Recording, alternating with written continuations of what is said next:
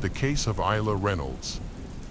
Isla Reynolds was born on April 4, 2010 in Waterville, Maine, USA.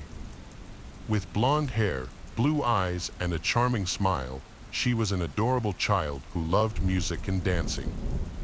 Her parents, Trista Reynolds and Justin DiPietro, had a brief romantic relationship in the summer of 2009, which resulted in Trista becoming pregnant. However, the couple broke up and Justin was initially a bit apprehensive about becoming a father, even doubting whether he was really the biological father of the child. When Trista gave birth to Isla, the child bore a strong resemblance to Justin, but he initially refused to acknowledge Isla as his daughter. However, after a paternity test in July 2010, Justin finally accepted his role as her father. As a result, Child Protective Services ordered Justin to pay child support in December 2010. Although Trista and Justin did not have a formal custody agreement in court, they did have an agreement in which Trista, who resided in Portland, would have primary physical custody. It was not until mid-2011, after Isla's first birthday, that Justin began spending time with his daughter. Since he lived an hour and a half away and visits were scheduled to be during the day and very brief, they agreed that Justin could occasionally take Isla with him, but never overnight. Trista gave birth to her first child, Isla. Soon after, she became pregnant with her new boyfriend Raymond's child. In 2011, Trista had her second child, a son named Raymond Jr., and Isla became a big sister. Trista cared for both children until October 13, 2011, when Child Protective Services intervened due to concerns. The details of the complaint that led to the meeting are unclear, but it is known that Trista had a substance abuse problem. That day, officials gave her an ultimatum: overcome her addiction or lose custody of her children. In order to avoid losing custody, Trista entered a 10-day rehabilitation program and left the children in the care of her mother and sister. Isla and Raymond Jr. were her world, and she was determined not to lose them. By October 2011, Justin had seen Isla about 5 to 10 times. However, just 4 days after Trista was taken into custody, on October 17th, Justin and his family decided to take custody of Isla. Justin's mother, Phoebe DiPietro, contacted Child Protective Services and was approved to take Isla. The agency promptly notified Trista's relatives of the decision. However, Isla's aunt, Jessica, strongly disagreed with Child Protective Services' decision, accusing Justin of abusing Isla in the past and expressing concerns for the child's well-being. The officials argued that a father had more custody rights than an aunt. After being granted permission, Justin and his family went to pick up Isla, but they did not know the exact address. To resolve the issue, Child Protective officials provided the location through Officer Charles Weaver. Officer Charles accompanied Justin and his mother to Jessica's home, where Isla was staying with her aunt. While the grandmother waited in the car, Justin and Officer Charles approached the door. A dramatic scene ensued as Jessica pleaded with the police not to take Isla away, warning that she would not give up the child willingly. Despite the stress, police observed that Isla appeared to be very happy, constantly laughing, playing, and even trying to strike up a conversation. Trista's sister, Jessica, asked the police to observe how Isla's behavior changed when Justin arrived. When Justin approached, Isla immediately began crying and tried to get away from him. Despite her distress, the police handed Isla over to her father. Isla struggled and screamed, even trying to bite the police officer when she was placed in Justin's arms. Jessica explained to Officer Charles that Isla was extremely afraid of her father and that it was not in her best interest to take the child away from her family. Charles explained that if it were up to him, he would not let Isla go with Justin, but that it was not his decision and that he was there to enforce the directive from Child Services. In order to transfer custody, one option is to reach an agreement with the child's mother or seek the judge's approval through a court proceeding. However, in a recent custody exchange, neither of these steps were taken. Instead, the decision was made by the Child Protective Services supervisor. Unfortunately, the supervisor awarded custody to the child's father, Justin.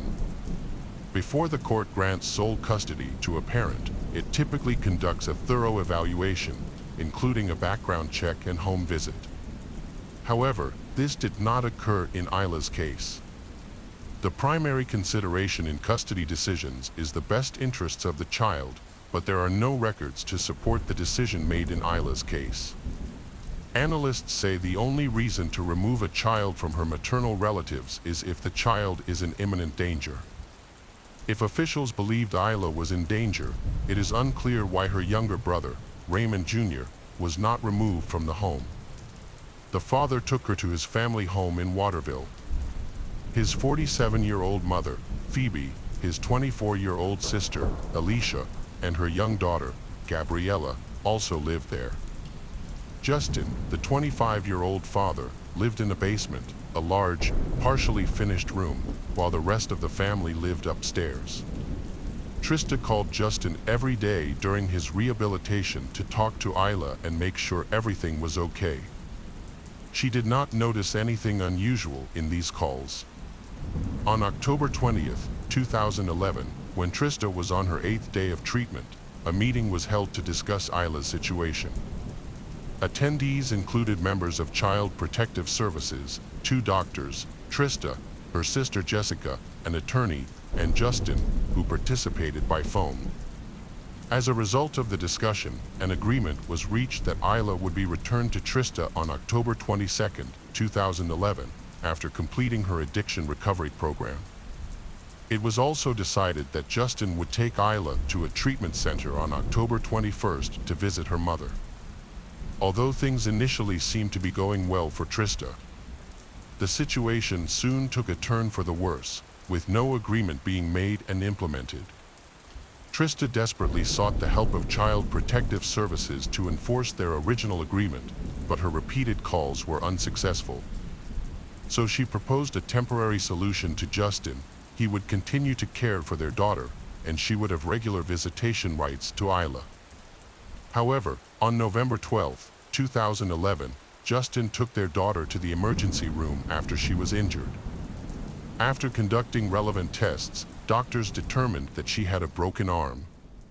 Justin told the doctor that the accident happened the night before, November 11th. It was raining, he said, and he slipped and fell on her while on the porch with Isla in his arms.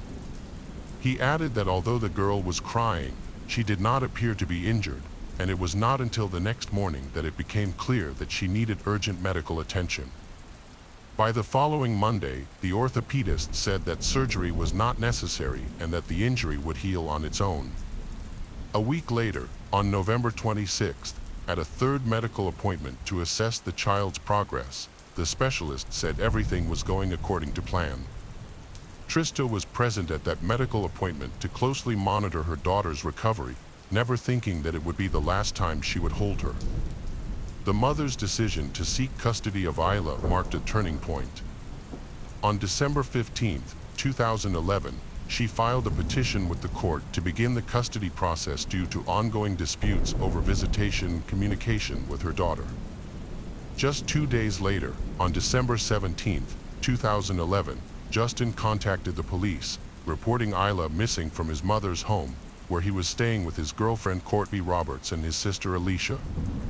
According to Justin, Isla had been put to bed the night before, but when they woke up, the 20-month-old was no longer there. That morning, Trista had gone to visit her husband Raymond at a correctional facility in a coastal Maine town near the Canadian border. Raymond was serving time for arson. Trista was in the passenger seat, asleep, while her father-in-law, Robert Fourier, drove.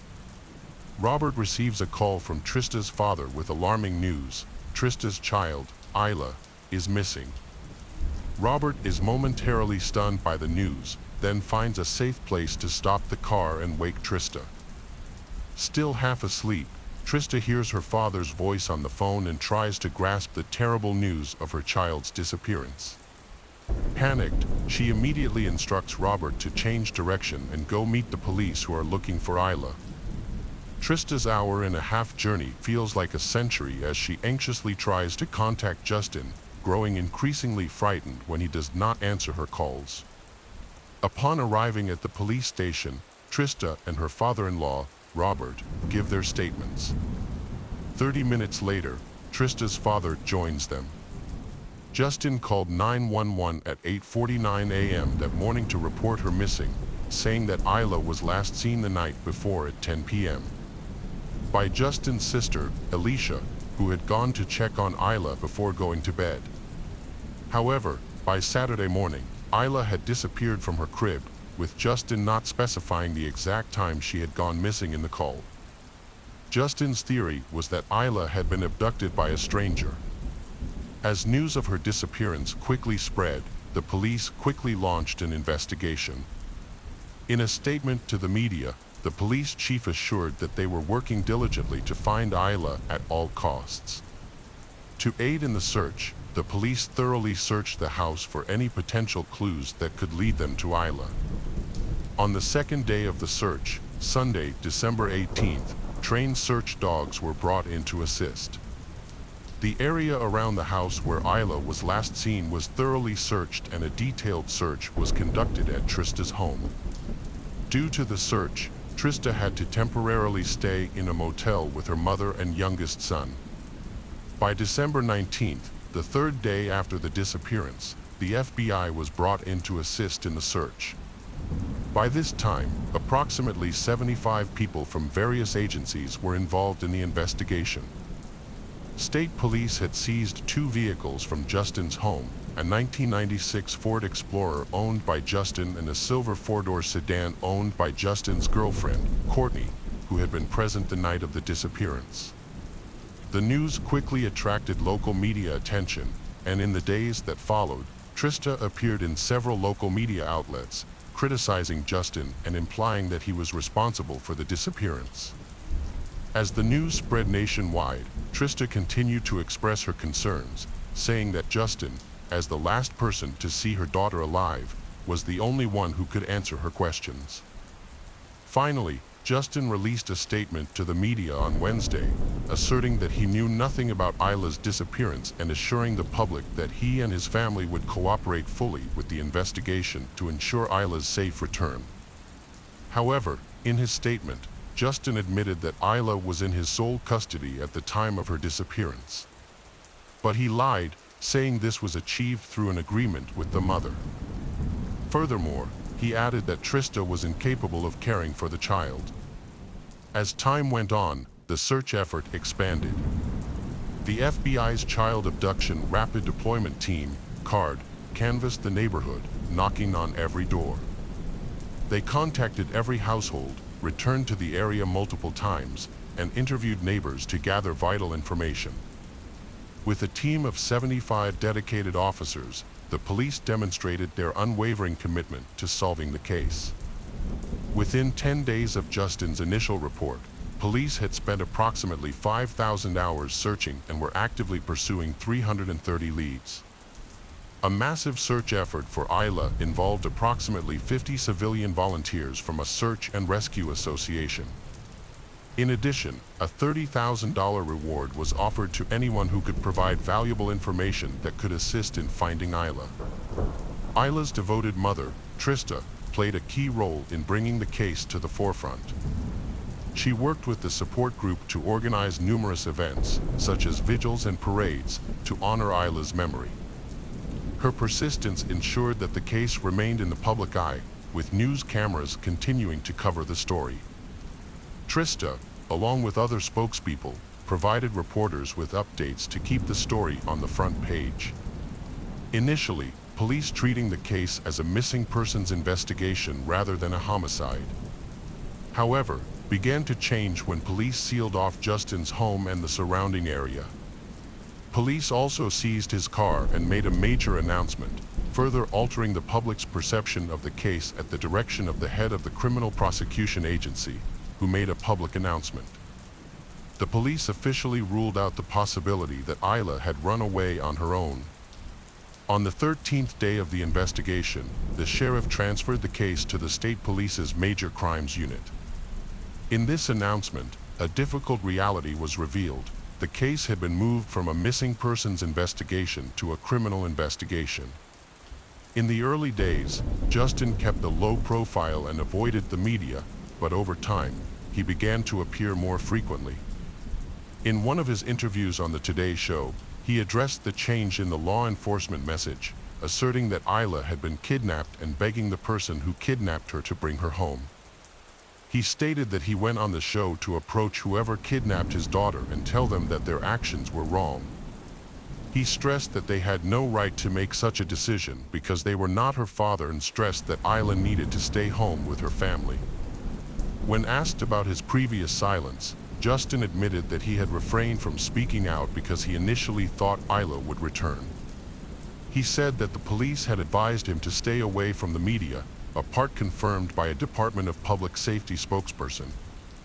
The spokesperson clarified that this advice was only given initially, and that the police had later encouraged Isla's parents to make more public appearances.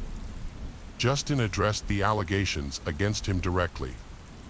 He invited the TV host to spend a day with him to see firsthand what he was going through. He expressed his appreciation for the police's efforts. Justin stressed that the truth remains the same, no matter how many times someone may be accused or called a liar.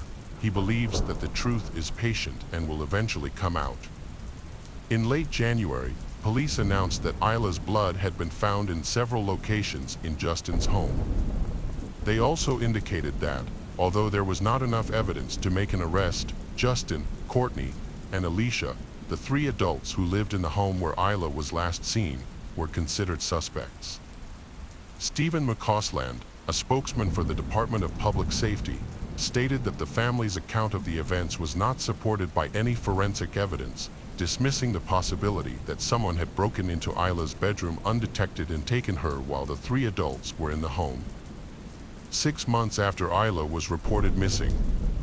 On May 30, 2012, police stated that there was no possibility that she was still alive. Trista's family allowed reporters into their home for a press conference announcing the news. Upon hearing the news, Trista immediately burst into tears, which quickly turned to anger as she accused Justin of killing her daughter. For Trista's family, learning the details of the forensic tests conducted at Justin's home was extremely difficult. They knew that Isla's blood had been found and that the amount of blood represented 25% of her total blood volume. However, they never saw the evidence until January 2013, when everything that had been discovered was revealed to them. Justin's 1996 Ford Explorer had a child seat in the back, where Isla's blood was found on the left shoulder strap. Dried vomit was also found in the back seat. In the girl's bedroom, police discovered blood on her princess pink sneakers, which were on the floor next to her crib, as well as on the face and arms of her doll. They believe she may have tried to clean the blood from her mouth with her toy. A blood stain was also found on the living room sofa. Most of the blood was found in the basement, where a pool of Isla's blood was found in the middle of the mattress Justin shared with Courtney. In addition, vomit and a pink strand that looked like the hair of a toy were found on the bed. Justin's sneakers, which had Isla's blood on the tongue and inside, were found next to the bed.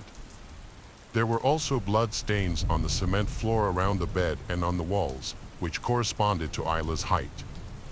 An expert determined that some of the blood drops were the size of a dime, indicating blunt force trauma. Furthermore, experts pointed out that some of the blood spatter in the house could have been caused by Isla's coughing, suggesting that she had suffered both internal and external injuries. Police said that they had used bed sheets to clean up Isla's blood. This was a horrifying revelation for Trista and her family, and they still had many more disturbing details to learn. Luminol tests conducted in the house revealed traces of blood that were not visible to the naked eye. The photo slides from the house left Trista deeply distressed. She panicked and left the police station, now more convinced than ever that her daughter, Isla, had been murdered. The police wanted to show her more photos, but she refused, saying she had seen enough. Months earlier, when the police presented the same photographic evidence, he showed no reaction. The police also tried to show Justin's family the photos. They refused. They were not interested. Justin's girlfriend, Courtney, who was with him the night Isla disappeared, reacted in a similar way. Overwhelmed and helpless, Trista told the press that Justin, Alicia, and Courtney were still walking down the street as if nothing had happened. 8 months after receiving a critical report in September 2013, Trista decided to write a letter to the press about the evidence and photos she had seen. She was frustrated by the slow progress and wanted to rekindle public interest in the case. In the spring of 2016, a group of journalists went to Justin's mother's house. His younger sister, Alicia, answered the door and was asked about the journalist who asked about the blood evidence. She mentioned that Isla was lactose intolerant and had been throwing up. However, a quick online search revealed that common symptoms of lactose intolerance include gas, bloating, abdominal pain, and diarrhea. While nausea and vomiting can occur, they are not the most typical symptoms, let alone vomiting blood. In 2017, at Trista's request, a judge officially declared Isla dead, determining that her death occurred on or about December 17, 2011, when her father, Justin, reported her missing.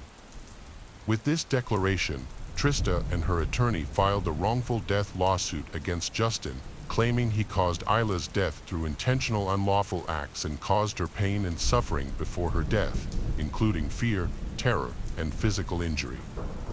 At the time of the lawsuit, Isla was still missing, and Justin, along with his attorney, denied any wrongdoing, describing the lawsuit as baseless. In response, Trista held a press conference where she addressed Justin directly, questioning whether he had a conscience. She said, "I could see it in your eyes, and you knew it was a problem. You looked at me, and I knew you cared." In early 2023, a judge granted Trista's request to add his mother, Phoebe, and his sister, Alicia, to the wrongful death lawsuit. The 3 defendants are now facing civil charges of wrongful death, intentional infliction of pain and suffering, and unlawful interference with the body of a deceased person. Additionally, Justin faces charges of failing to fulfill his parental duty of care to a minor child. Trista and her attorney understand that they will not receive any financial compensation from Justin. That is not the purpose of the lawsuit. Their purpose is to learn the truth behind Isla's disappearance. There are many strange things about Isla's disappearance. The police informed Trista of a shocking detail. On the morning Isla went missing, Justin drove to Portland and back before calling 911. He claimed that he thought Trista had kidnapped Isla and was looking for Trista, but he never contacted her or any of her family members. Instead, during that long drive, he called a friend who had sold him a $25,000 life insurance policy on Isla just weeks earlier. Adding to the strangeness, Justin stayed at this friend's house while the police were investigating the case. This was surprising, especially since he had been absent from his daughter's life for 9 months of Trista's pregnancy and for most of Isla's life. Trista also shared that she had received strange text messages from Justin in the week after Isla went missing. He expressed fears that someone might try to kidnap Isla. The last time he mentioned someone trying to kidnap her was on December 11th, just 6 days before Isla was reported missing. After her disappearance, his messages became threatening and cryptic, leaving Trista wondering what he really meant. The case of John Parker. John Parker was born in 1970. He, along with his older brother, grew up in Indiana, United States. Born into a middle-class family, John was an ambitious young man with a strong desire for independence and self-improvement. Right after graduating from high school, he began looking for ways to make money. His brother recalls that John's first job was as a waiter's assistant in a restaurant, but he left the position quickly for unknown reasons, and he feeling frustrated at work. However, this setback did not dampen his ambitions. Soon after, he found a new job that offered him greater independence and helped him realize his true passion, sales. John's career took off when he became a door-to-door salesman for Kirby vacuum cleaners. At first, his family doubted his decision, but he quickly proved them wrong. By the end of his first year, John had become the top salesperson in the area. He worked diligently, often putting in 12 to 16 hours a day, which earned him recognition at company meetings and the respect of his peers. John's success inspired other salespeople, who came to him for guidance, new ideas, and motivation, and he happily took on a leadership role. During this period, John met Judy, a 20 years old from Texas. She comes from a low-income family. Born in October 1969, Judy was confident and outgoing. Although John wasn't looking to hire new salespeople at the time, Judy's enthusiasm and assertiveness convinced him to give her a chance. Despite being young, but Judy had already experienced significant life events. At 14, with her parents' permission, she had gotten married and later divorced, resulting in 2 children, Christina and Daniel Hicks. John decided to mentor Judy in vacuum cleaner sales. Judy to be a quick learner, and she not only earning a spot on John's sales team, but also winning his affection. The two eventually started dating each other. John's life was thriving.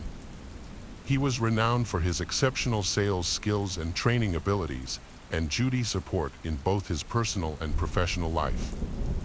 This foundation gave John the confidence to launch his own business in Michigan, specializing in selling and servicing Kirby vacuum cleaners. As part of his venture, John offered training sessions to salespeople, sharing effective strategies he developed and the passion that drove his success.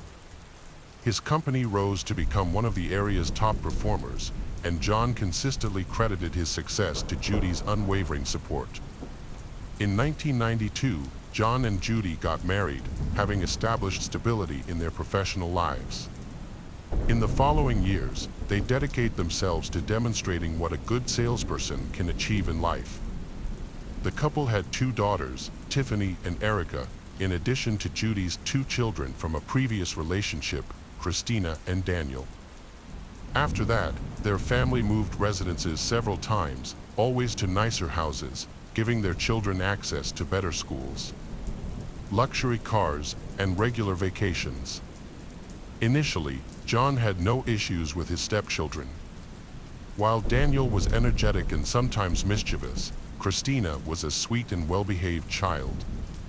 John and Judy enjoyed a comfortable life, and John used his wealth as motivation for young salespeople he trained, proving that hard work and determination can bring about a prosperous life. As Christina and Daniel entered teenage years, problems arose. Christina began associating with people who exhibited poor behavior and allegedly engaged in underage drinking and even drug use. At the same time, Daniel, who was 13, was dealing with anger issues and hanging out with a questionable group of friends. One incident occurred when Daniel took his father John's car and drove recklessly through the neighborhood with his friends, knocking down and damaging several mailbox posts. To avoid trouble with the police, John took responsibility for the damage and personally paid the affected homeowners the next day. Around this time, John received a complaint from his stepson's school regarding the boy's misconduct. Unfortunately, the situation escalated, and John physically struck the young man, causing further strain on their relationship. 9 years after the family began living together, Judy decided to take them on a trip to Texas, where she grew up. During this visit, Judy expressed her concerns to her brother about her troubled marriage and the mistreatment of Christina and Daniel by John. However, Judy blamed John for her children's problems, and she made excuses for their misbehavior, which made their family problems worse. John's life became even more complicated when he began to suspect his wife of having an affair, specifically with one of his employees. To uncover the truth, John took matters into his own hands. He installed cameras in several parts of the office and eventually obtained clear evidence of his wife's infidelity. This discovery was a real shock to John, completely changing his previously happy and friendly personality. John's behavior deteriorated as he began drinking excessively, leading to intense arguments with Judy and violent outbursts towards his children. When Tiffany's teacher informed John that she hadn't brought her homework, he punished her with a belt, leaving visible marks. The teacher reported the incident to social services the next day, after seeing the injuries. Before social services arrived, John intimidated the children by implying that if they wanted to maintain their comfortable life, they should remain silent about the beating. As a result, Tiffany falsely accused Daniel of being responsible, and he didn't deny it. John's bad mood affected not only his family, but also his employees and the company's clients, who suffered through his fits of anger as a result of his wife's infidelity. In an attempt to create distance between his wife and the person she was involved with, John moved his family to a more affluent area in Crown Point, Indiana. Despite still loving his wife and hoping that a change of environment would give them a fresh start, the situation did not improve. While Judy lost weight and changed her style to improve her appearance, John did the opposite. He let himself go, grew a beard, started smoking, and only wore jeans. His preoccupation with his personal problems left him constantly distracted.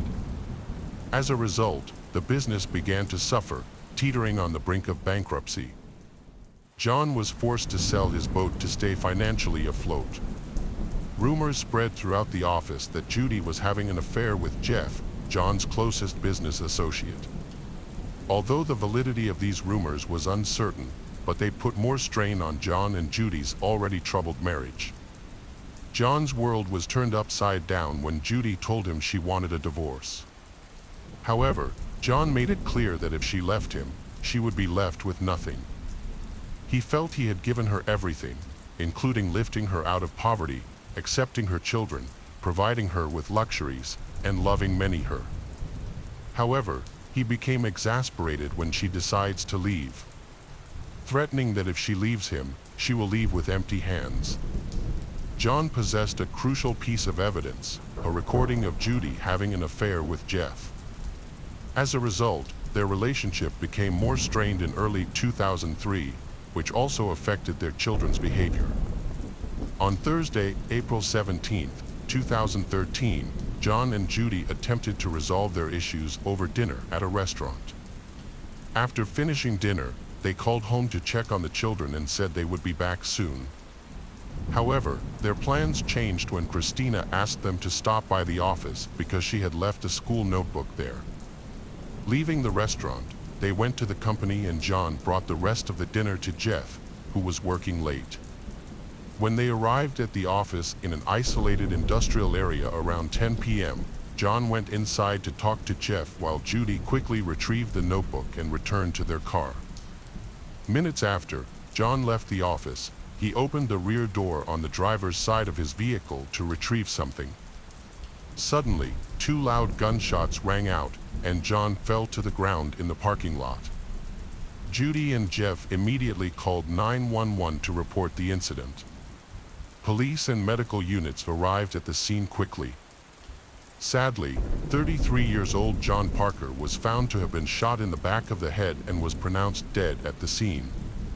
During the investigation, Judy, who was inside the vehicle when the shots were fired, was questioned by the authorities.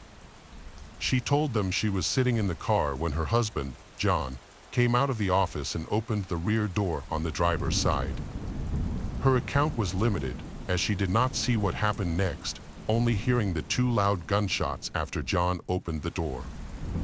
Judy remembered that when she heard the shots, she immediately hid behind the seat.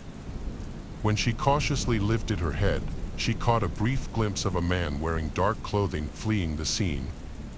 They also noticed that John's wallet was missing, leading them to initially believe it was a robbery. As investigators took a closer look, they started to question the details surrounding John's death. Since no one knew about Judy and John's plans, several inconsistencies stood out. What could be the motive for targeting an empty industrial area at night when there would be no one around? If the goal was robbery, it doesn't make sense that the perpetrator would kill John before taking his belongings, especially when he was wearing a $20,000 gold Rolex and other easily accessible valuables. Moreover, why didn't the thief search John's pockets? This is a common action in robberies.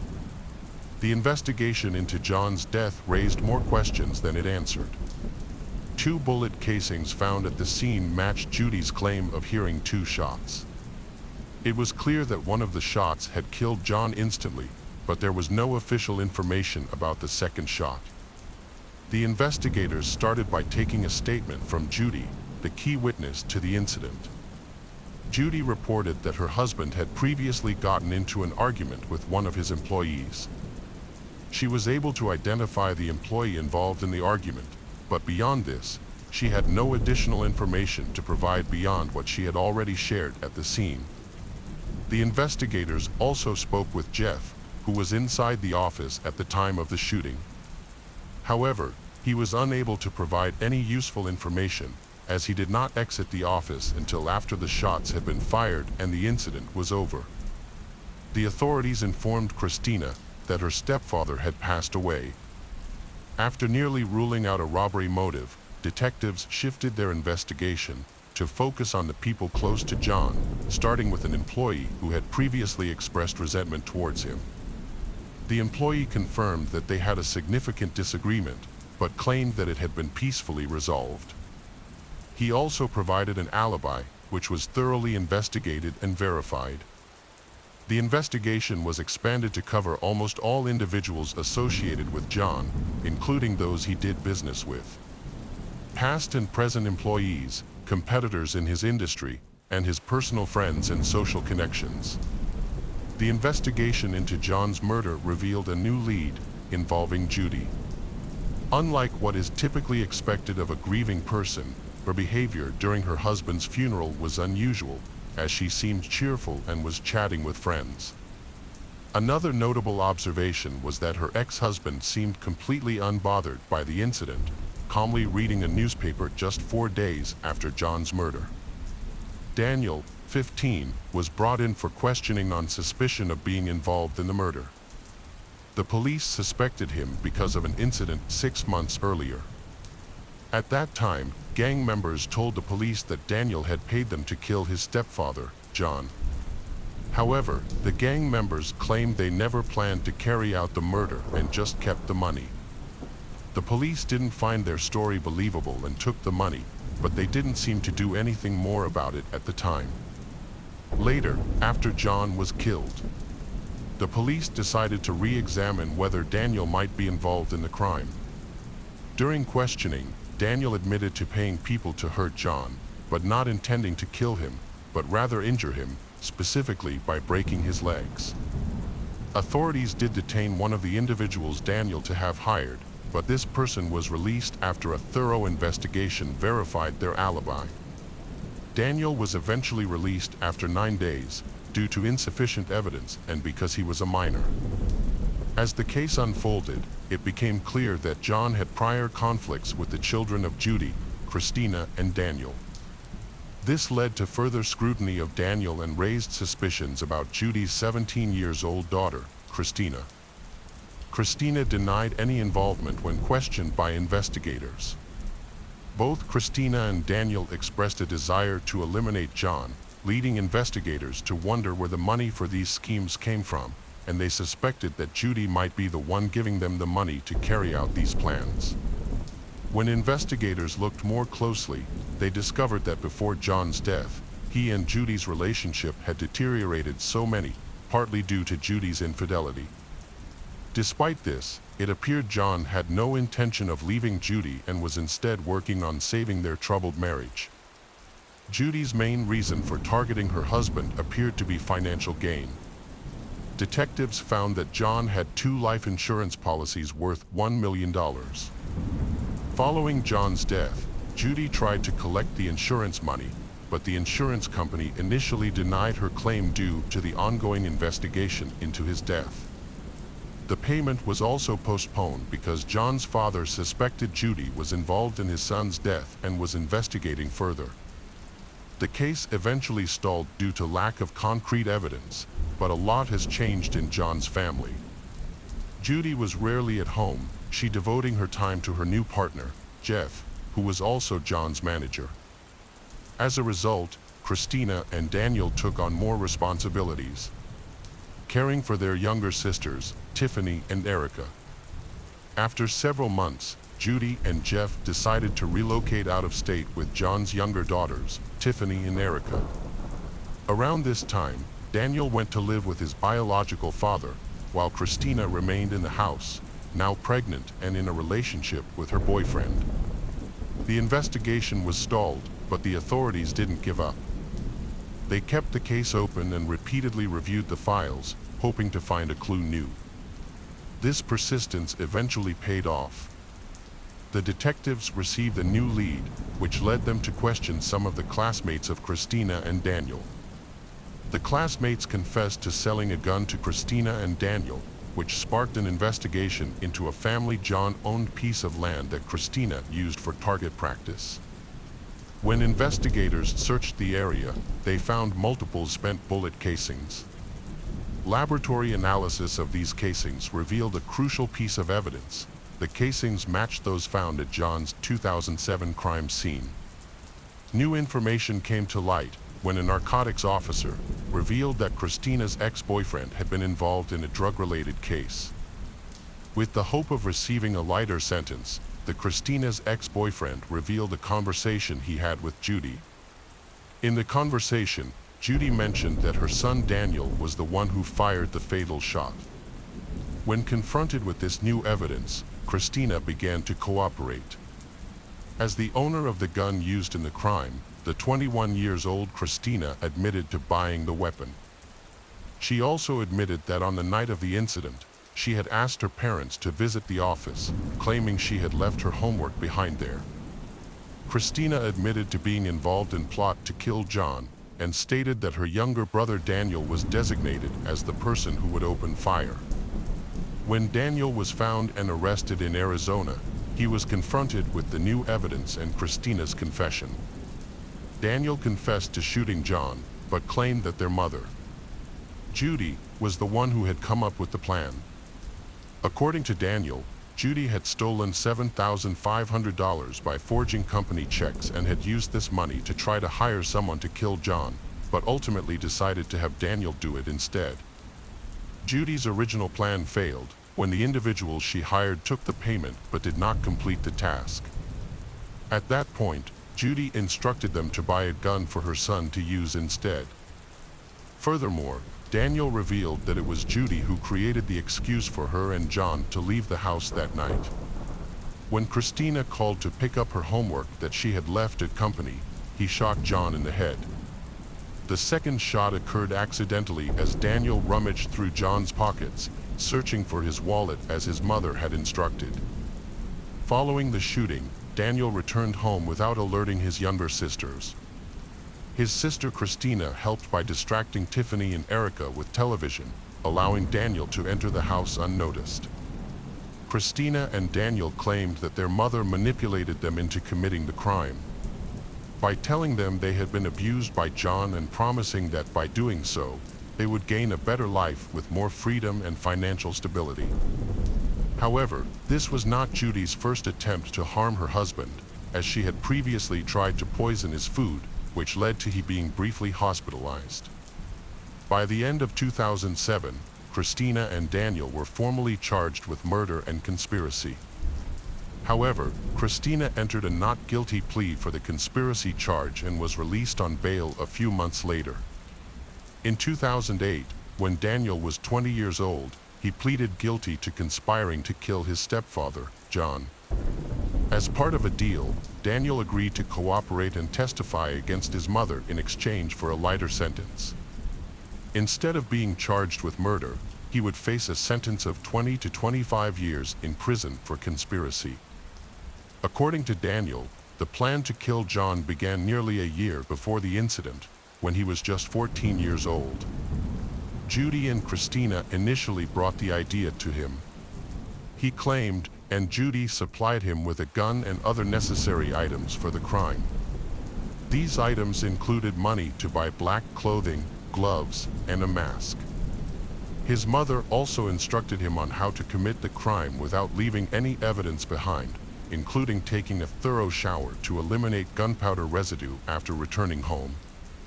Then Judy took charge of getting rid of the evidence, including the gun, clothes, and her husband's wallet. 6 years later, in July 2009, Judy knew she couldn't escape the law anymore and turned herself in. She agreed to plead guilty to conspiracy to commit murder, admitting she had planned, carried out, and tried to cover up the crime. The prosecutors wanted Judy to spend the rest of her life in prison, with a minimum sentence of 28 years and a maximum sentence of 35 years. Judy, who was nearly 40 years old at the time, was given a 33-year prison sentence in August 2009. The next month, her co-conspirator Daniel received a 23-year sentence. Christina was sentenced to 5 years in prison. Press reports said Daniel was released in 2017 after participating in a community transition court program and that he subsequently chose to live a low-profile life. Christina served 4 years of her sentence and was released in 2013, but sadly died from a drug overdose shortly after. This case is a tragic example of how greed can lead people to commit terrible crimes. Judy's actions had devastating consequences for her family. Despite overcoming early struggles and achieving success, her desire for more led her to destroy the life of a successful businessman, John Parker. Her actions also deeply affected her 4 children, leaving 2 in prison and taking away their father. The case of Inman family. William Inman and Sandra's story began in 1983 when they met at church. He was 18 and she was 16.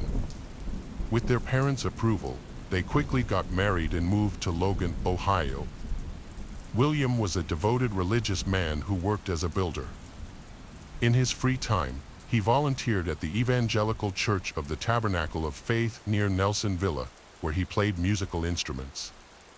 Meanwhile, Sandra, as a housewife, supported her husband's spiritual activities. In 1984, the couple had their first child, a son named William Jr.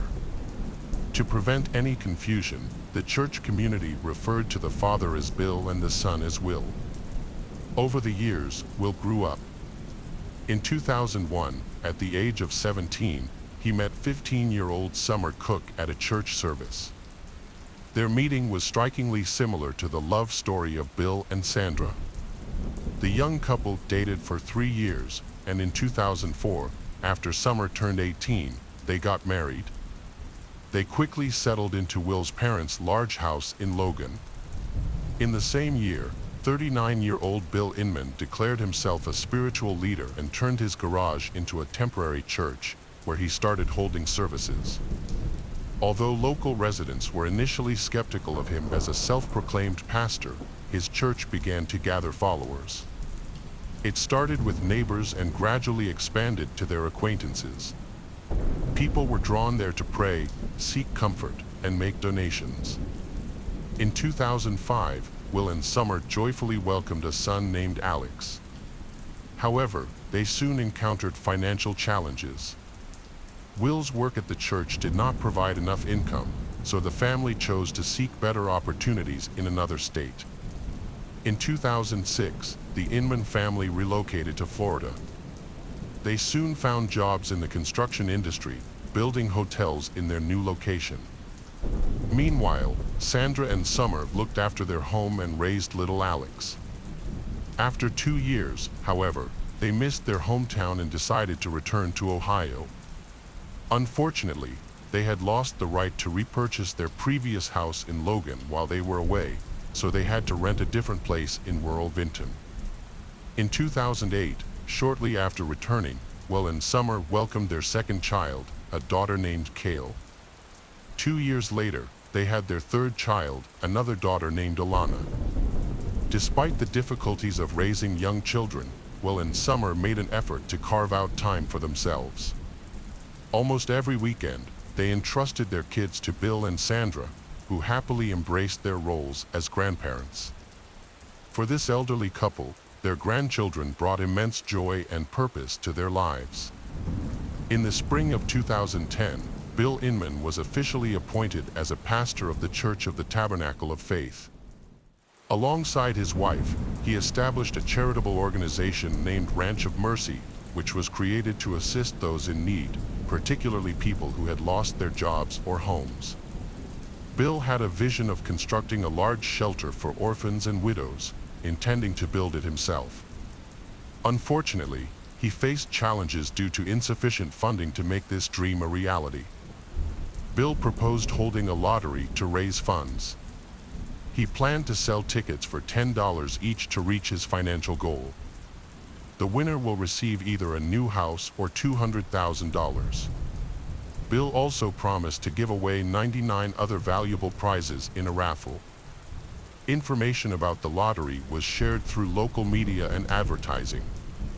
Bill went door to door, encouraging people to support the cause by buying tickets, assuring them that the money raised would be used to build a shelter for those in need. In total, Inman sold 100,000 tickets and raised $1 million. The prize draw is set for September 2010. While Bill was busy with charity work, issues were developing in the Inman family. In June 2010, Summer informed her husband that she wanted a divorce after 6 years of marriage. Before this conversation, she had written a painful entry in her diary, expressing that she was very tired of trying to please everyone and felt exhausted. She questioned whether she deserved happiness and if she had the right to fall in love again and feel loved in return. She acknowledged that it might not be the best time, but she felt the need to tell Will the truth, believing he deserved to know that she did not want to be with him anymore. She mentioned that she needed time alone to figure out who she really was, as she felt like she was just following orders at that moment. Summer emphasized her love for her children, stating that she wouldn't trade them for the world, but she did not want them to see their mother merely obeying someone else. She expressed uncertainty about how Will would react, fearing that he might get angry, try to take the kids, or even threaten her. She believed they should share equal time with the children, but she knew his parents would oppose this and try to persuade her to stay, although she realized that wouldn't change anything. She also recounted that yesterday, Will had asked her what she wanted, but she couldn't answer because all she knew was what she didn't want, to be unhappy and feel trapped. Yet, she remained silent every day, saying that all she could do was cry and sleep. She admitted that she just didn't know how to escape the situation and make everything right, hoping that when she wrote again, she would have found the answer. Summer filed for divorce and moved out of the Inman's house with the children and essential belongings to her parents' home.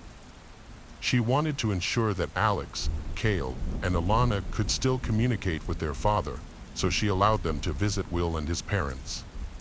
2 months after leaving her husband, Summer began a relationship with Adam Peters. At the same time, she took a job as a cleaner at a bank in downtown Logan, as she had no formal education and struggled to find other employment. Meanwhile, September and October passed, but the drawing that Bill from Ranch of Mercy had promised never took place. It also became clear that construction on the prize house hadn't even started, and the Bill family was slow to refund people's money for the tickets. In early December 2010, the Inmans received notice that they needed to leave their rented home due to unpaid debts. After this news, Summer, accompanied by Adam, went to collect their belongings. However, Will and his parents refused to let her in. Summer called the police, claiming that Will was threatening her and wouldn't return her personal items. When officers arrived, Will continued to deny entry. He threatened to shoot Adam, and even got into a confrontation with a police officer. In her statement, Summer explained that before their wedding, she and Will appeared to have a perfect relationship, but everything changed after they married. Will became controlling and jealous, making unfounded accusations. He dictated her actions and invaded her privacy, affecting her eating habits, household responsibilities, and even their sexual relationship.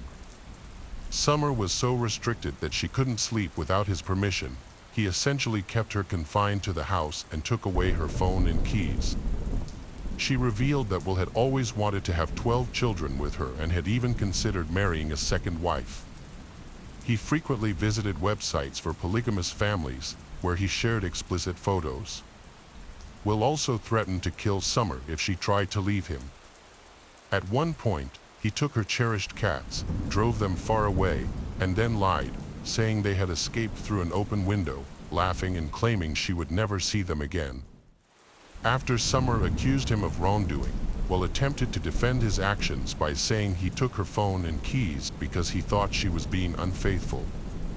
Regarding the cats, he claimed he took them to a shelter because they were scratching the furniture and being aggressive to family members. Eventually, Will was ordered to stay away from Summer, and he received a fine and probation for his actions. A custody battle began between the two families. The Inmans reported to the police that Adam Peters posed a danger to Alex, Kaylee, and Alana.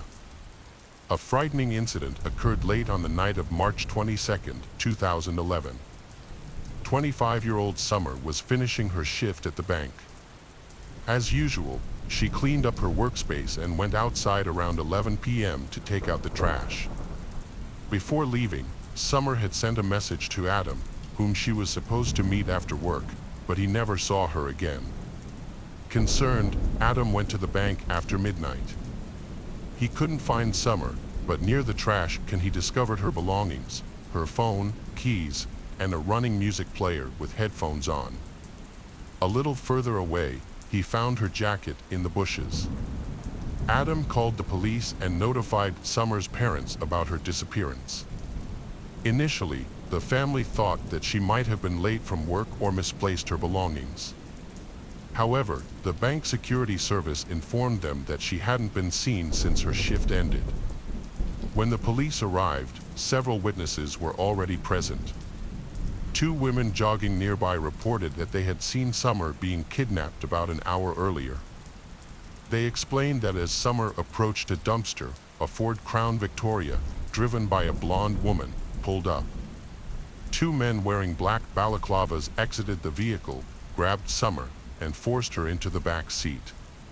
Despite her attempts to resist, scream, and plead for help, one of the witnesses who tried to intervene was met with pepper spray from the female driver. The kidnappers then drove away with Summer.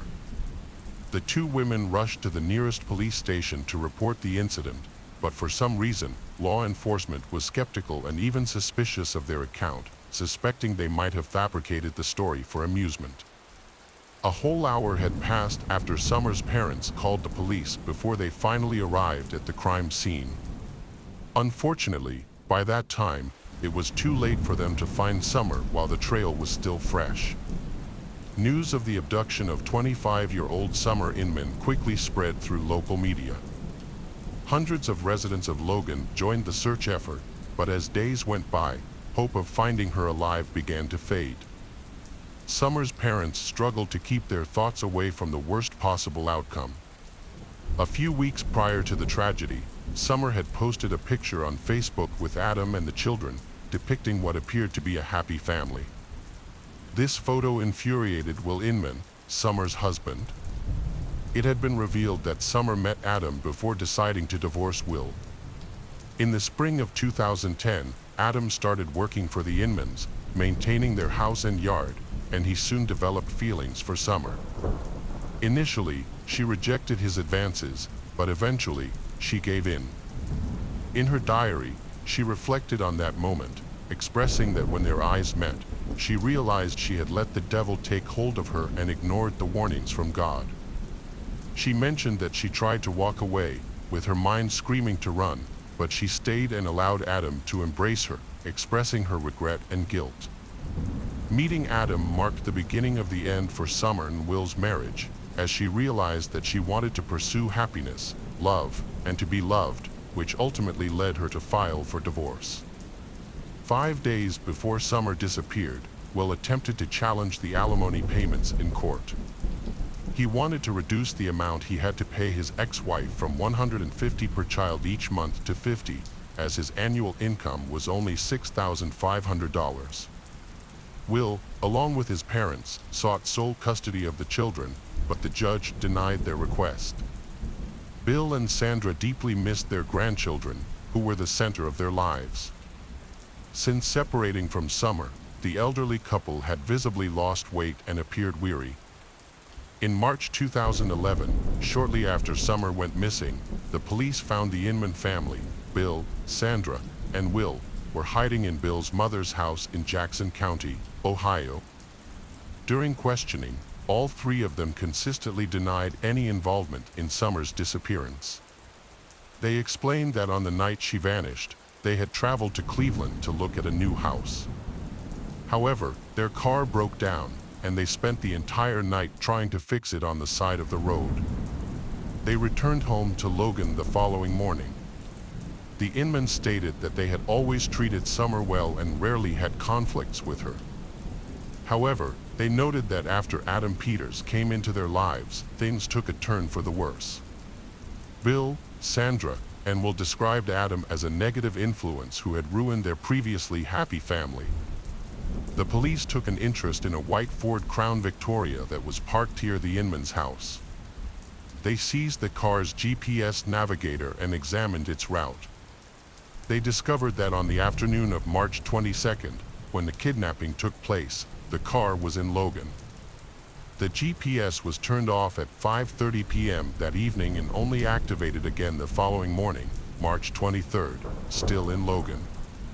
There was no evidence that the Inman family ever came to Cleveland.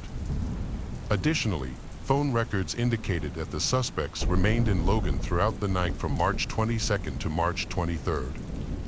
On the morning of March 23rd at 7:30 a.m., Bill, Sandra, and Will were seen at a car wash, where they had the car thoroughly cleaned inside. Summer was not with them. Afterward, the Inmans traveled to Cleveland, where they changed the tires at an auto repair shop. The mechanic found it unusual that Bill chose to replace nearly new tires with older ones. Additionally, the Inmans attempted to alter the car's appearance, and Bill removed a spotlight that he had previously installed near the side mirror. After the arrest, Bill attempted to reassure his elderly mother that they were innocent and that the trials they faced were a form of divine punishment. However, after several hours of intense questioning and realizing that all three could face the death penalty, Sandra eventually broke down. She confessed that they were responsible for the kidnapping of Summer on that tragic night. The men wearing balaclavas were identified as her husband, Bill, and her son, Will. Sandra explained that the abduction was entirely her idea. She intended to scare her daughter-in-law into allowing Will to see their children, but things quickly spiraled out of control. She stated that Will would admit to guilt for both murder and kidnapping. Sandra acknowledged that it was her idea to take Summer, explaining that she believed this would frighten her. Will tied Summer's hands, feet, and neck with plastic ties.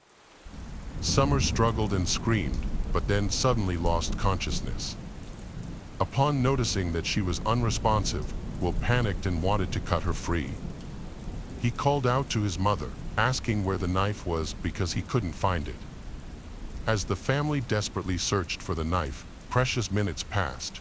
It was too late, and Summer had suffocated.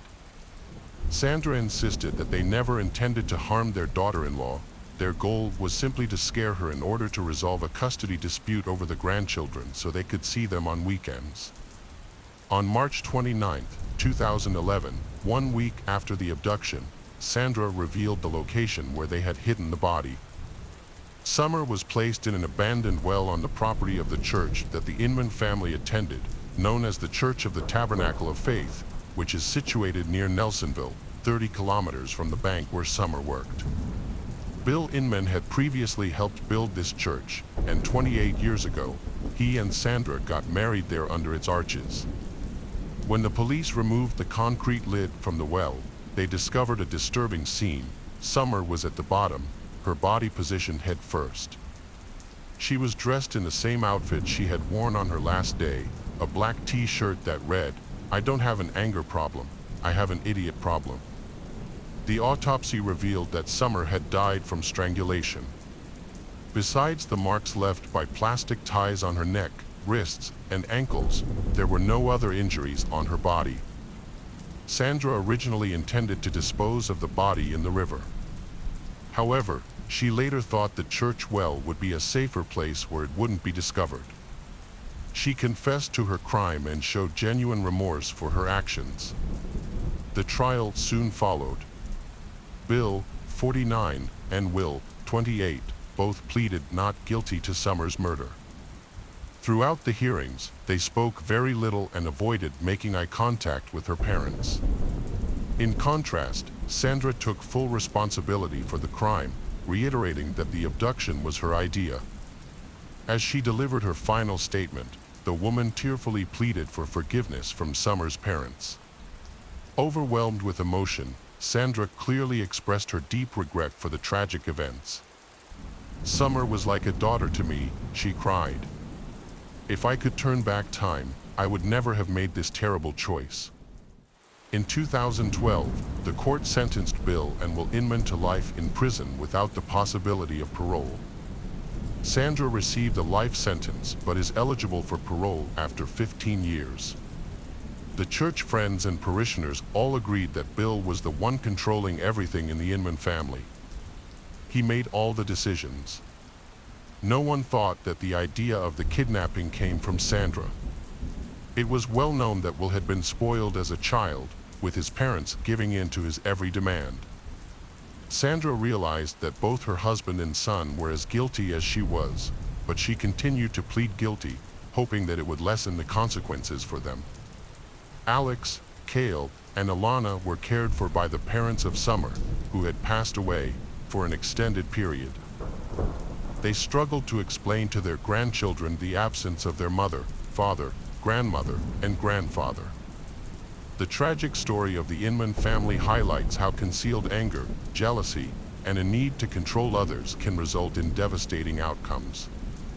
Bill and Sandra, who appeared to embody piety and strong family values to everyone, revealed themselves to be oppressive figures to their daughter-in-law. Summer found herself trapped in a toxic relationship that stifled her will and desires. Her efforts to escape ultimately cost her life. Will, who was raised in this oppressive environment, became selfish and resistant to compromise. His obsession with reclaiming his wife and children at any price ultimately led to his downfall. The terrible crime committed by the Inman's family shattered multiple families, leaving 3 young children without their mother and a grandfather and grandmother without their beloved family member. This story highlights the importance of letting go of grudges, respecting others' boundaries, and building relationships based on trust and respect. Holding on to anger can eventually lead to outbursts that damage the most valuable aspects of our lives. The case of Valeria Vivano. Valeria Fern Vivano was born on May 29, 1996, in La Granja, a small commune near Santiago, Chile's capital. She was the youngest of 3 children in a modest family, with her parents Miguel and Jacqueline Vivano. She grew up with her older brother Michelangelo and sister Daniela. Her father worked for a transportation company, while her mother stayed at home to care for the children and create a warm family atmosphere. When Valeria started school, her parents decided to separate, which was a huge shock for her. Even though they continued to communicate after the divorce and her father is still very interested in his children's lives, including providing financial support, Valeria felt resentment towards him. They sometimes argued and went months without speaking, but they always managed to reconcile. Soon after the divorce, Miguel remarried, and Valeria gained 2 half-siblings. She maintained warm family relationships with them, as well as with her siblings, Daniela and Michelangelo. Jacqueline, on the other hand, never remarried. She focused on raising her children and later took care of her grandchildren. From a young age, Valeria showed a strong character, determination, and remarkable perseverance in everything she did. She excelled academically, participated in sports, and was always brave and fair, willing to help others, even when it put her at risk. She pursued a career in law enforcement because of her desire to help people in need and fight for justice. After finishing high school, Valeria enrolled in the police academy in Santiago, where she graduated with honors in 2016, becoming an investigator. At just 20 years old, she joined the Chilean police force. The following year, she started working in the bureau that investigates serious crimes in the capital.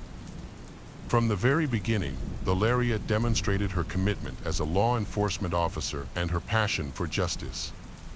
She loved her job, carried out her responsibilities with care, and was always ready to respond to emergencies, even in the middle of the night. She would rush to crime scenes, pursue criminals, and sometimes had to provide emotional support to people who had lost loved ones. Her colleagues described Valeria as kind, cheerful, and friendly, while also recognizing her as a true professional and a dependable partner. Valeria served in the police force for nearly 5.5 years, during which she received numerous awards and recognition. She advanced in her career, gaining the respect of her colleagues and the admiration of her superiors. She also represented her department in Spain, spending about 2 weeks in Madrid on an official visit. She took great pride in being entrusted with such significant responsibilities. By 2020, she had been promoted to assistant inspector. In January 2020, Valeria welcomed a new member to her precinct, 21 years old Lionel Alejandro Contreras Canales, who had just graduated from the police academy. Valeria took on the role of his mentor as he started his first job. A few months later, they became partners and initially got along well. Lionel comes from a wealthy and powerful family, with an uncle who is a high-ranking official. Having grown up in comfort and always getting what he wanted, because of this, he became quite selfish and believed that everything should go his way. Valeria noticed her new colleague, Lionel, who repeatedly tried to get her attention and asked her out several times. Each time, she firmly rejected him. Valeria was serious about her job and believed that workplace romances were inappropriate. She viewed Lionel as immature, not because he was 3 years younger, but due to his childish behavior. Despite this, she hoped to help him grow up. In July 2020, Valeria and Lionel attempted to catch robbers who had stolen money from a store's cash register. The criminals remained at the scene and opened fire, leading to a shootout in which Lionel fatally shot both of them. While this situation could have been avoided, Lionel's response was considered appropriate for apprehending the suspects. Nonetheless, this incident put a strain on the relationship between Valeria and Lionel. Valeria's last birthday celebration was on May 29, 2021, when she turned 25. The event took place at her mother's house and was attended by many guests, including family, friends, and co-workers. However, Lionel was not invited. Valeria decided not to invite his, as he had recently tried to pursue her again, and she wanted to avoid any awkwardness. When Valeria attempted to discuss with him, he only reiterated his feelings for her, which she preferred to keep private from her colleagues. Despite the big turnout, presents, warm wishes, and heartfelt congratulations, Valeria appeared upset, even as she tried to smile. She had recently argued with her father and they hadn't spoken in days. Valeria had hoped her father would come to her birthday, but instead, he only sent a brief congratulatory message and didn't even call. Jacqueline, her mother, recognized her daughter's unhappiness and understood the cause of her sorrow. Frustrated with her ex-husband's behavior, she believed he would eventually reach out to Valeria and they would resolve their differences, as they had in the past. Tragically, Valeria and her father never had the opportunity to speak again. Just 2 weeks later, on June 13, 2021, Valeria lost her life while on duty. She was working the night shift, patrolling the streets and checking vehicles as part of a manhunt for a suspect in connection with a crime against a young woman that occurred yesterday on the outskirts of the capital. Authorities were on high alert for a white Kia, suspected to be driven by one of the criminals. The suspect likely had a weapon and may not have been alone in the vehicle. Valeria was in a patrol car with her partner, Lionel, and they were being driven by Deputy Commissioner Felipe Gilardo. They spotted the suspect's vehicle and decided to chase it without waiting for backup. The officers successfully blocked the suspect's escape. Lionel and Vivano got out of their car with their guns drawn, ordering the suspects to surrender and exit their vehicle with their hands raised. Suddenly, a single gunshot was heard, leaving everyone confused about who had fired and from where. Valeria, holding her side, collapsed onto the asphalt next to the police car. Reinforcements arrived at that moment, and Valeria's colleagues heard the gunshot and saw she was injured, but they didn't fully understand what had happened or who had shot her. Taking advantage of the chaos, the criminals quickly fled the scene while first aid was being given to the wounded officer. Despite the swift arrival of medics and the efforts of her colleagues to control the bleeding, Valeria could not be saved. She was rushed to the nearest hospital, where top specialists worked hard to save her life for several hours. Unfortunately, due to severe blood loss and damage to vital parts, she passed away on the operating table without regaining consciousness. When Valeria's family received the news, her parents, brothers, and sisters quickly went to the hospital. Unfortunately, by the time they arrived, had already passed away. Miguel was not only heartbroken but completely shattered, as he never had the chance to talk to and make amends with his dear daughter after their last small argument. He felt an overwhelming sense of guilt and was so distressed by the tragedy that he needed medical help to avoid a heart attack. Valeria was officially reported to have died while on duty during an operation aimed at capturing dangerous criminals. She was celebrated as a hero who sacrificed her life for the safety and well-being of others. Local media extensively covered the incident, with reporters highlighting her bravery and selflessness. The investigation into her death was conducted by experts from the Homicide and Major Crimes Division, where Valeria had previously served. They determined that she died from a gunshot wound to the abdomen, inflicted by an assailant in the direction of the suspect's vehicle that she and her colleagues were chasing. The situation initially seemed straightforward, as witnesses supported the narrative, making it appear that the case had been resolved. The only task left was to locate and hold the offenders accountable, who were still at large and possibly fleeing. Shortly after, the suspects were caught, attracting significant public attention. The criminals were identified as 19-year-old Miguel Alejandro Capon and his 17-year-old accomplice, whose name was kept confidential due to his age. Both individuals had prior convictions for lesser crimes. The then president of Chile, Miguel Juan Sebastián Pinera, issued an official statement assuring the public that the perpetrators would face justice according to the law. However, nothing felt off. After the autopsy and necessary examinations, Valeria's body was returned to her family, who gave her a respectful burial in one of the city's cemeteries. Hundreds attended the funeral to pay their respects and offer condolences to her family. Jacqueline and Miguel described the entire experience as a nightmare. Among those who carried Valeria's coffin was her colleague Lionel, who seemed to grieve more than anyone else.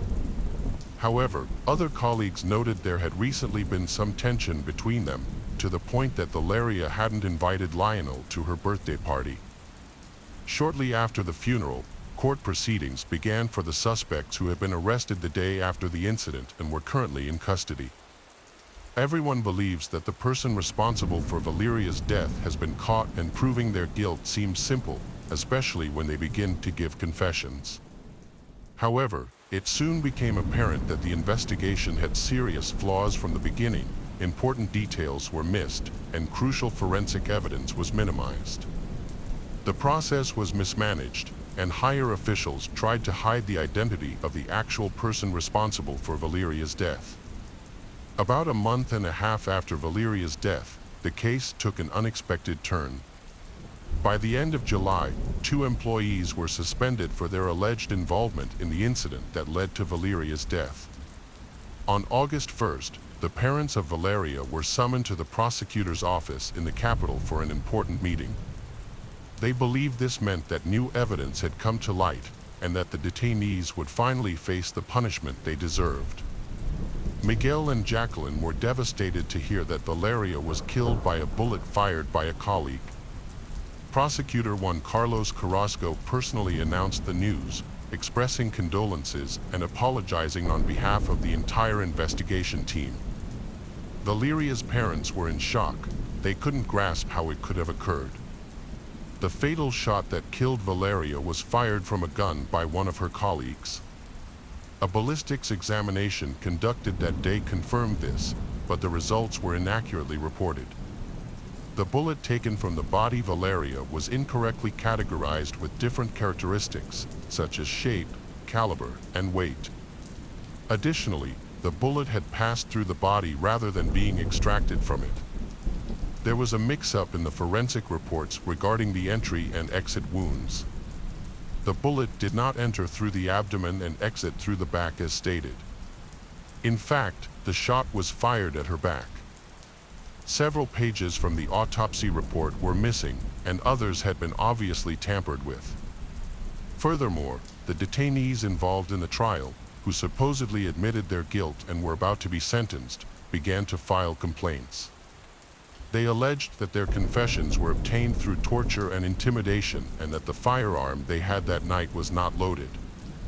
Valeria's story takes a sudden turn when she goes from a tragic hero who died on the job to a victim of betrayal, murdered by her own colleagues. In light of these new developments, the main suspects became Felipe Gilardo Era, the officer driving the police car, and Valeria's partner, Lionel Alejandro Contas Canales, who was in the back seat. Both were promptly suspended from their duties. On August 5th, it was revealed that the bullet that killed Valeria came from a service weapon. Later, an examination report showed that only Lionel had gunshot residue on his hands, making him the prime suspect. Interestingly, this information had not been disclosed earlier, as if it had been overlooked entirely. Several reports related to the ballistics examination and the pathologist's findings were mistakenly placed in an archive box, which was not properly reviewed. It remains unclear whether this was due to an accident, criminal negligence, or an intentional effort to hide important information. Now, the police officers involved in to capture the criminals that night are themselves regarded as suspects in the murder of Valeria. They, along with the previously arrested suspects, participated in a reenactment of the incident from that night. Felipe stated that from the driver's seat, he could only see Valeria, who was next to him in the front passenger seat and was the first to get out of the car. Lionel was sitting in the back and also exited, but the driver couldn't see his actions. Valeria had taken only a few steps when a shot rang out, she fell, and the suspect's car they were pursuing sped away. Lionel quickly ran to help Valeria. Lionel mentioned that he and Felipe exited the patrol car almost at the same time, but she had rushed forward as soon as the shot was fired. He firmly maintained that he did not shoot Valeria, and Felipe must witness and confirm this. He also confirmed that he was the first to reach Valeria and attempted to apply pressure to her wound. The testimonies from the witnesses varied, but the investigation revealed that Lionel was positioned behind Valeria at the time of the gunshot, and the bullet's path confirmed his location. Additionally, he was the only one with gunshot residue on his hands. New information from previously undisclosed reports and exam results led to potential motives for the crime.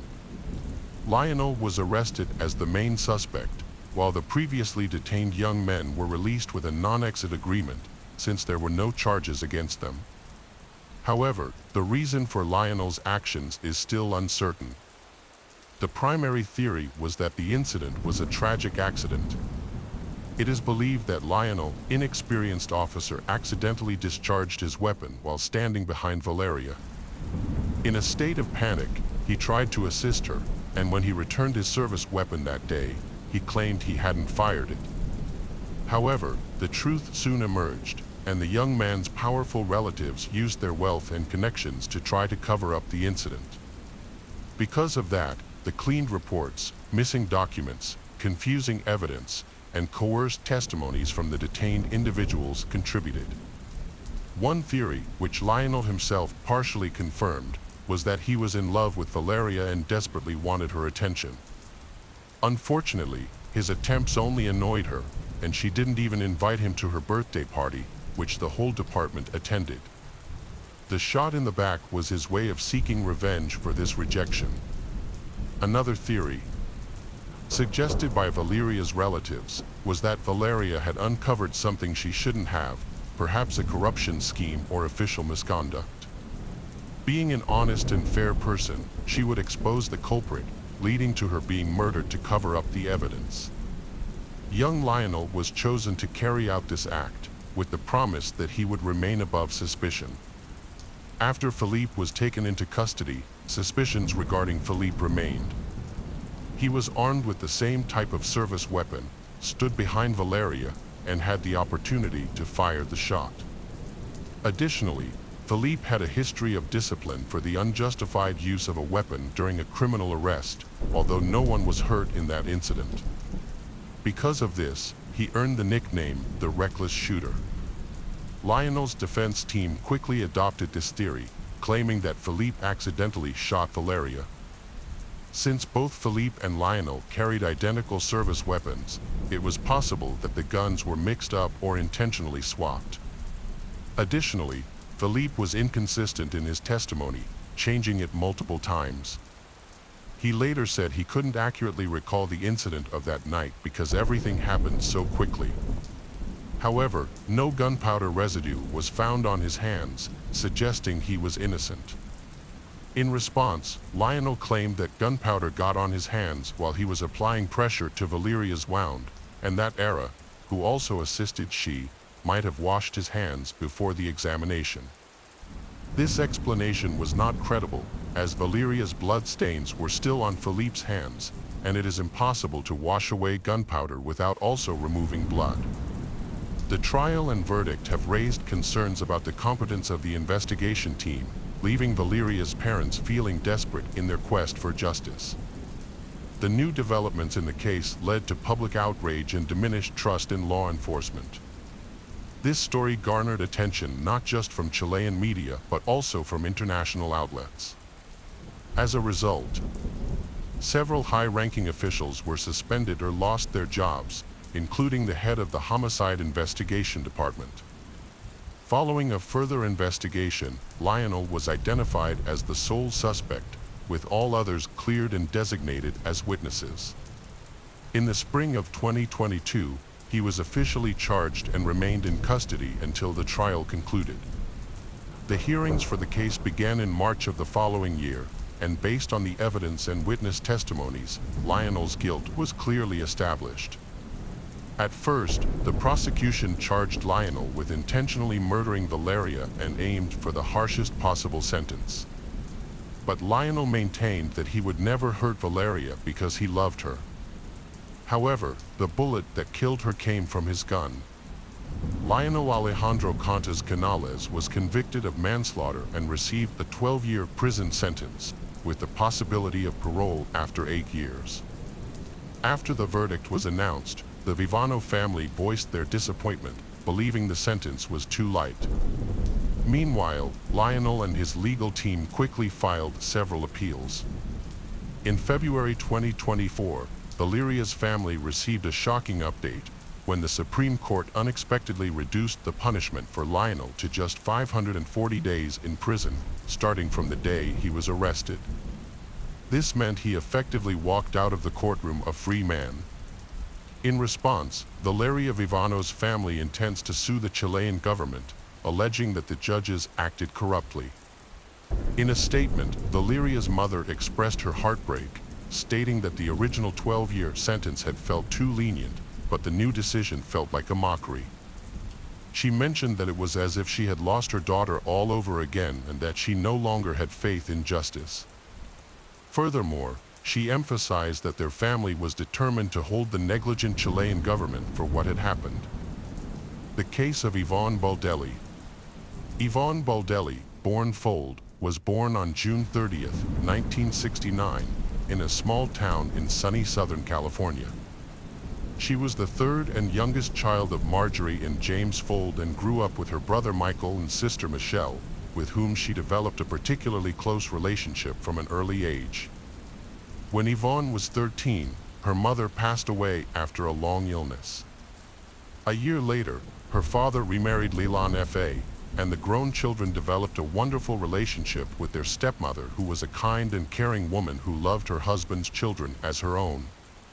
Yvonne received a solid education and explored many career paths, but her main passion was always fashion design, and she dreamed of turning her hobby into a profitable business. However, luck never seemed to be on her side when it came to her personal life. She had been married twice, but both marriages ended in divorce. Additionally, a surgery she underwent as a young woman, followed by complications, left Yvonne unable to have children.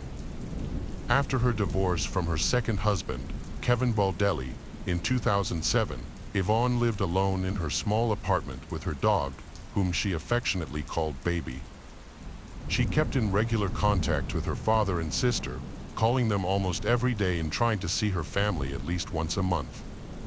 In 2009, as Yvonne was preparing to celebrate her 40th birthday, she met a Marine named Brian Brimmager. At the time, he was legally married and had a young son with his wife.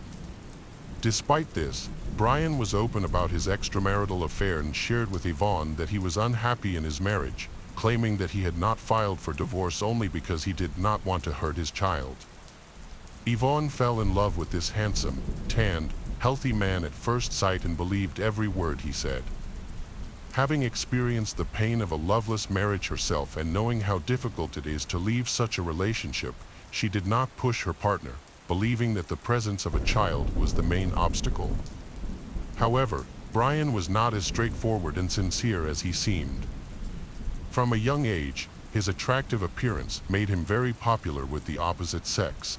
He was used to juggling several relationships at once and skillfully deceived the women who fell in love with him, promising each of them marriage, a family, and eternal love. It was soon discovered that the married Brian had not only met Yvonne but had also had another mistress. This other woman was Christine Verhoeven, a gorgeous blonde with many connections. She was a White House analyst. When Yvonne learned about another rival, she decided to tackle the situation directly and fight for the man she loved. Summoning her courage, she contacted Brian's wife to reveal that he was cheating on her with two women. This revelation caused a heated debate, forcing Brian to make a difficult decision. In the end, he chose Yvonne, though it's possible she influenced his choice. A few months later, Brian officially divorced his wife and moved in with Yvonne. At that time, he was still in the Marines but had been thinking about leaving his military career. The couple appeared genuinely happy, but Yvonne's family remained skeptical of Brian, questioning the sincerity of his feelings. In the summer of 2011, Brian expressed his desire to make significant changes in his life. He wanted to leave the military, move away from the busy city, and settle on a tropical island. Yvonne felt the same way.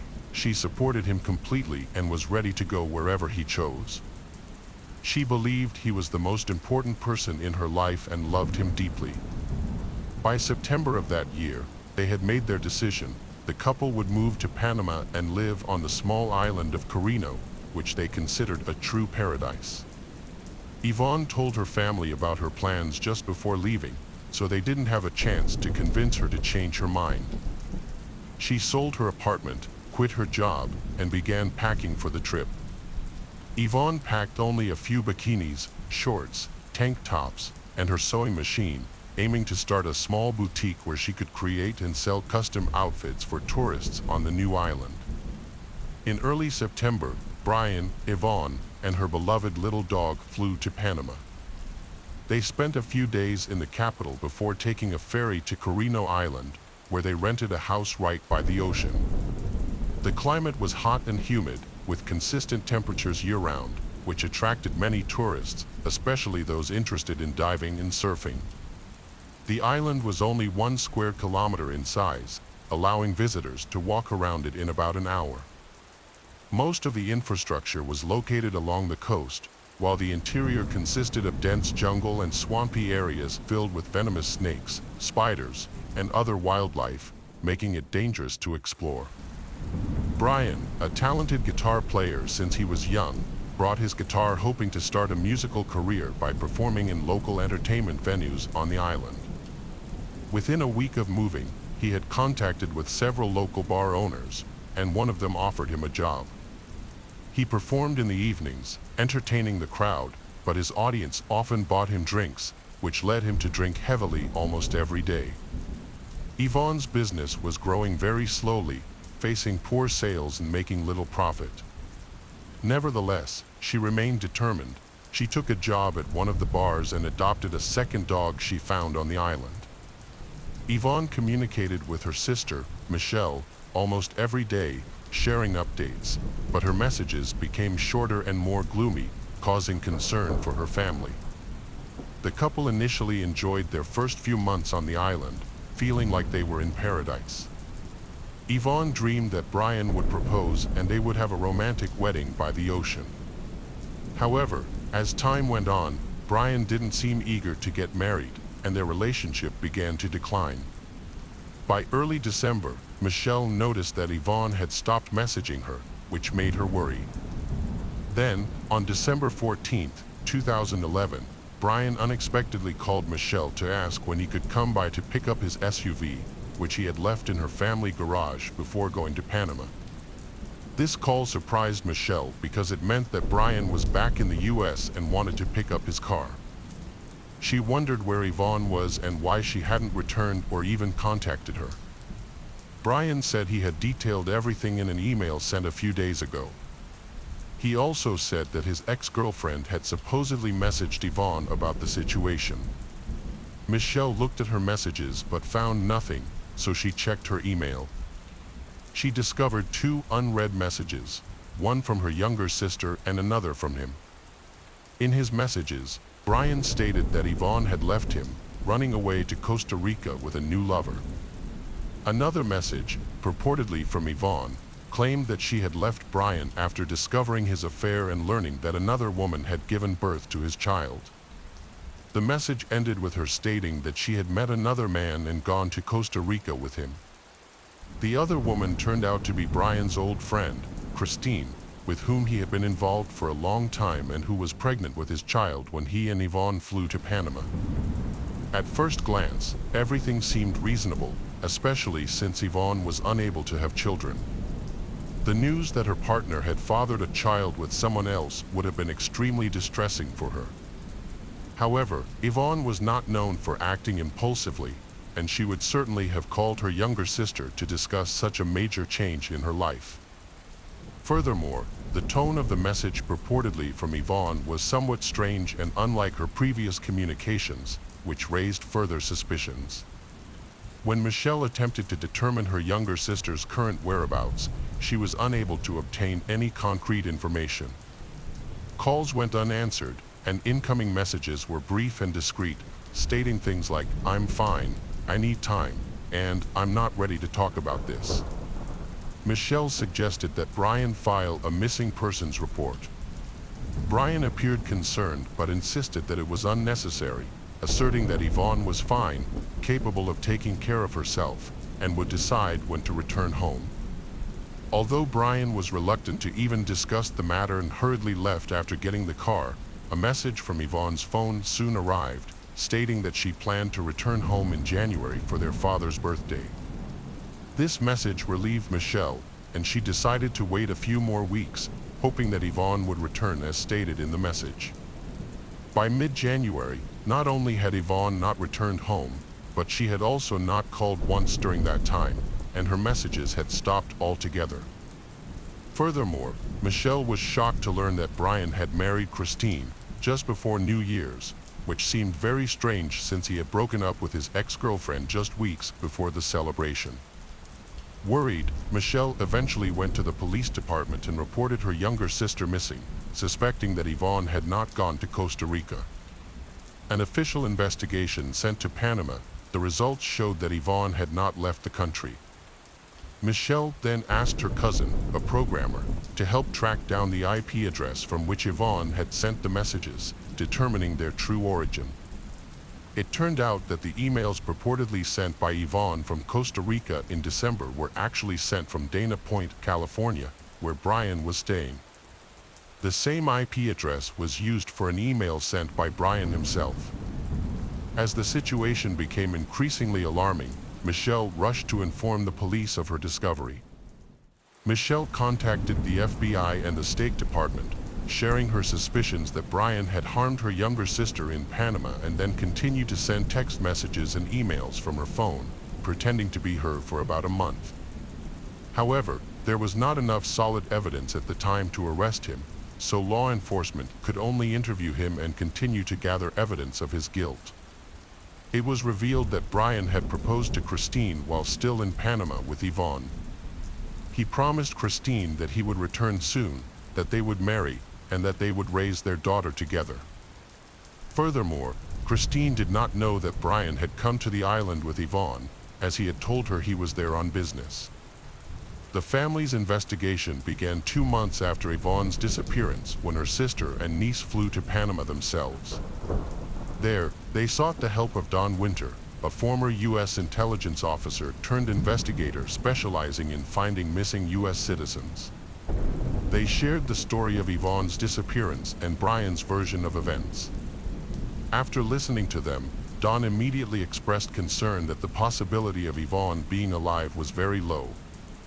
With extensive experience in such investigations and leveraging her connections, Don decided to put pressure on the Panamanian government and publicize the case, turning the disappearance of an American woman into international news. A press conference was held with the participation of Yvonne's family members. Later, Yvonne's father, stepmother, brother, and several other close relatives and friends traveled to Panama to join the search and assist in the investigation. Together, they went to the tropical island of Carino, searched thoroughly, but found no trace of Yvonne. Their search efforts were hampered by dense bushes and swamps filled with wild animals. In addition, the family asked the islanders how well they knew Brian and Yvonne and what they could tell them. It turned out that the couple had been drinking heavily recently and often argued loudly, disregarding those around them. They were seen at the bar almost every day, drinking and arguing violently. Furthermore, people began to notice bruises and scratches on Yvonne's face and body. She hardly ever took off her sunglasses, apparently to hide the bruises under her eyes. The couple's landlord confirmed that neighbors frequently complained about noise, screaming, and swearing coming from their residence. At the same time, FBI agents brought a special team of divers to the island to search for any potential evidence or remains of her. Unfortunately, these searches also yielded no results. Brian was initially the prime suspect in the case, but there was no concrete evidence to charge him. He denied any involvement, repeatedly telling the same story about his ex-partner running off with another man. It was not until September 21, 2012, that Brian was questioned and his home searched. At the time, his wife, Christine, was at work while Brian, unemployed, stayed home with the children and immersed in his beloved game of golf. Initially, he appeared confident, recalling that Yvonne had left him after discovering his child with another woman. However, he became visibly concerned and the police mentioned that the last messages sent under Yvonne's name came from his area and expressed interest in examining the laptop found on his desk. The confiscated laptop turned out to be Yvonne's, with messages sent from it after she had supposedly fled. A photo of Yvonne with a bruise under her eye was found on the computer, as well as a screenshot of a conversation from November in which Brian and Christine discussed their ongoing affair and the shared custody of their daughter, which is probably how Yvonne learned about them. Furthermore, the laptop search history from November 26, 2011, contained queries such as how to clean blood and how to remove blood from a mattress. These pieces of evidence were important but circumstantial, as no body or mattress with bloodstains was found. The fact that Brian had sent messages impersonating Yvonne did not conclusively prove his guilt. Don soon discovered that before leaving Panama, Brian had sold a machete he owned. In an online chat with a potential buyer, he joked that he had only used the weapon once, to finish off a stripper. The prank was so creepy that authorities tracked down the machete's new owner and confiscated the blade for testing, which initially yielded no reliable results. The long-awaited arrest came when police overlooked another crucial detail, Yvonne's bank card. Brian had used the card after she disappeared to add credibility to his story.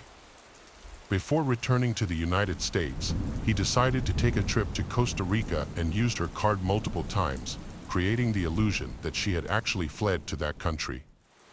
He paid for his ticket in cash and withdrew money from various locations in San Jose, emptying the card before discarding it. Brian had no idea, however, that he had been caught on surveillance cameras at ATMs. In July 2013, a year and a half after Yvonne disappeared, her relatives, along with evidence collected by the police, FBI, and Don Winter, succeeded in getting Brian arrested.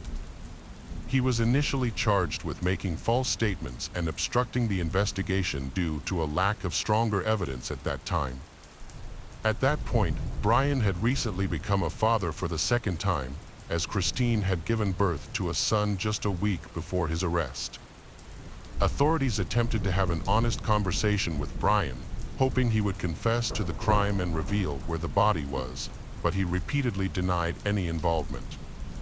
His lawyer argued that there was no body and no direct evidence linking Brian to Yvonne's disappearance. 2 months after Brian's arrest, investigators made a shocking discovery in the swamp that significantly advanced the case. On Canaro Island, a worker exploring a shortcut accidentally stumbled upon a partially submerged army backpack in the murky underbrush. Out of curiosity, he opened the bag and was horrified to find a human skull inside. He promptly reported the discovery to the police, who arrived to collect the backpack for further examination. Inside, they found dismembered human remains along with the bodies of 2 small dogs. The remains had been cut into pieces, placed in the bag, and hidden in a spot where they were unlikely to be discovered. DNA tests confirmed that the human remains were those of Yvonne, though some body parts were missing. Pathologists revealed that she had suffered severe trauma prior to her death, including a broken nose, cheekbone, and several missing teeth. The presence of the dogs suggested a calculated effort to support the narrative, as it seemed unlikely that Yvonne would abandon her beloved pets, implying that they were also killed and buried alongside her. The chop marks on the victim's bones matched the blade of a machete, confirming that the body had been dismembered with this one. Each machete blade has a unique pattern, similar to a fingerprint. As a result of this evidence, Brian was officially charged with murder, dismemberment, and concealing a crime. In early 2014, Michelle was diagnosed with advanced aggressive cancer. She had been so focused on investigating her younger sister's case that she neglected her own health and put off doctor visits. After 6 months of intensive treatment that didn't work, she chose to spend her remaining time fighting for justice for her sister. In September 2014, doctors informed Michelle that she had only a few weeks to live. Despite her illness, she vowed to continue advocating for her sister until her last moments. She decided to testify in front of Brian, sharing everything she knew and providing all correspondence with Yvonne to the court. She carefully recounted Brian's actions following her sister's disappearance, but then fainted from exhaustion. Michelle died 3 days later. The prosecution contended that on the night of November 26th, after another argument with Yvonne over Brian's messages to Christine, Brian, fueled by anger and alcohol, attacked Yvonne and fatally stabbed her. He then dismembered her body in the bathtub with a machete, using the same weapon to kill Yvonne's dogs, and placed their remains in his military backpack. The limbs that couldn't fit in the bag were discarded in the ocean, thrown off a rocky cliff early in the morning, along with a blood-stained mattress. Brian then carried the backpack deep into the island and submerged it in a swamp. For the following weeks, he stayed in the same coastal house, carefully removing any traces of the crime. He told the locals a convincing story about his girlfriend leaving him for another man, which led them to sympathize with him. He even found a new girlfriend, Nicole Powell, who comforted him for a few weeks until he left for the U.S. During the trial, Nicole testified against Brian, accusing him of dishonesty and being cruel. With strong evidence against him, Brian admitted his guilt but argued it was in self-defense, claiming that Yvonne had attacked him first with a knife, which he then used to defend himself.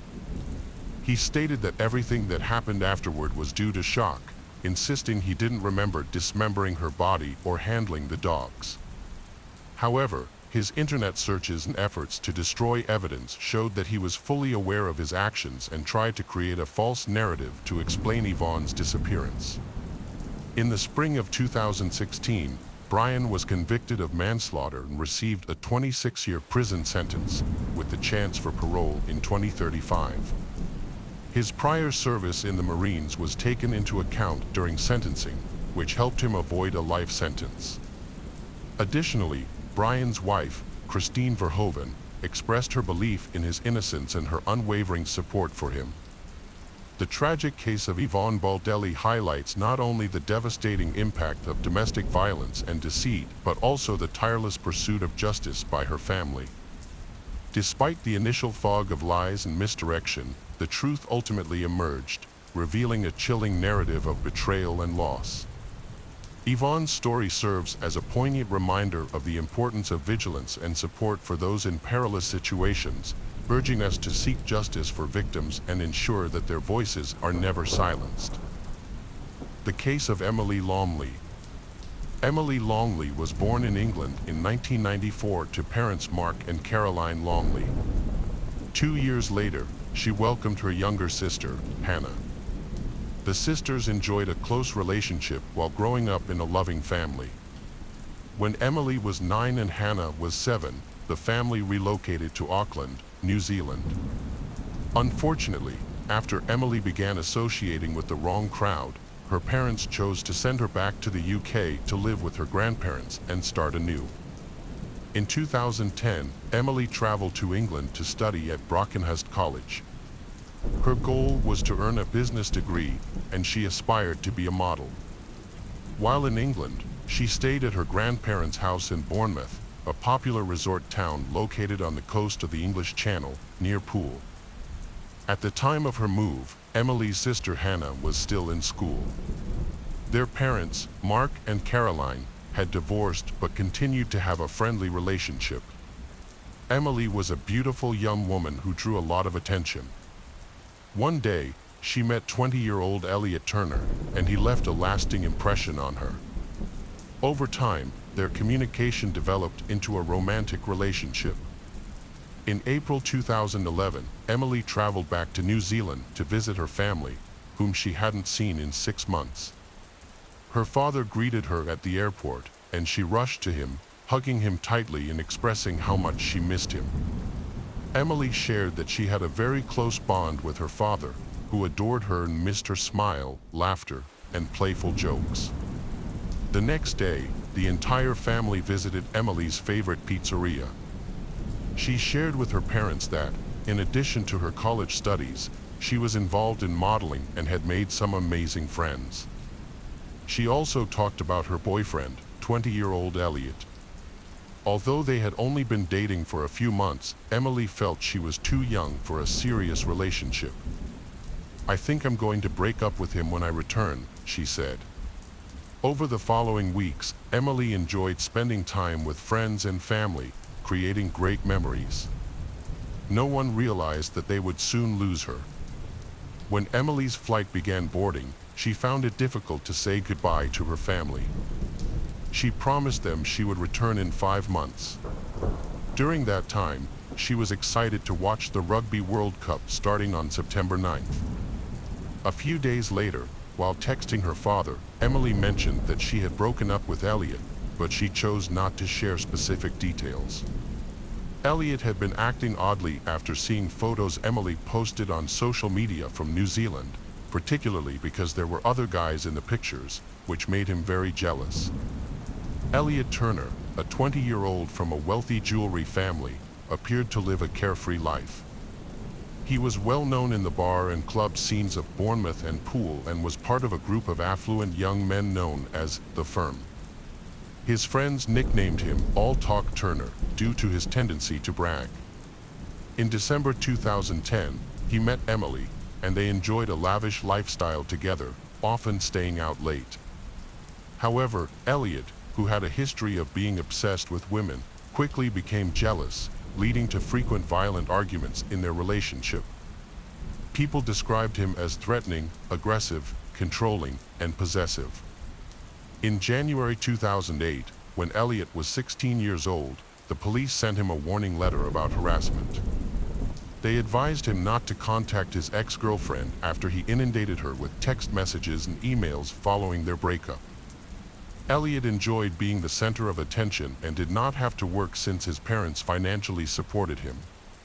He was skilled at manipulating others, including his parents, and his life centered on parties, women, alcohol, and drugs.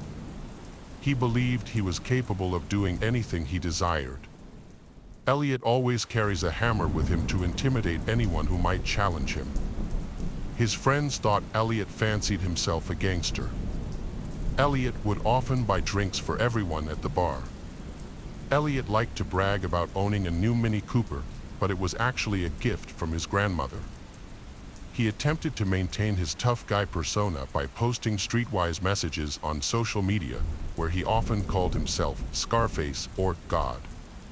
Although he attracted a lot of female attention, he became very attached to Emily when he met her. She praised his image as a successful person, something he worked hard to achieve. As their relationship progressed, Elliot began to display increasingly controlling behavior. He even threatened Emily, saying he would take her life. Emily wrote an emotional note to Elliot expressing her feelings. 1. I love you. 2. Please don't say you'll kill me. 3. Stop bringing up your ex-girlfriends. 4. Stop being so aggressive. Relax a bit, because that is much more attractive, and you scare me because you're so intimidating. As Elliot revealed his true nature and his controlling behavior escalated to an unacceptable level, Emily understood that he was not the right person for her. Then she decided to break up with him. Unfortunately, individuals like Elliot often cannot accept rejection. On the evening of May 6, 2011, Emily was out with friends at an entertainment venue. Surveillance footage showed her arriving at the nightclub with them. In another development, Elliot checked Emily's Facebook messages and found out she was seeing another man, which made him extremely angry. He went to the club and confronted Emily, leading to an argument. The situation escalated when Emily threw her drink at him. Elliot reacted by verbally abusing her and making threats of violence. He disapproved of Emily's outfit, claiming it was too revealing, and ignored the fact that they had broken up. Unwilling to accept the breakup, he continued to follow her after she decided to leave. His friends heard him say that he would kill her, that he would go to prison for it and still be a millionaire, and that serving 10 years in prison wouldn't bother him.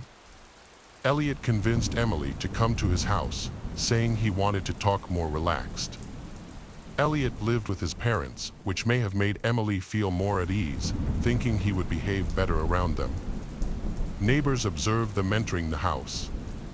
The next morning, Anita Turner, Elliot's mother, called emergency services, reporting that Emily was unresponsive.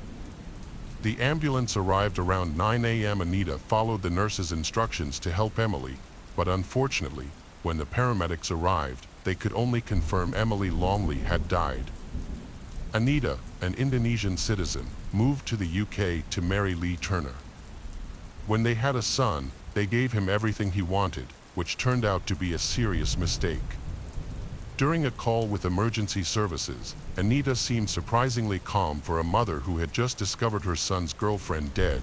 Her demeanor was unsettlingly normal.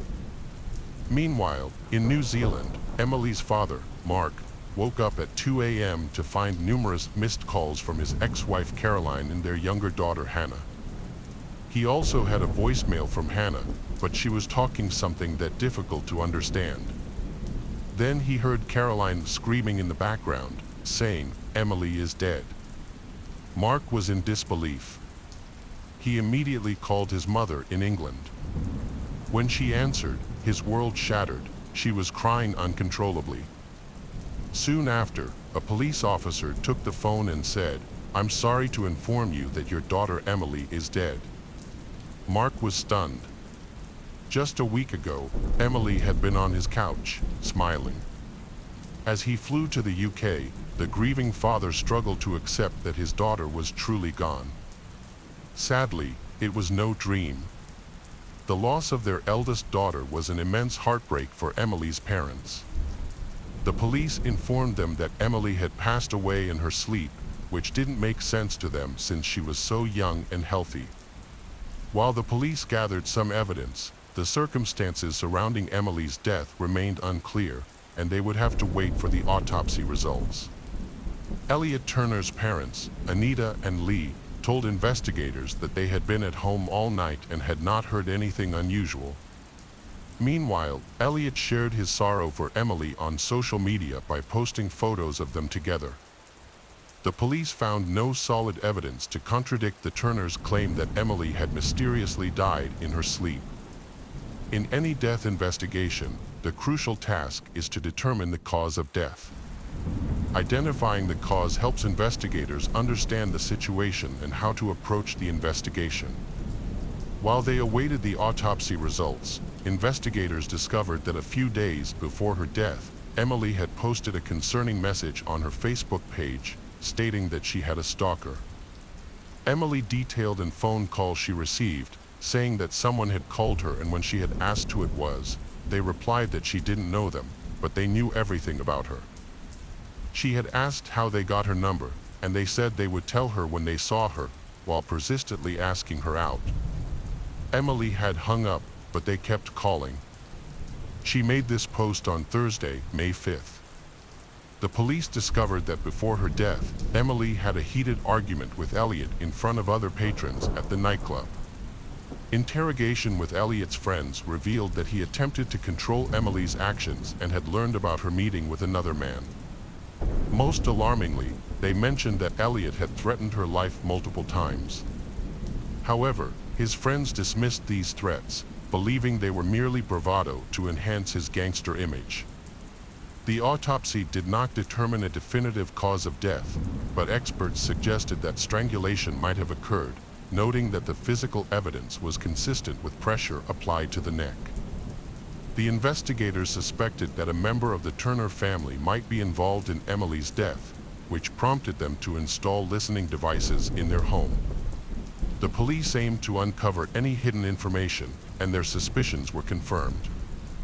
One recording revealed that Elliot was advising his mother on how to interact with the police and what she should say. Lee Turner, Elliot's father, seemed to be the only one aware of the wrongdoing in their actions, but he eventually succumbed to the demands of his son and wife. While reviewing the recordings, investigators discovered details about Emily Longley's death. Elliot Turner confessed to causing her death, leading to his arrest a week later. Although he denied his guilt, his lawyers attempted to dispute the validity of the audio recordings.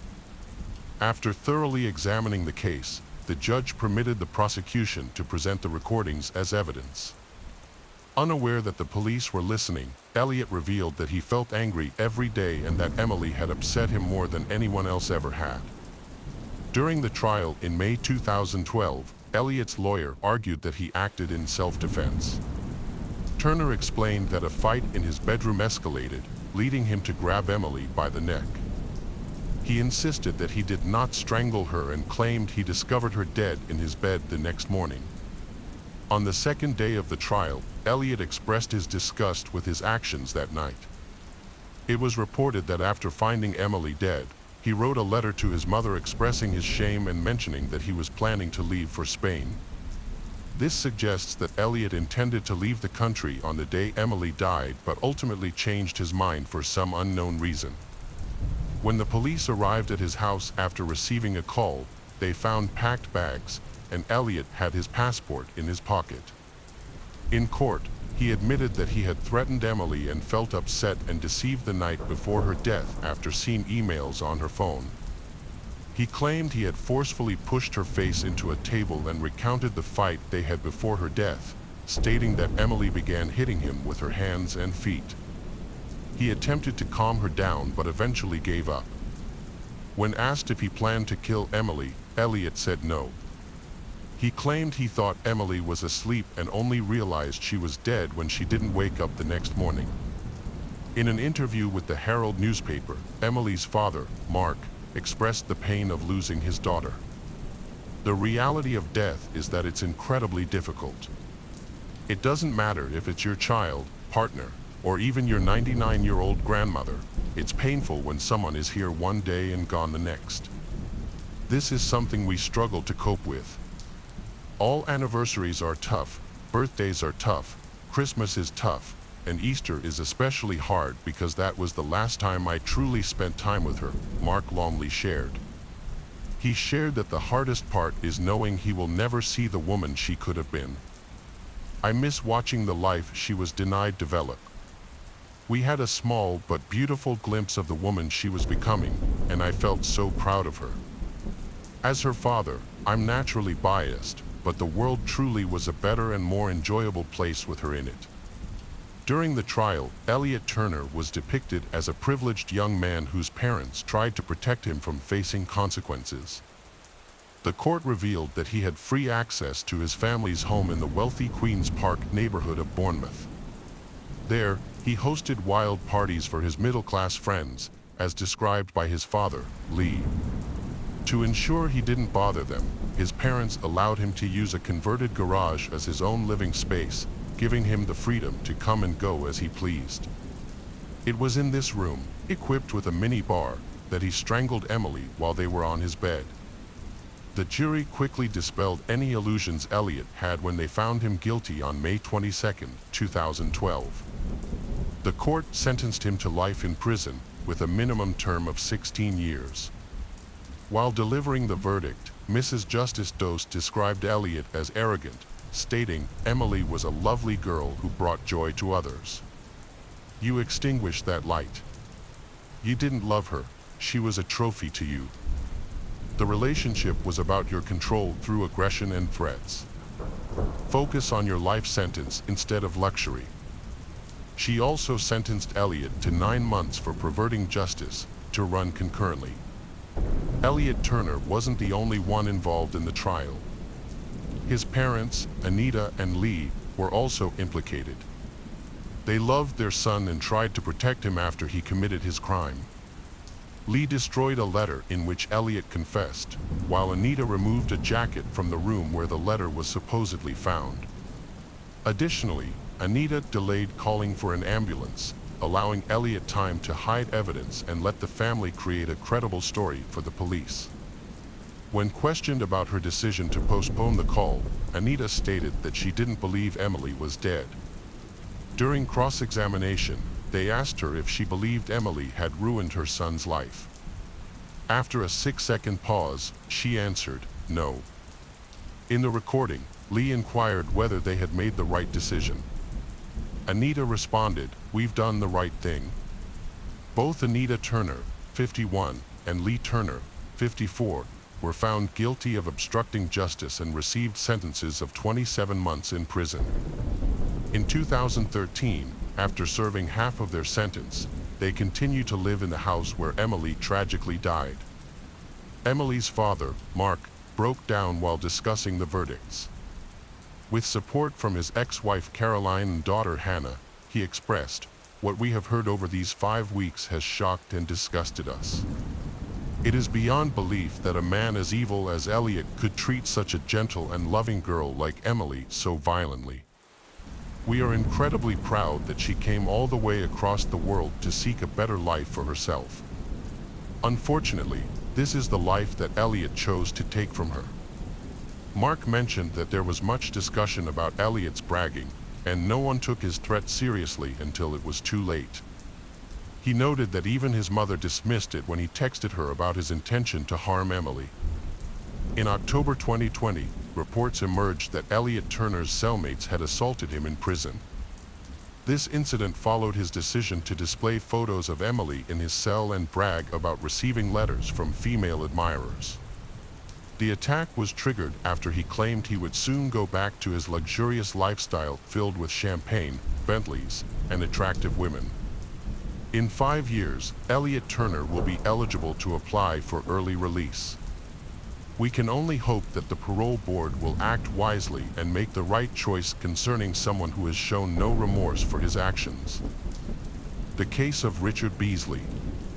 Scott Davis, 48, relocated from South Carolina to Ohio after 15 years of work there. He sought a new job with higher pay to support his mother, who was facing financial difficulties. While searching, he came across a job posting on Craigslist that said, "We need someone to take care of a 688-acre property and feed the cattle. The position offers $1,300 per week, and you will live in a lovely 2-bedroom mobile home. Older, single applicants are preferred, but we welcome all candidates. This opportunity won't last long, so please apply immediately." Scott was drawn to the benefits highlighted in the job listing. Eager to find a good job, he planned to contact the employer soon.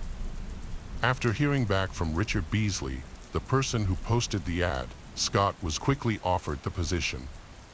They arranged to meet at Aeon's restaurant in Marietta, where Scott met Richard and his nephew, Brogan Raffi. They appeared to be genuine farmers, which made Scott feel comfortable and trusting. To earn Scott's trust, Richard arranged a preliminary interview with him. He proposed that Scott ride with him to the job site. They drove into a remote forest area where there was no cell phone reception.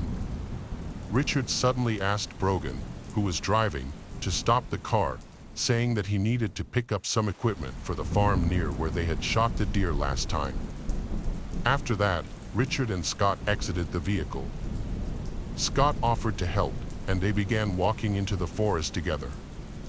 As they walked, Richard stayed behind Scott. Scott then heard a clicking sound and some mumbling from behind him. When he turned around, he saw Richard pointing a gun at him. Scott understood that he was the next target. Just as Richard was about to shoot, Scott quickly pushed the gun away, causing the bullet to hit his elbow. He then sprinted away while Richard pursued him, firing his weapon. Bullets zipped past Scott's head, and he heard trees and branches snapping behind him. "Oh God, he's going to kill me," Scott thought as he faced the revolver aimed at him. He was unsure of his destination, having never been to this place before, but that didn't matter. His main goal was to escape from Richard. Suddenly, Richard shot at him, hitting Scott in the arm and knocking him to the ground. However, before Richard could take another shot, Scott quickly got back on his feet and ran. Blood flowed continuously from his injured arm. In an effort to evade the gunfire, Scott veered to the right and slipped between two large tree trunks. He descended a small, slippery slope and almost lost his footing. It was autumn, and the ground was covered with a thick layer of leaves. Scott waved his arms to maintain his balance, ignoring the pain from his gunshot wound. He realized that falling could mean the end for him.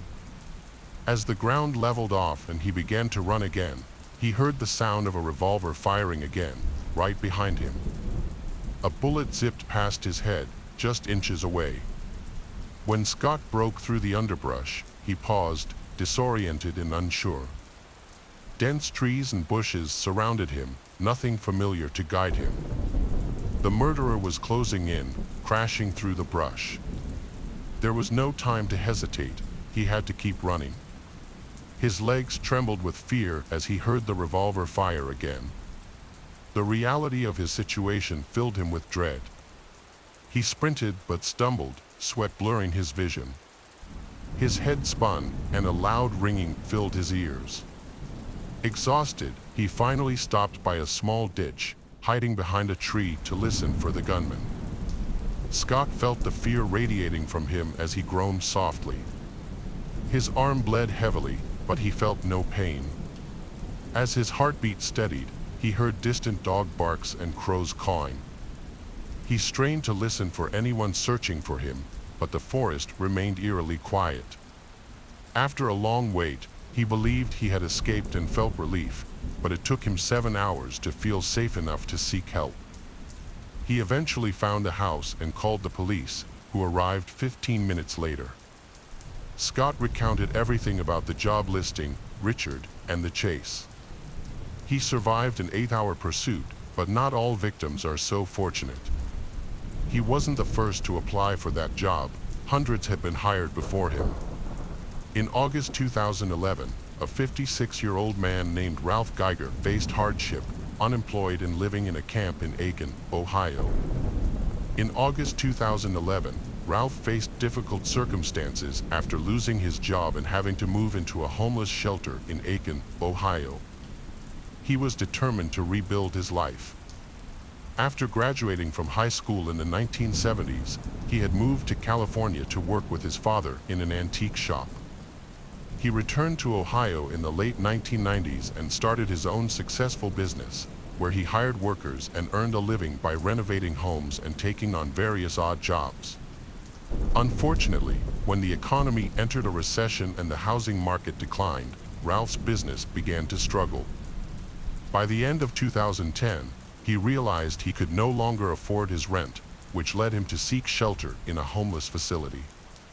Ralph lost his apartment and faced difficult times, but at least he didn't have the added responsibility of supporting a wife and children, as he was a lifelong bachelor. His close friend, Summer Rowley, who he considered like a daughter, is 26 years old. They have maintained a strong bond since he hired her to clean his house many years ago. Ralph has always been willing to help his friends. In the summer of 2011, Ralph visited the library every day to search for jobs online. By the end of July, he excitedly shared with Summer that he had secured a fantastic position managing a 600-acre livestock farm and taking care of the nearby houses. This job offered him a free mobile home and a weekly salary of $300. Summer was thrilled for Ralph and felt he truly deserved this new opportunity. Ralph appeared content as well, expressing that this job was a great chance for him to regain his economic independence. Ralph reached out to Summer on August 8, 2011, to inform her that he would begin his new job in Caldwell the following day. Summer wished him good luck and encouraged him to stay in touch. However, as days went by without any updates from Ralph, Summer became increasingly concerned. She attempted to call him multiple times, but each time she only reached his voicemail. By October, she learned that Ralph's phone number had been disconnected. Summer encountered someone else when she called Ralph's phone, which appeared to have been reassigned. Although she was concerned about Ralph, she didn't report him missing because she wasn't certain he was actually gone missing. Ralph had gone missing before, but always returned. A similar situation occurred just weeks before Scott's case, involving 51-year-old David Pauley, who had faced difficult years. His marriage ended 2 years earlier, leaving him feeling unhappy and disillusioned.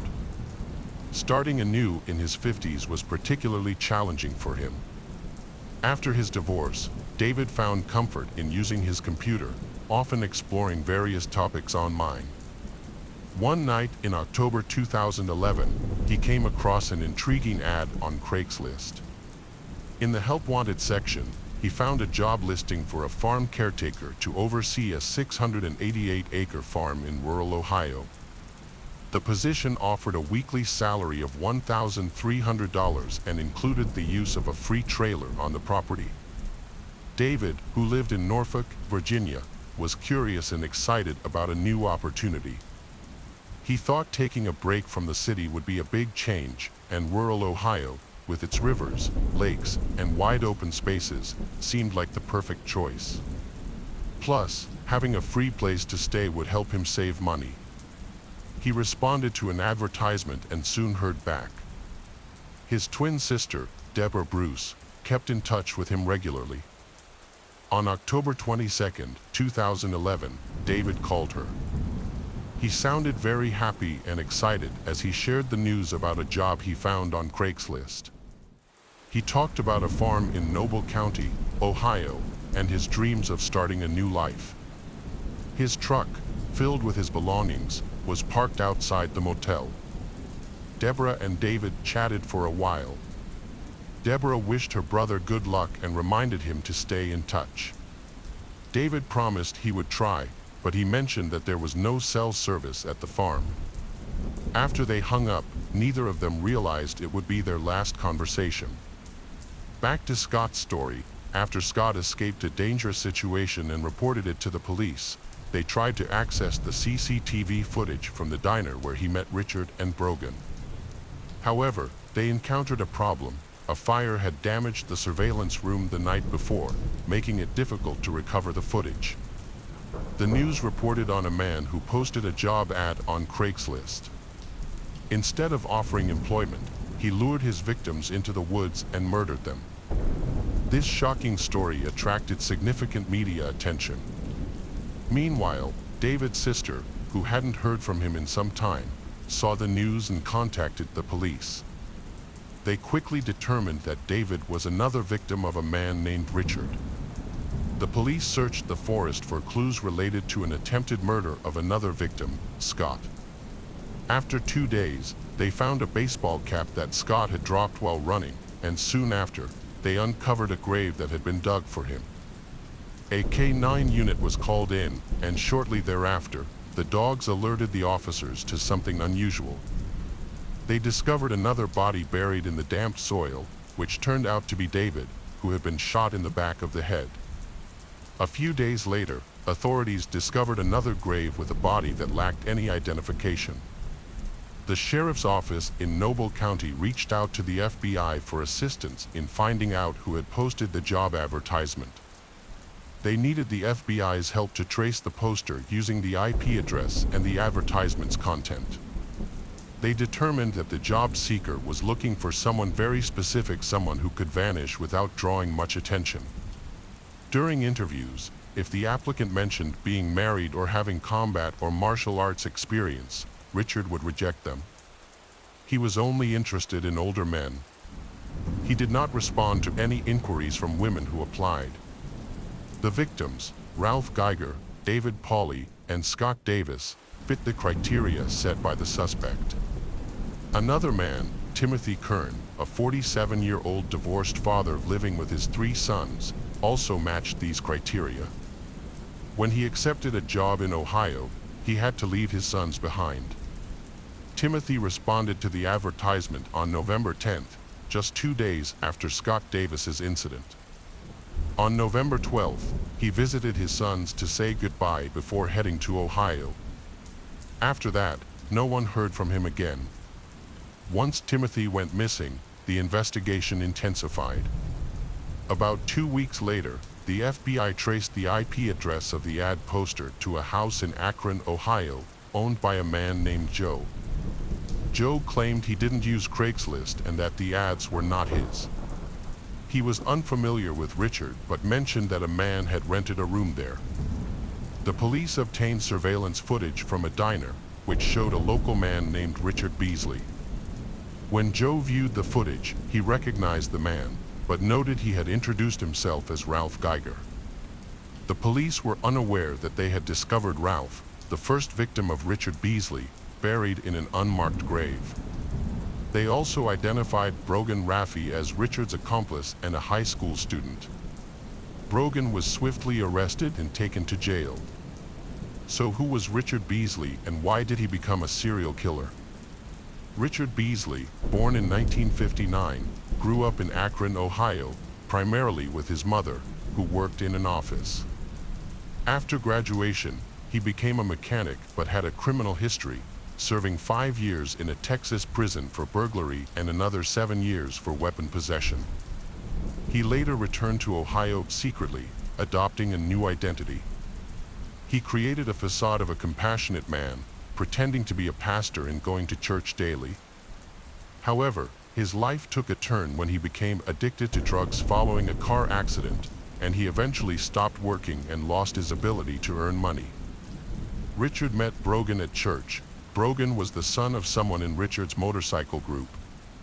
Richard decided to guide Brogan by discussing the importance of education and the dangers of drugs.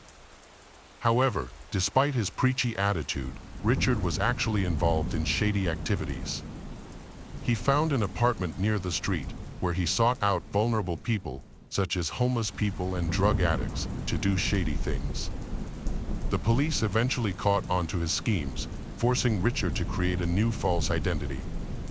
He then shifted his focus to targeting homeless and unemployed individuals to steal their money and identities. In exchange for a reduced sentence, Brogan agreed to testify against Richard and reveal everything he had done. Brogan reported that he witnessed Richard lead Ralph, the first victim, into the forest, which was the same location where Richard later lured David and Scott. In his report, Brogan described the incident, stating that on a hot summer night, they took Ralph into the forest. He mentioned that he walked ahead while Richard and the others returned to the car and that he didn't join them. He recalled that suddenly, there was a loud noise, prompting him to go back to the car to grab a shovel. When he returned, he noted that Ralph was still there and that Richard had put Ralph's clothes and personal belongings into a garbage bag. Richard dug a hole that was about waist deep and roughly 4 feet wide, and that they had difficulty placing Ralph's body in it. Finally, he added that they sprinkled lime over him as a sort of ritual. After Richard took on Ralph's identity, he dyed his hair, changed his clothes, and trimmed his beard to resemble Ralph. He found a job and took pleasure in his new life. Many of Richard's victims would arrive with most of their belongings in their cars, which he later sold. Scott Davis had mentioned that he would bring his Harley motorcycle to the interview. Richard ultimately targeted Timothy Kern as his last victim. Timothy, 47, encountered the same job search difficulties as the other victims. He found a promising job opportunity, but it required him to move to a different location. Timothy was reluctant to leave his children behind. Since his divorce in 1997, he had kept a strong bond with his ex-wife and their 3 sons, who all lived in Massillon. As a dedicated father and passionate baseball coach, Timothy prioritized spending quality time with his kids. When he couldn't be with them in person, he maintained their family connections through social media, particularly Facebook. On November 10, 2011, Timothy posted on his Facebook wall about an exciting job opportunity to manage a large 680-acre farm near Cambridge, Ohio. The position offered him a truck, housing with all rent and utility costs covered, and a generous weekly salary. However, he was concerned about the farm's remote location, which had no mobile phone service. Although he was apprehensive about leaving his family, the opportunity was too appealing for Timothy to ignore. He got ready to move on Sunday, although feeling a sense of sadness about being away from his cherished children. On November 12, Timothy went to his ex-wife's house to say goodbye and collect some essentials for his move. He spent valuable time with his sons before leaving the following morning. One of Timothy's sons received a loving message from him, but nobody realized it would be their final farewell. Unlike previous victims, Timothy was taken by Richard to a different location behind an abandoned shopping center in Akron. Brogan dug the grave, and Richard shot Timothy in the back of the head. The police were unaware of Richard's address, but they eventually arrested him. Richard didn't realize that Joe, the landlord of his rental home, had contacted the police, who then used Richard's IP address to locate him. As a result, when Richard called and messaged Joe, it assisted the police in tracking him down. He was arrested on November 16th, 3 days after killing Timothy. Richard faces charges for the murders of Ralph Geiger, David Pauly, and Timothy Kern, as well as the attempted murder of Scott Davis, along with numerous other charges. Richard Beasley and Brogan Raffi were tried in 2013 for the murders of Ralph Geiger, David Pauly, and Timothy Kern. Brogan Raffi had the opportunity to accept a deal for a lighter sentence by providing information about Richard, but he chose to decline. As a result, he was convicted and sentenced to life in prison without the possibility of parole for 3 counts of first-degree murder. Although Brogan remained silent, it was difficult to refute the evidence against him when Scott Davis, a key witness and victim, agreed to testify in court.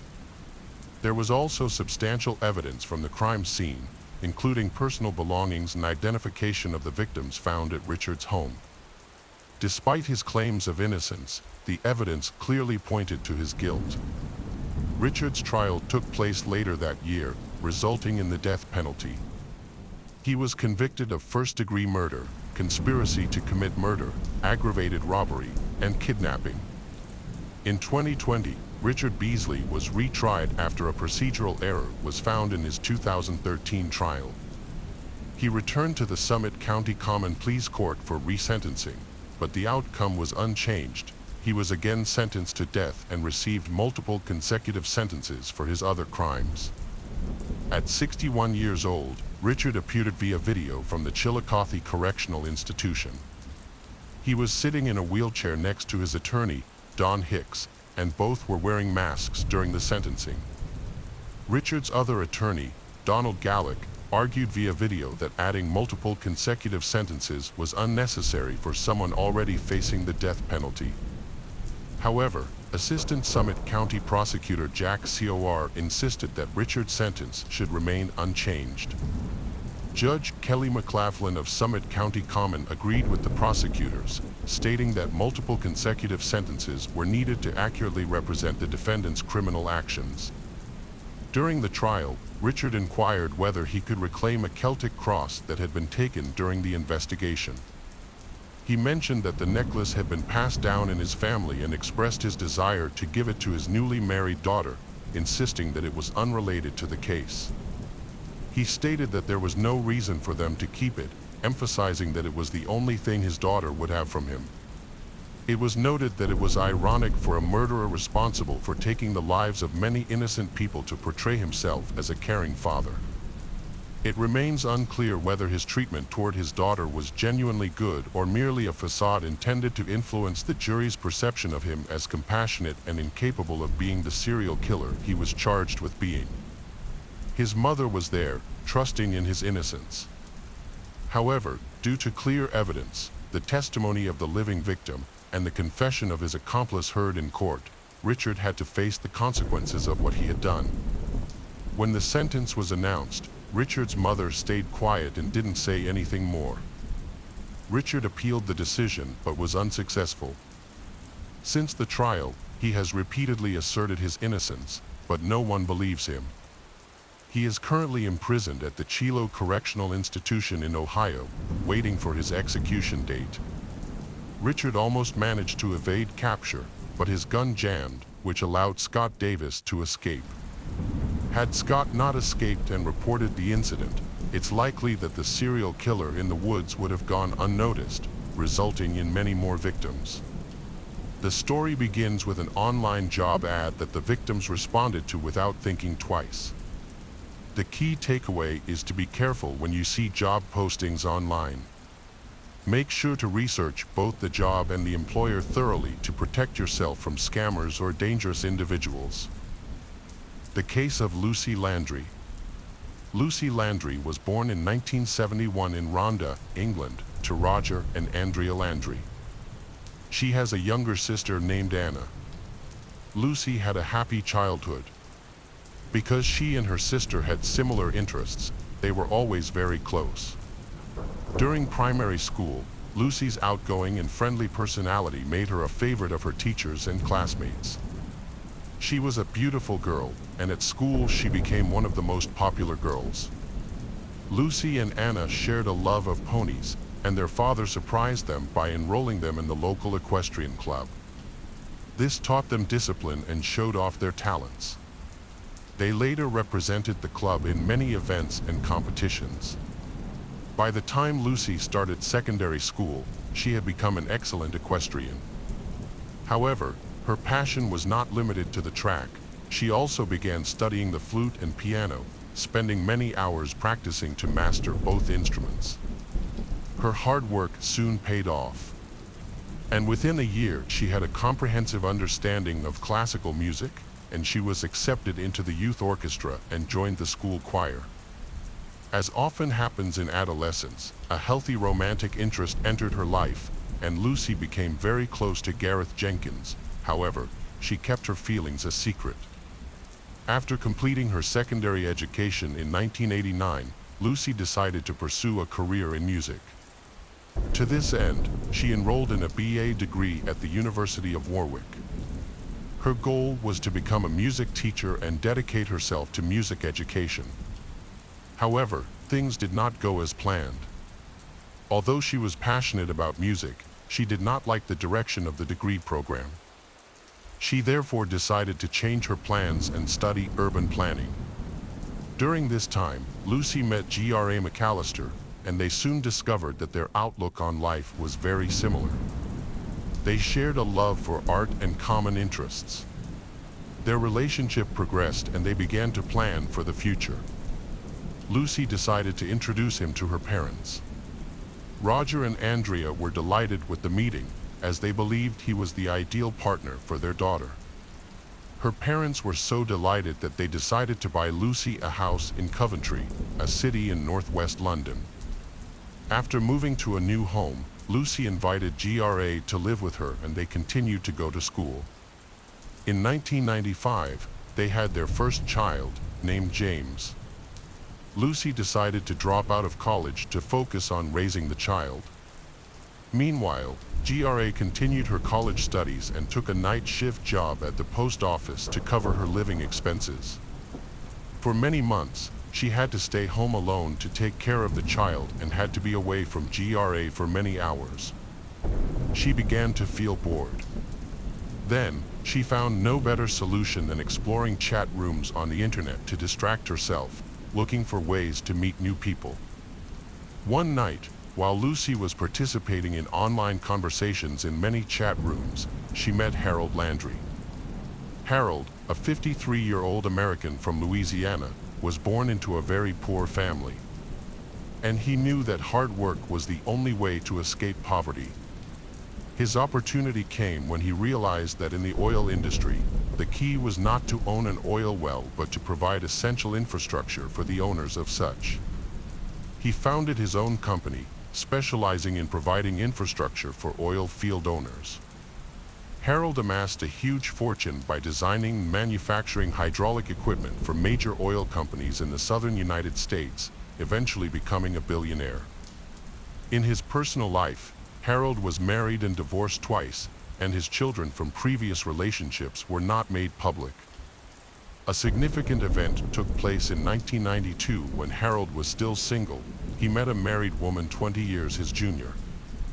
Harold pursued and courted her, and she eventually succumbed to his advances. On February 6, 1994, Harold took her out to New Orleans, hiring a babysitter to look after her children. After the evening ended, Harold accompanied his mistress to her home and offered to take the babysitter to her home. Outside the residence, Chris, the betrayed husband, secretly watched his wife's actions. After dropping his mistress off at home, Harold, saying goodbye, left. The girl's husband Chris followed Harold's car, which Harold noticed was tailing him. Acting on instinct, Harold opened the glove compartment and pulled out a gun that he had kept inside. When both cars stopped at a red light, the situation became tense. According to the babysitter, Harold pointed the pistol at Chris and fired. The bullet severed an artery in Chris's neck and damaged a nerve that connected to his vocal cords. Chris collapsed on the sidewalk with a wound to his neck. Fortunately, there was a hospital right in front of them, allowing him to receive immediate first aid, and doctors saved his life. Harold was arrested and charged with attempted murder. His trial took place in 1997. In his opening statement, the defense attorney told the jury that Chris was the victim of a tragic and terrible incident. As for his client, he said he had acted out of fear and self-defense. The defense's clever strategy led the jury, consisting of 4 men and 8 women, to find Harold guilty of the lesser charge of aggravated assault. As a result, he was sentenced to 5 years in prison. After an appeal, Harold was given probation. In exchange, he had to pay a $500 fine and perform community service. Although he wanted to be completely exonerated, he thanked his attorney, Pat, for her hard work. They have since become good friends. Soon after, Harold and Chris agreed to an undisclosed settlement amount. By the time Harold began chatting with Lucy, he was already living in Covington and still wealthy enough to not have to work. He was also honest about his profession and everything about his past life, including his love life and run-ins with the law. Surprisingly, these revelations only made Lucy more attracted to him. As they continued to chat online, Harold painted a picture of a lavish lifestyle that Lucy found hard to resist. His determination and charm eventually paid off when Lucy ended her relationship with GRA. In the early 2000s, Harold traveled to England to meet Lucy, and she took the opportunity to introduce him to her parents as her boyfriend. Although they were surprised by the significant age gap between the two, they respected their daughter's choice and did not express any objection to the relationship. Harold felt grateful and pleased to be sharing his life with Lucy, and he did everything he could to surprise her with lavish gifts and anything else she wanted. By this point, he had fallen in love with her and was thinking about proposing to her. However, he wanted the proposal to be special and was waiting for the perfect time and setting. To achieve his goal, Harold organized a trip to his favorite destination, Mexico, with Lucy, her son, James, and GRA. The location was also convenient because his friend Pat, who used to be his lawyer, had an apartment nearby. Before the trip, Harold bought a diamond ring and excitedly shared his plans with Pat. However, Pat expressed some misgivings about Lucy. During their time in Mexico, Pat noticed that Lucy spent a lot of time with GRA, which he found unusual. He seemed completely oblivious to this and eventually went ahead with the proposal. Lucy happily accepted the proposal, and in mid-2003. Soon after, Harold surprised her by buying a multi-million-dollar property in a posh Worcestershire neighborhood. Their marriage was peaceful. They had wonderful neighbors such as Rachel Clark and Stephen Kennedy, who later became lovely friends. Soon after, the newlyweds had their first daughter, whom they named Harriet. Lucy and Harold were both delighted to welcome their little girl, and from then on, he devoted his heart and soul to her. Equally important and affectionate was the relationship he maintained with James, whom he treated as his own son. But over time, their initial happiness began to fade. Harold began to make more demands on Lucy, which made her increasingly annoyed. He expected her to always conform to his preferences and do what he asked, taking on a submissive role. Lucy, however, had different expectations, and this caused tension in their relationship. Eventually, Lucy became outspoken and unafraid to express her thoughts, and in this move, her husband was unwilling to give in. James witnessed the breakdown of his mother and stepfather's relationship. The neighbors were disturbed by the constant arguments that lasted for hours. They also knew that Lucy and Harold had an alcohol problem, which caused their loud arguments and complaints. Whenever the couple had a particularly intense argument, resulting in them not speaking to each other for a while, the neighbors felt a sense of relief and peace. In mid-2009, Lucy used social media to reconnect with Gareth, an old friend from high school whom she had not spoken to in years. Lucy's husband, Harold, would often go to bed while Lucy stayed up to chat online. Harold began to realize that Lucy was using social media to find someone new, just as she had found him before. But instead of confronting her, he decided to give her some space, and he traveled to Mexico and stayed there for a while. Meanwhile, Lucy invites Gareth to live with her. In the fall of 2009, her husband Harold returns to England in the hope of mending their marriage.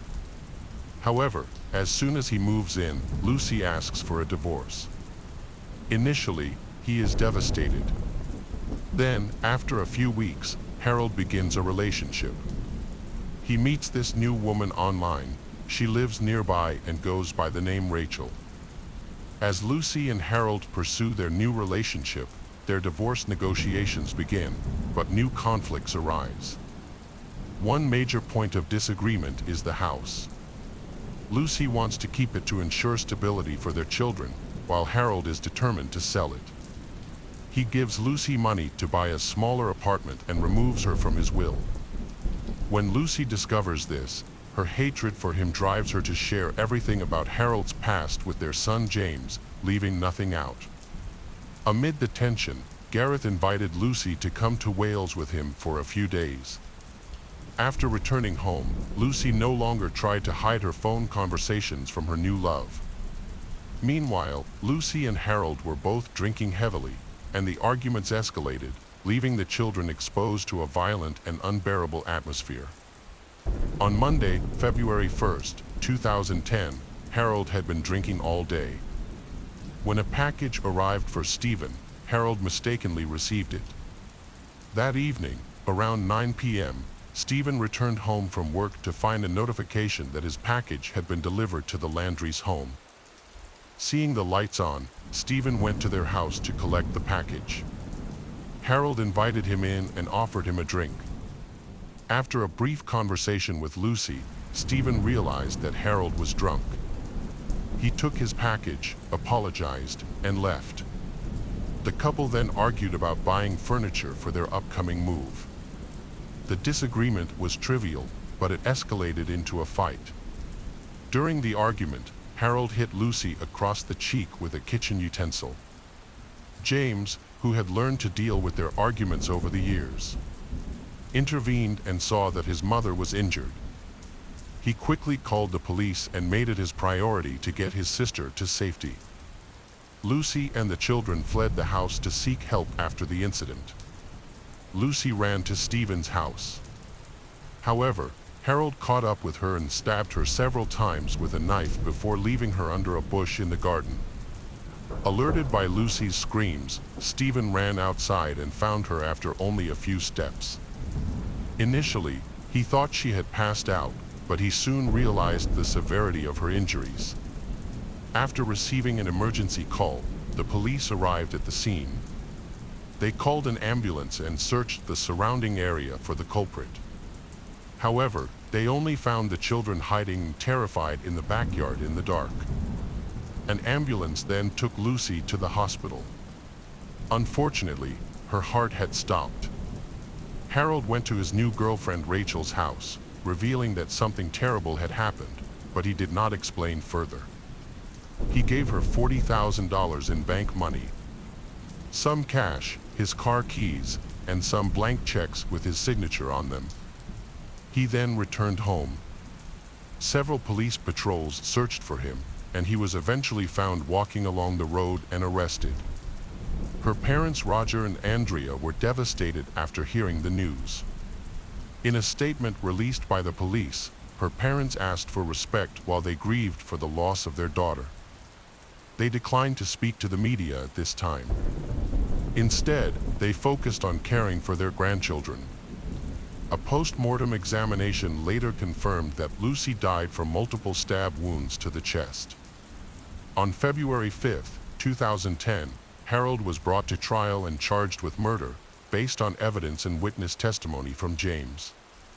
The trial began in early February 2011, with Judge David Fawson presiding and Harold's attorney Andy Childs defending. During the trial, Harold's defense team argued that he was driven to action by his wife Lucy's intense anger, which left him feeling provoked and left with no other choice. Harold took the stand, tearfully expressing his love for Lucy and remorse for his actions. He then followed his attorney's strategy, claiming that he was guilty of involuntary manslaughter because Lucy had pushed him to the limit. The prosecution presented a highly detailed animation of the many injuries the victim suffered. This presentation shocked those in the courtroom. On February 24, 2011, the jury deliberated for less than 4 hours before finding Harold Landry guilty of murdering his 38-year-old wife, Lucy Landry. Harold was 64 years old at the time of the murder. The following day, the judge delivered a scathing statement when sentencing Harold. He described the attack as horrific and unforgivable, dismissing Harold's claims that Lucy may have provoked him. The judge viewed these claims as a desperate attempt by Harold to defend himself. As a result, Harold was sentenced to life in prison with a minimum term of 16 years before he could be considered for parole. This meant that he would have to be over 80 before he was eligible for parole.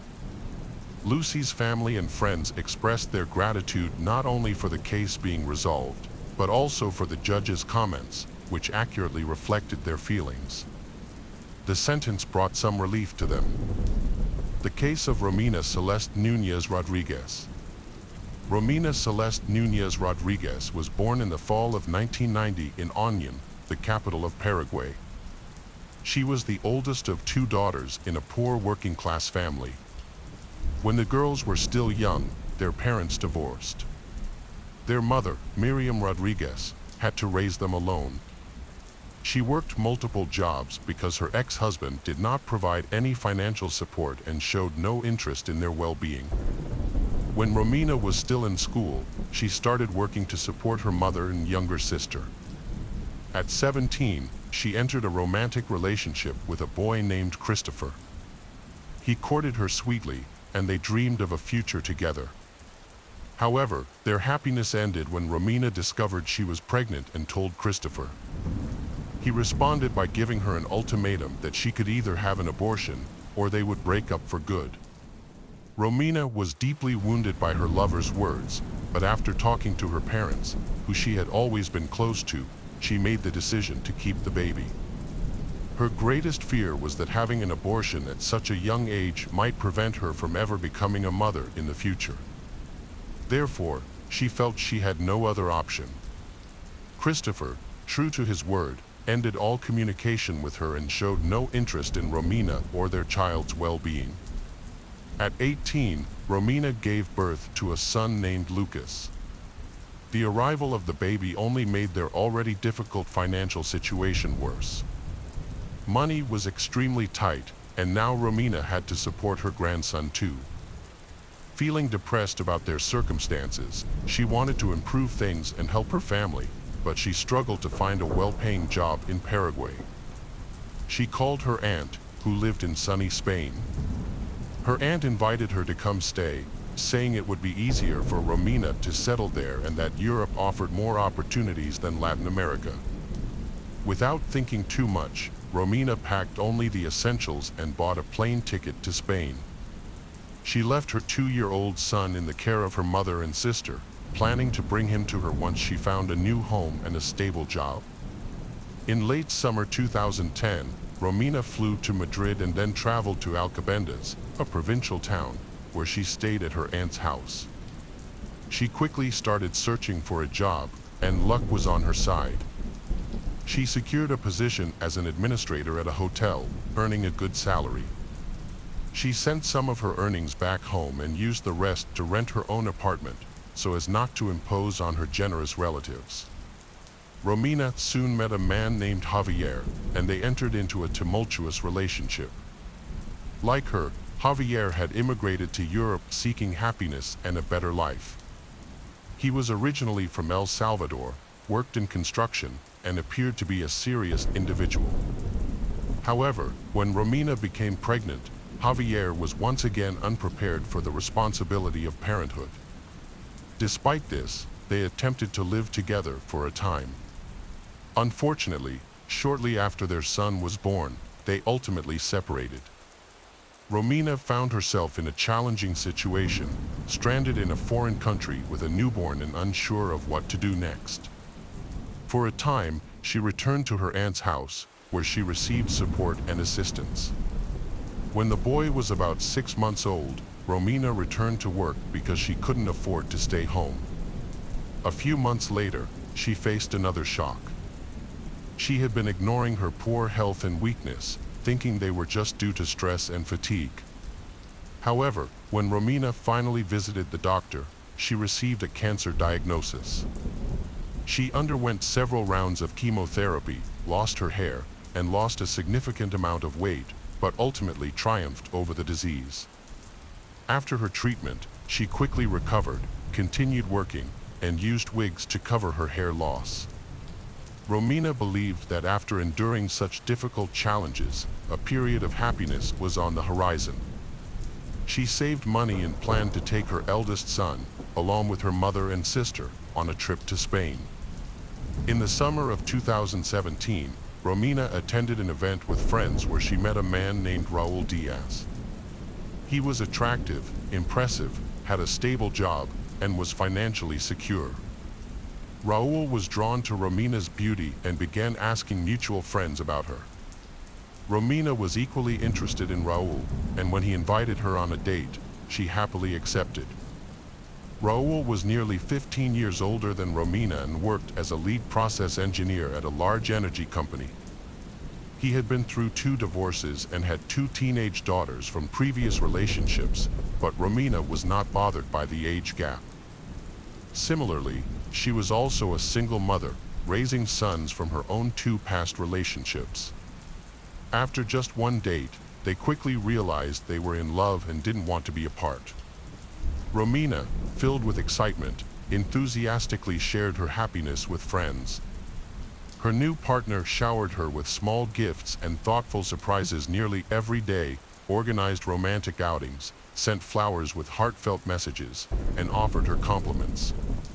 Romina felt she had finally found true love and a man who would accept her and her sons. However, she soon began to hear unsettling rumors about him. People claimed that he had been rude and even cruel to his former wives, which had led to the end of both his marriages. Despite this, Romina didn't want to believe the rumors, although she noticed that Raul had no contact with either his ex-wives or his daughters. Despite their significant age difference and the presence of children from previous relationships, the couple did not let these factors stand in their way. Just 6 months after they met, they chose to move in together in a luxurious villa on Lanzarote, one of the Canary Islands. To Romina, this place felt like paradise, but her happiness was short-lived. Raul, who initially seemed like the perfect partner, soon revealed a controlling side. At first, they lived with Romina's youngest son, and Raul made an effort to take care of the child. Romina even believed he would be a great father to her boys. Raul promised her a long and happy life together, assuring her that he would take care of her and the children. Romina, deeply in love, trusted his words and eagerly accepted his proposal to marry him. However, Raul insisted they needed time alone together to fully enjoy their relationship before the wedding. Raul not only wanted to take Romina's eldest child from Paraguay, but he also hoped to distance himself from her youngest son. Despite this, Romina trusted her partner and ignored warnings from her friends who noticed his odd behavior. In June 2018, Raul purchased tickets for Romina and her child to travel to Paraguay, along with a return ticket solely for Romina. When she returned home and shared details about her partner, her mother and sister became uneasy about Raul's intentions. They suspected he simply wanted to get rid of her children. Romina was hurt by their comments and ended up having a small argument with her family. A few days later, she flew back to Spain, promising to return for the boys in the fall. When Romina got back, she received a warm welcome, and for 2 months, she was happily alone with Raul. However, in August, just a few days before the wedding, Raul violently attacked Romina. This was a shocking experience for her, but he pleaded for her forgiveness on his knees, assuring her that it would never happen again, and she chose to believe him. Romina did not report the incident or tell anyone about it. On August 10th, she attended the wedding with makeup covering her bruises, unaware that the man she was marrying would soon take her life. 2 weeks after the wedding, the girl returned to Paraguay, not to pick up her sons as she had initially planned, but to visit her family. Her mother and sister were confused by the changes they noticed in her since they last saw each other. Romina appeared upset and disoriented. She walked with a noticeable limp and had bruises on her neck, which she tried to cover with a scarf. When asked about her condition, Romina either remained silent or claimed she had hurt herself accidentally. She stayed at home for nearly a month, which surprised her relatives since she had just gotten married. Romina explained that her husband had suggested she visit her children because she missed them. Miriam praised her son-in-law for being generous, but she still couldn't understand why her daughter seemed so unhappy. In mid-September, Romina secretly borrowed money from her relatives to buy a return ticket to Spain because her husband refused to pay for it. This should have been a clear sign that returning was not a good idea, yet Romina still hoped for a happy resolution to their marriage. On September 17th, at the airport, her mother, sister, and sons saw her for the last time. After returning to her husband, Romina's life began to feel like a nightmare. Raul, who was using illegal drugs, no longer hid his addiction from her. When under the influence, he became aggressive and emotionally abused Romina. Each time she tried to leave, he promised to change and insisted that it wouldn't happen again. After the beatings and threats, there were often brief periods when Romina's husband would become loving and caring again, showering her with gifts and planning romantic outings. However, these peaceful moments became shorter over time, and instances of violence occurred more frequently. Just before the new year, Romina confided in her best friend that she feared her husband and worried he might eventually kill her. On December 29th, Raul beat her so severely that she had to seek medical attention. The hospital staff noticed something was wrong and considered calling the police to report the incident. At that moment, Raul arrived and insisted that Romina had simply fallen and that there was no need to involve the authorities. Romina went along with his story, declined hospitalization, and returned home with him.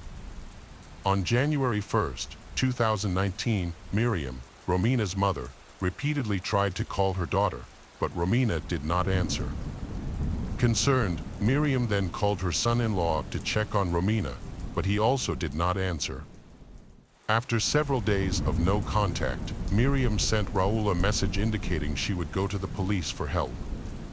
This prompted Raul to quickly return her call, explaining that he and Romina had a fight on December 31st, after which she left with her belongings.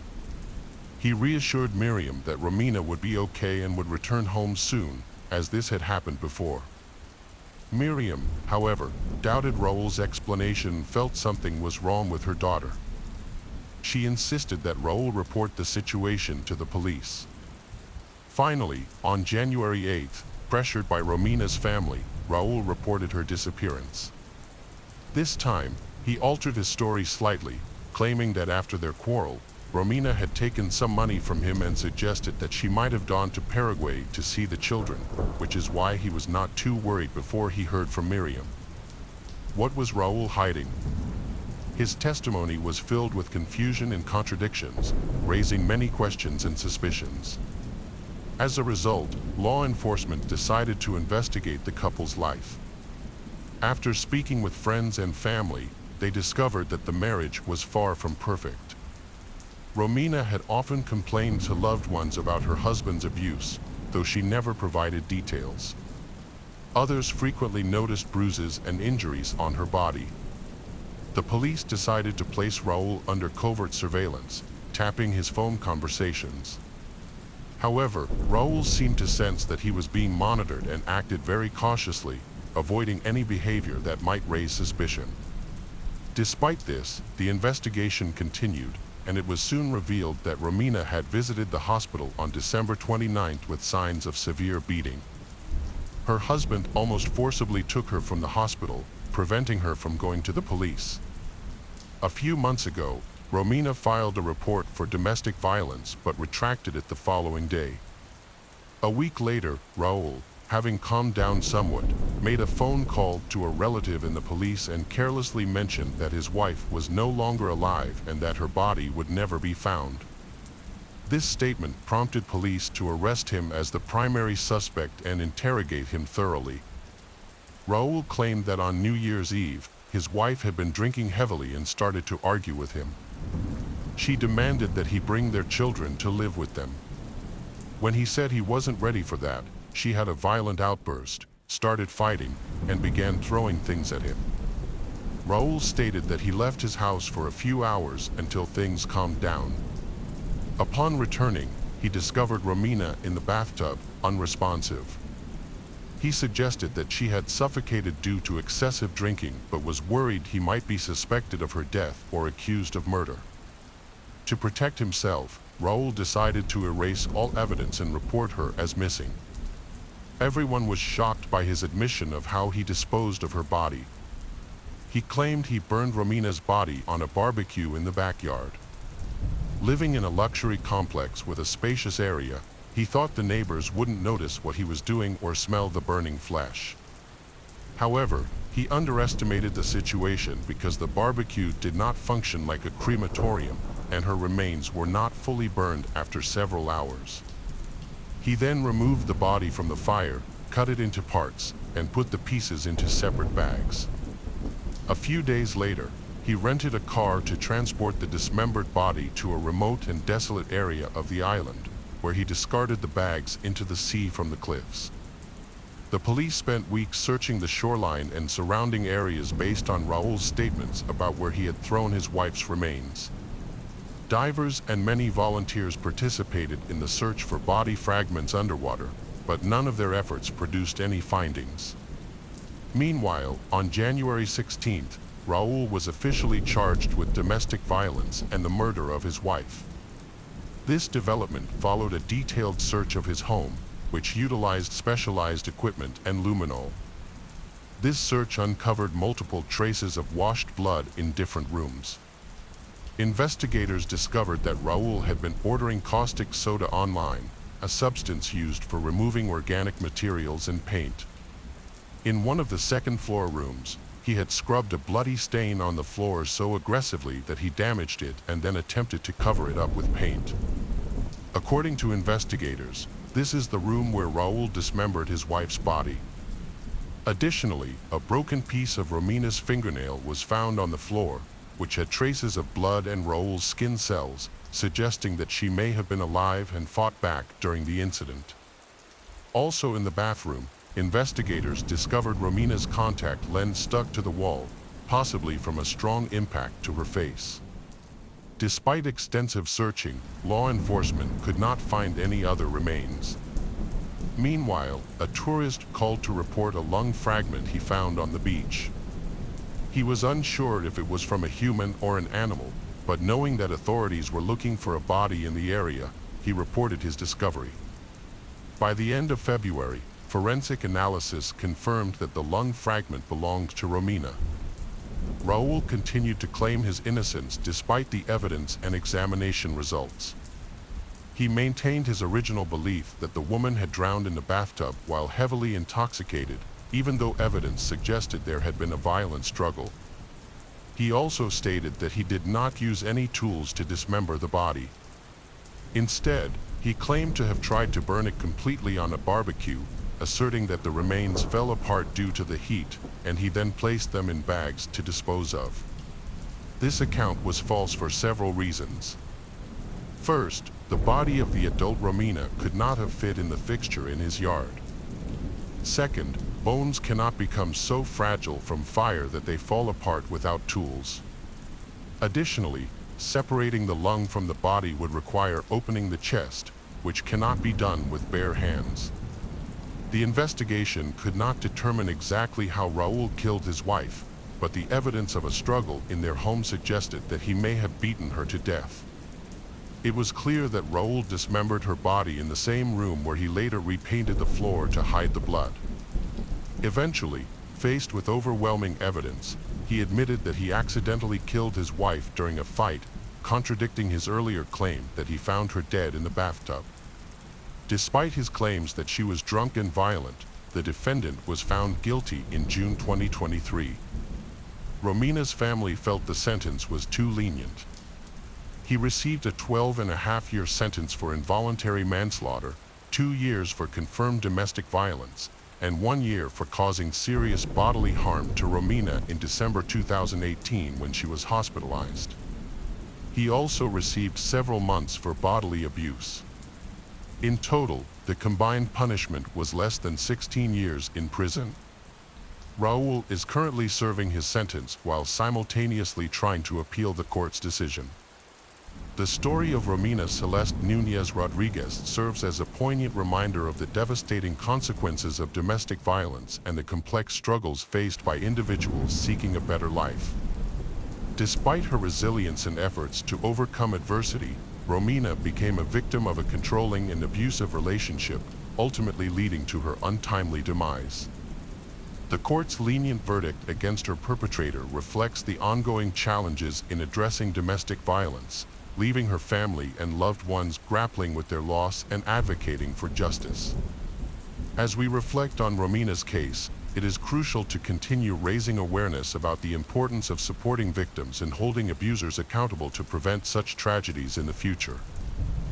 The case of Sydney Luff. Sydney Irene Luff was born on August 21, 1993, in Broken Bow, Nebraska. She grew up in Arcadia with her parents, George and Susie Luff. In 2000, when she was in 2nd grade, her family moved to Norfolk. Her mother, Susie, worked as a special education teacher, and her father, George, was a school principal. Sydney was an active child and enjoyed a happy childhood filled with a love of nature. She loved fishing, an activity her father often took her to do. During her school years, she participated in basketball and golf, and showed outstanding potential in both sports. However, she developed scoliosis, which affected the curvature of her spine and forced her to give up many of her favorite hobbies and sports. In 2011, after finishing high school, Sydney began working at a Menards store that focused on home improvement products. The Luff family was very attached, and when Sydney needed to move from Norfolk to Lincoln for her job, they all made an effort to stay in touch nearly every day and often gathered for dinner. Although Sydney lived on her own, she frequently returned to her parents' house.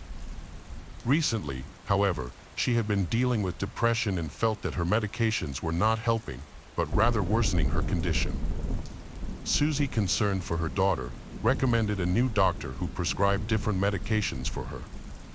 During phone calls with her mom, Sydney expressed that she was starting to feel normal again, sounding quite optimistic. She was trying to make positive changes in her life and was searching for a new job. Working in a store wasn't her ultimate goal. She felt there was more out there for her. However, she was uncertain about her career path and what she truly wanted, which contributed to her feelings of depression.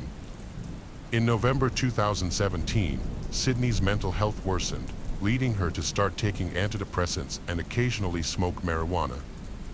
Although her family and friends were very supportive, but she was looking for more than just companionship. She wanted love. Being young and modern, Sydney was interested in women, so she often searched for dates on social media. She used Tinder, an app that helps people connect for dating, to find friends and romantic interests. During that month, she matched with a girl named Audrey, who responded to her message. They began chatting and discovered they shared many interests, including gambling, hiking, and enjoying good food. After exchanging about 100 messages, Sydney and Audrey decided to meet in person on November 14th. Sydney traveled to Audrey's house in Wilbur, and their first meeting was a success, leaving Sydney very happy. They enjoyed each other's company and agreed to meet again at Audrey's house on November 15th. After finishing her shift at the store, Sydney went home to get ready. She cleaned up, styled her hair, and did her makeup before heading out. She took a selfie and posted it on Tinder with the caption, "Ready for date."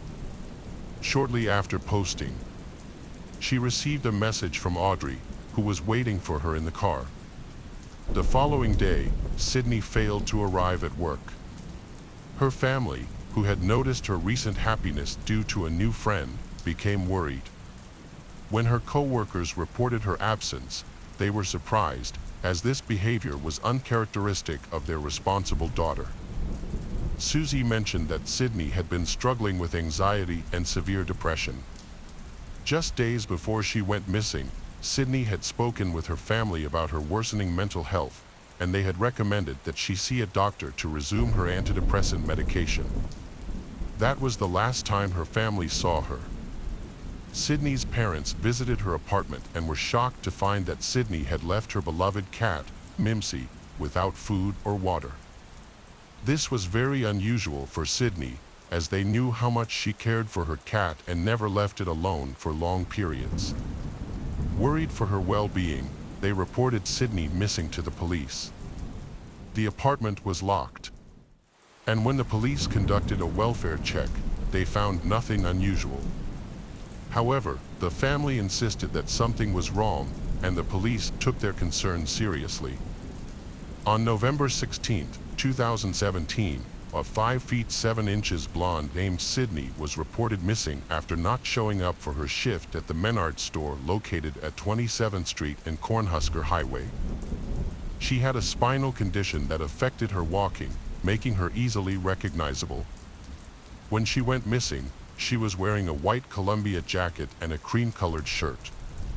Her parents told the police that earlier that week, on Wednesday morning, Sydney had shared on Snapchat that she had gone on a date with a woman she met online the previous Tuesday night and planned to see her again that Wednesday evening.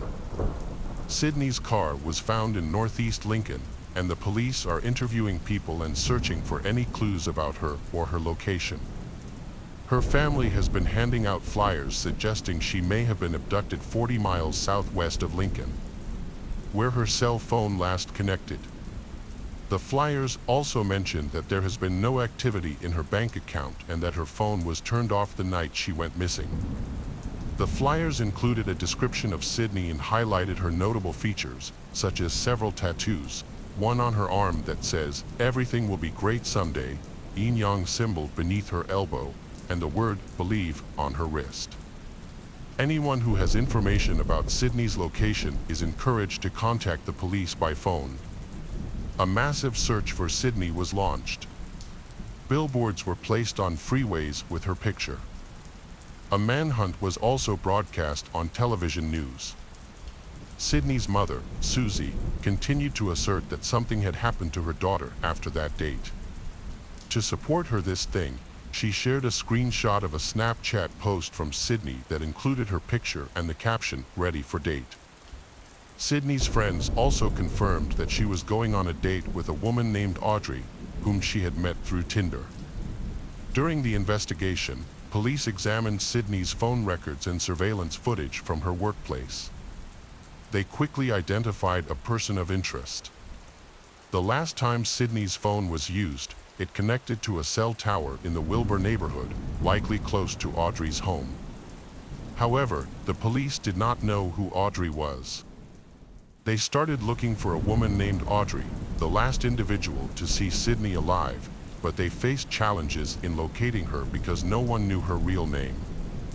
Sydney's friend Brooklyn stepped in to help the police by searching for Audrey on Tinder. After downloading the app, she located Audrey and they exchanged phone numbers. This led the police to discover that Audrey's real name was 26-year-old Bailey Boswell. They also found out that Bailey lived near the cell tower where Sydney's phone was last connected. Additionally, it was revealed that Bailey shared her apartment with her partner, 52-year-old Aubrey Trail. Bailey and Aubrey are two individuals with contrasting backgrounds. Bailey Boswell was raised in a typical family in Lyons, Iowa. As a child, she was sociable and performed well academically, also finding success in basketball and running. However, after the death of her father, her life took a different turn. Following her high school graduation, Bailey fell into a troubling lifestyle that involved alcohol and drugs.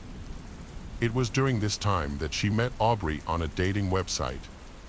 Aubrey Trail had a problematic history, facing several fraud charges, including writing bad checks and theft.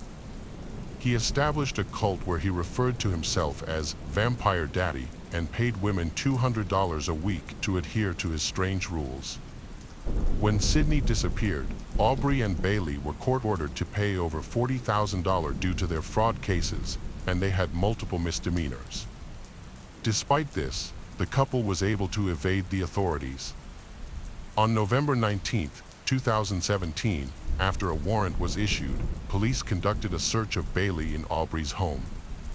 During the search, they found that some walls had been scrubbed with bleach.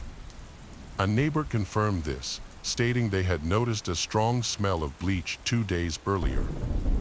After that, the police made more efforts to find the suspects.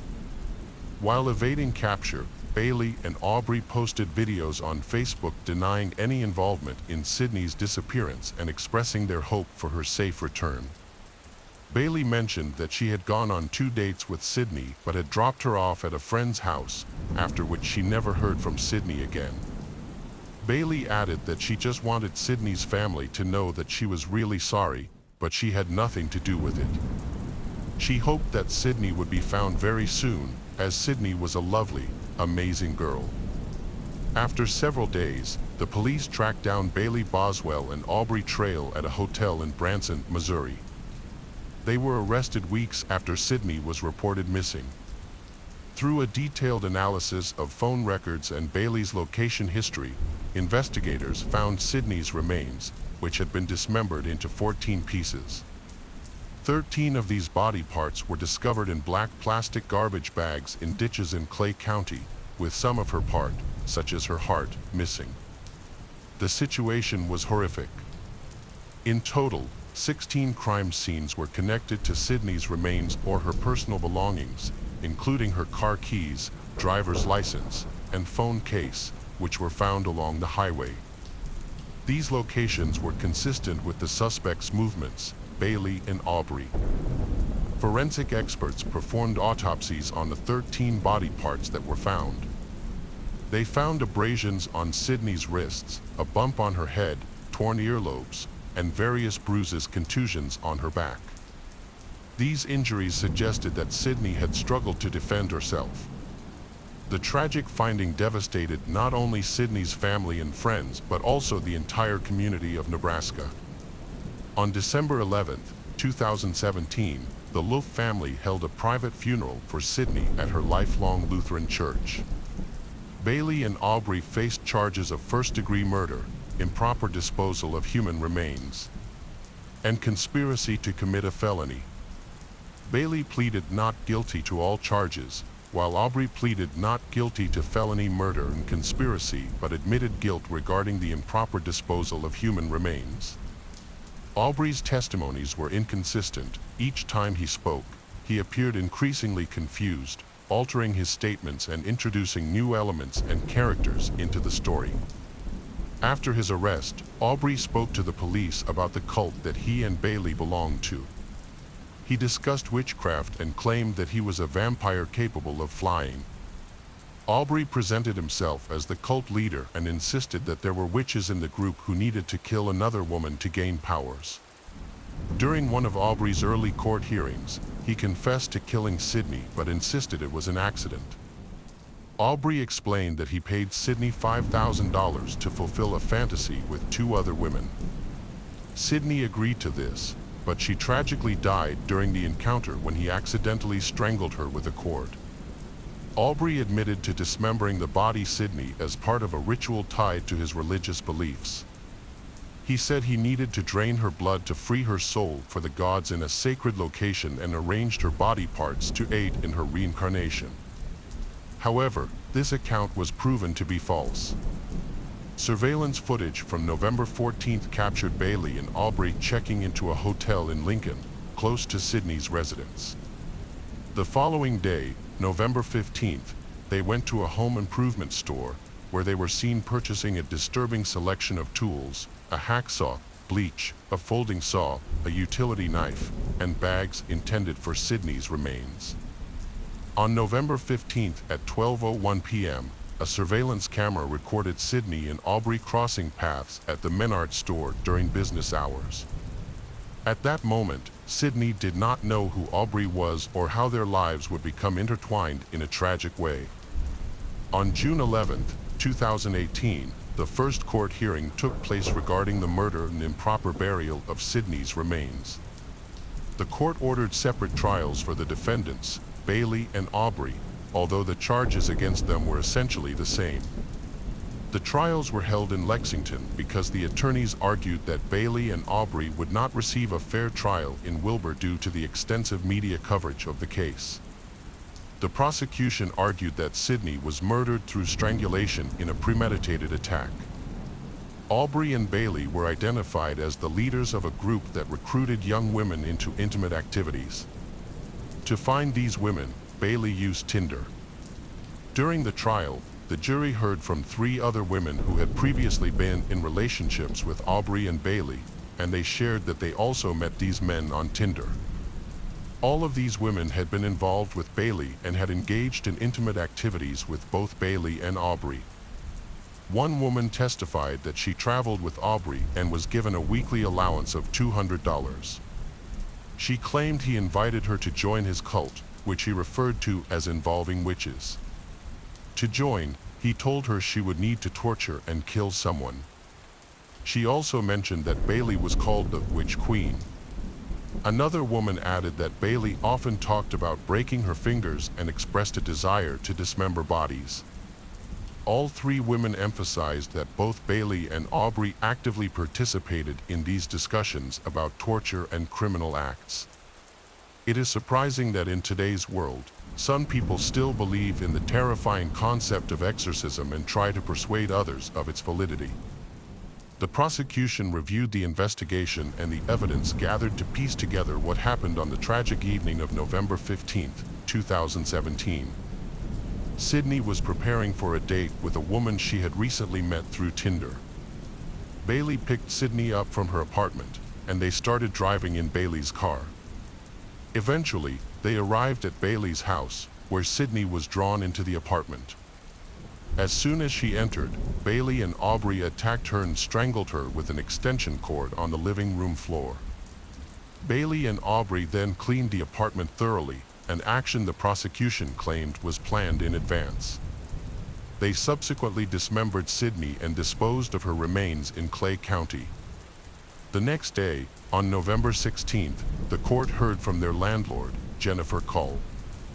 She testified that when she drove into the garage, she noticed a strong smell of chlorine, which became more intense when she entered the house. The medical examiner concluded that Sydney's death was a homicide caused by asphyxiation. Toxicology reports revealed that Sydney had antidepressants in her system. The court discovered that, in addition to the missing parts, Sydney's upper left arm, specifically the section above the elbow and below the shoulder, was also unaccounted for. Prosecutors have recommended the death penalty for the 2 suspects. They have also said they will review the case if the verdict is deemed unfair. Meanwhile, Aubrey again denied any involvement in occult activities and only admitted to improperly burying the remains. During his trial, he exclaimed that Bailey was not involved in Sydney's death, shouting, "Bailey is innocent, damn you all." Then, he attempted to end his life by slashing his throat 3 times with a razor blade. However, he survived and was placed in custody until he fully recovered. Aubrey did not attend court for several weeks after that. The next time he appeared was during the defense phase, specifically when he was scheduled to testify. When he entered the courtroom, he smirked and told the judge, "He will be good." It's uncommon for defendants to testify in their own trials, as defense attorneys often advise against it.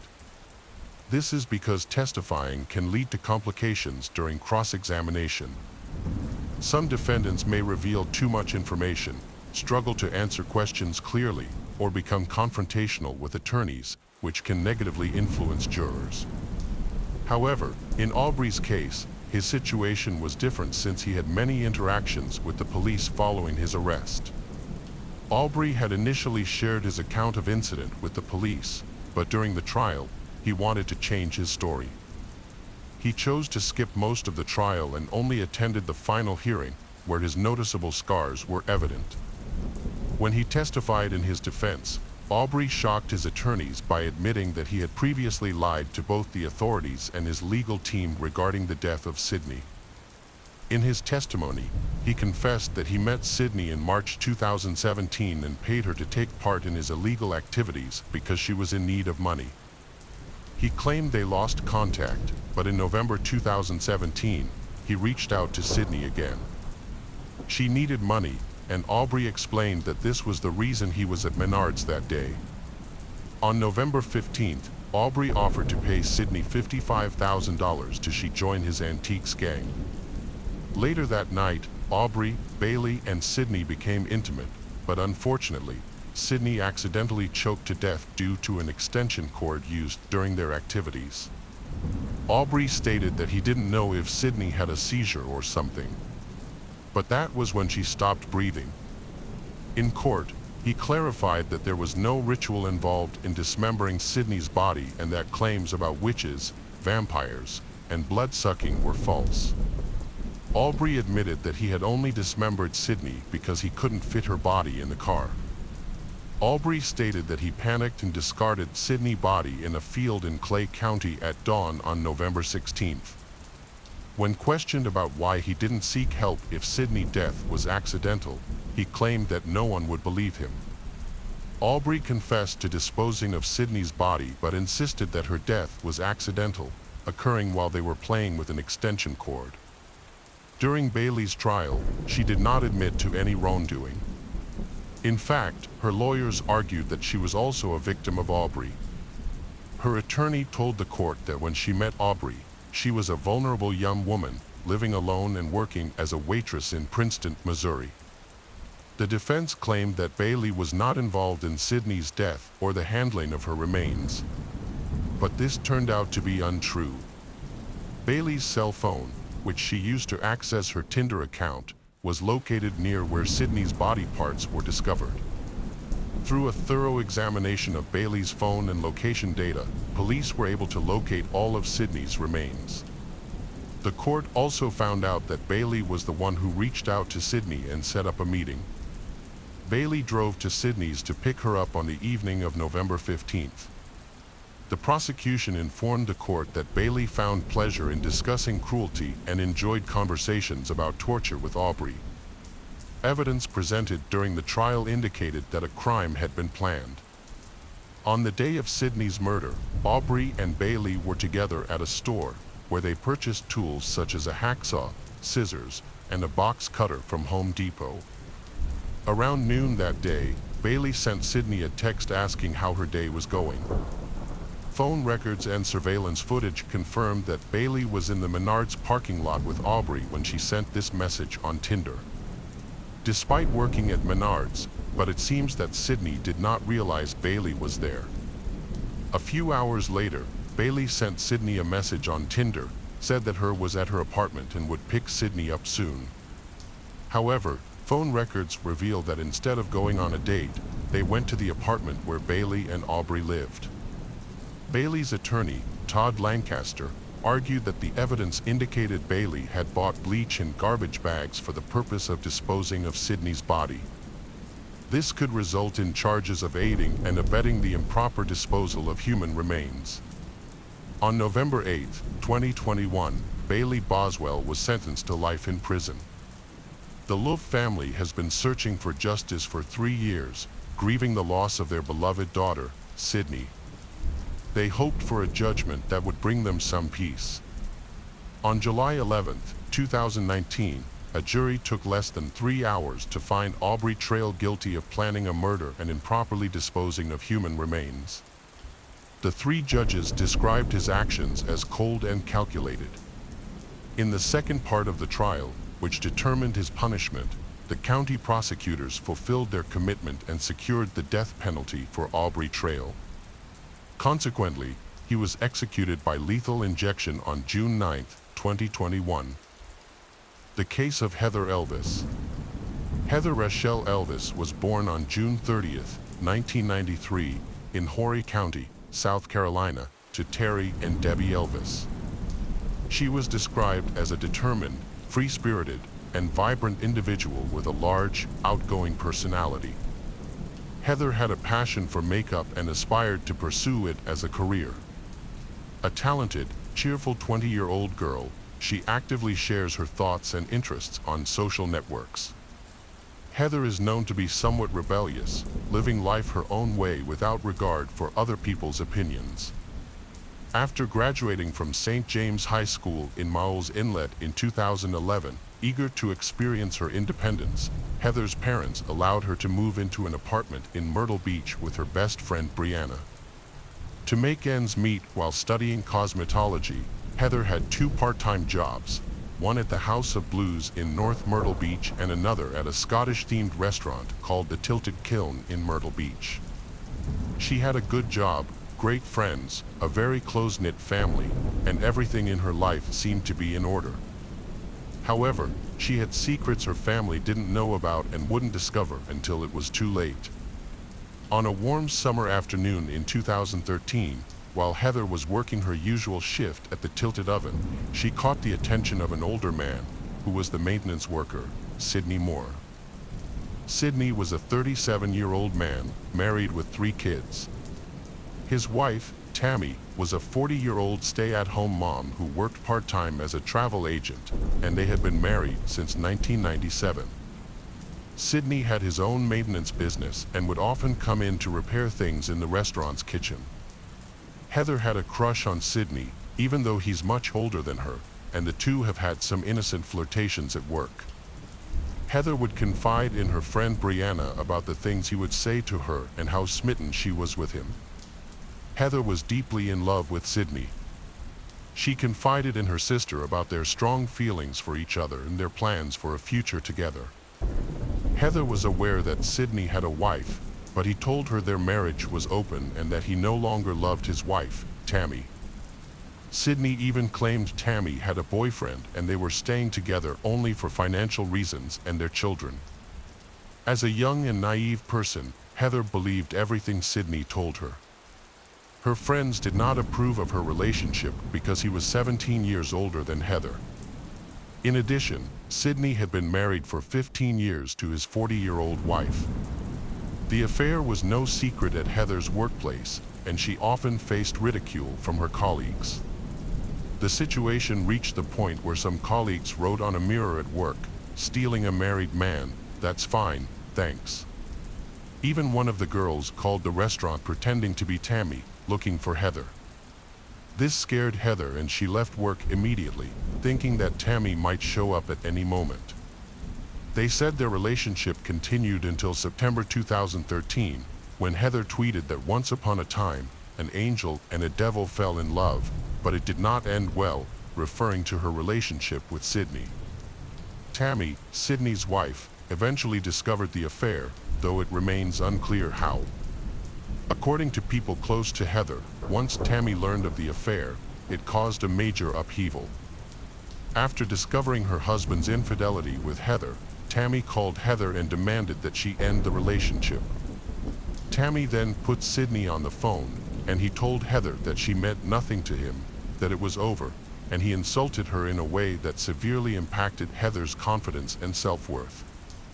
In the following weeks, she tried to focus on rebuilding herself and directing her attention to her goals and work. However, Tammy was just getting started.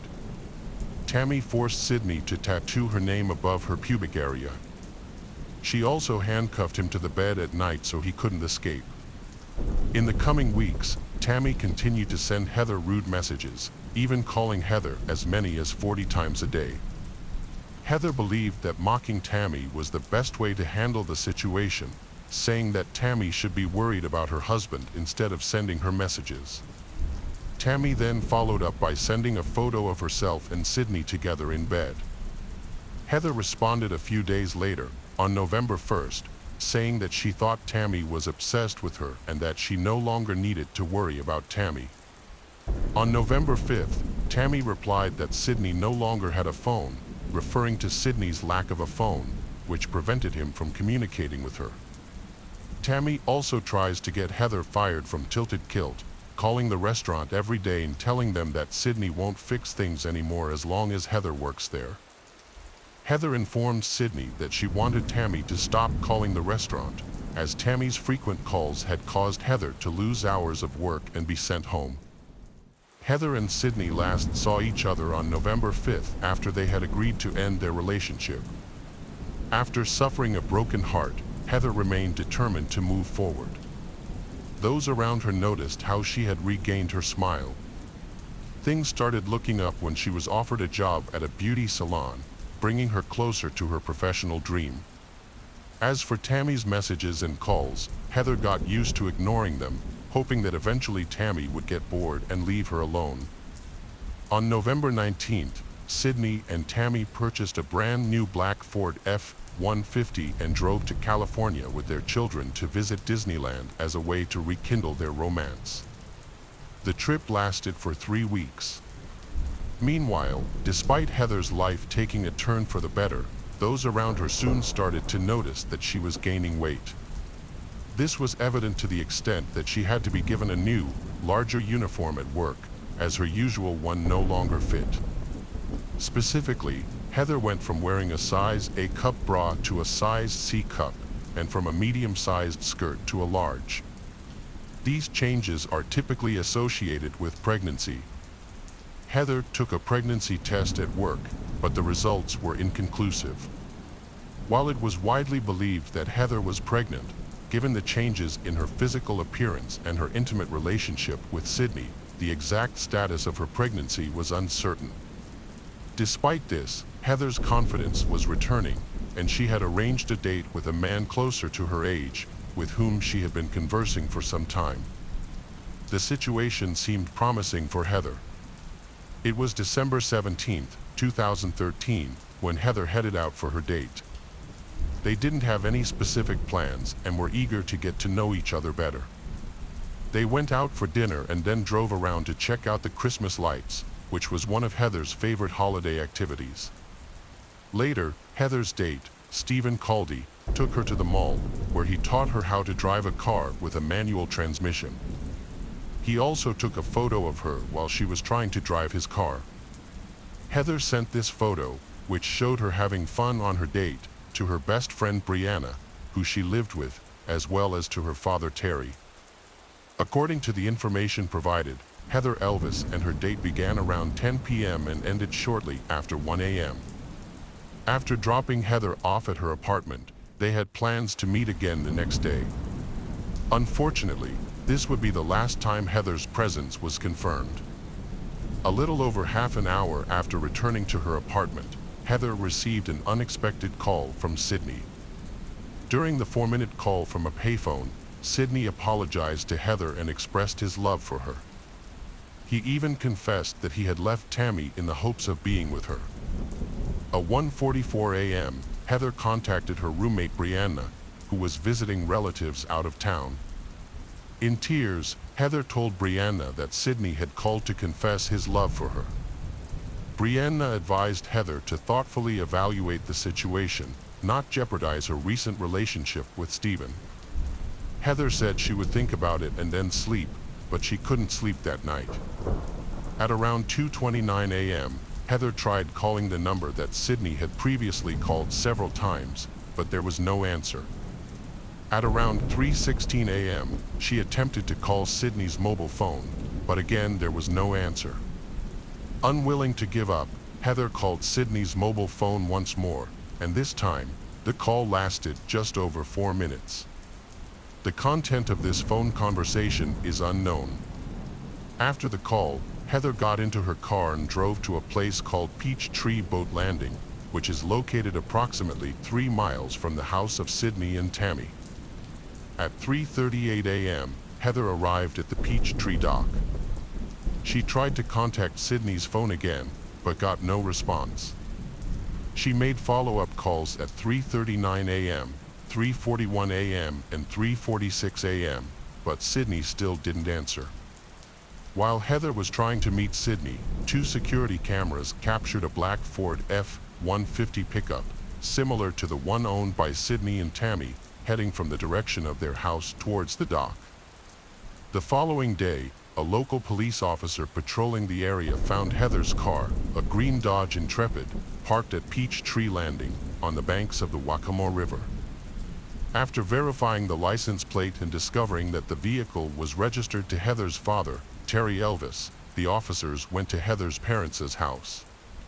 They questioned Terry about the car, and since he had a spare set of keys, they went to the vehicle and noticed that Heather's keys, identification, purse, and phone were not inside. The police allowed Terry to search the vehicle and then let him take it home. Terry repeatedly tried to call Heather, but the calls went straight to voicemail. When Heather failed to show up for work, the police investigated her apartment but found no sign of her. A search for the missing Heather was initiated, and her friends and family created posters, leaflets, and a Facebook page titled "Find Heather Elvis" to aid the search. As the police investigated, suspicion soon focused on Sydney and Tammy due to evidence of text messages, phone calls, and public knowledge of the affair between Heather and Sydney. Sydney and Tammy also posted on Facebook, speaking disrespectfully of Heather and her family. Sydney referred to Heather as a girl who traded fellatio for pumpkin-spiced lattes, and Tammy posted a lengthy status about how Sydney cheated on her in September and October. Detectives gathered evidence suggesting Sydney's involvement in the case. They observed his pickup leaving the Peachtree Landing area at 3:45 a.m. and found that he had disconnected the vehicle's GPS system on the night of December 18th, making it difficult to confirm if the CCTV footage showed his vehicle. Despite the lack of concrete evidence, the investigation continued. On February 21, 2014, Sydney and Tammy were arrested and charged with kidnapping, obstruction of justice, and 2 charges of indecent exposure. After an 11-hour search, they were charged with indecent exposure for taking sexually explicit pictures of themselves in public areas, as well as obstruction of justice for providing false information to the police regarding a pay phone. On February 24, 2014, the police held a press conference to announce that they had charged Sydney and Tammy with the murder of Heather. The police claimed to have found evidence that led them to suspect that Sydney and Tammy had kidnapped and murdered Heather. In 2015, Sydney and Tammy were released from prison after 11 months, and their bond was set at $100,000 per person.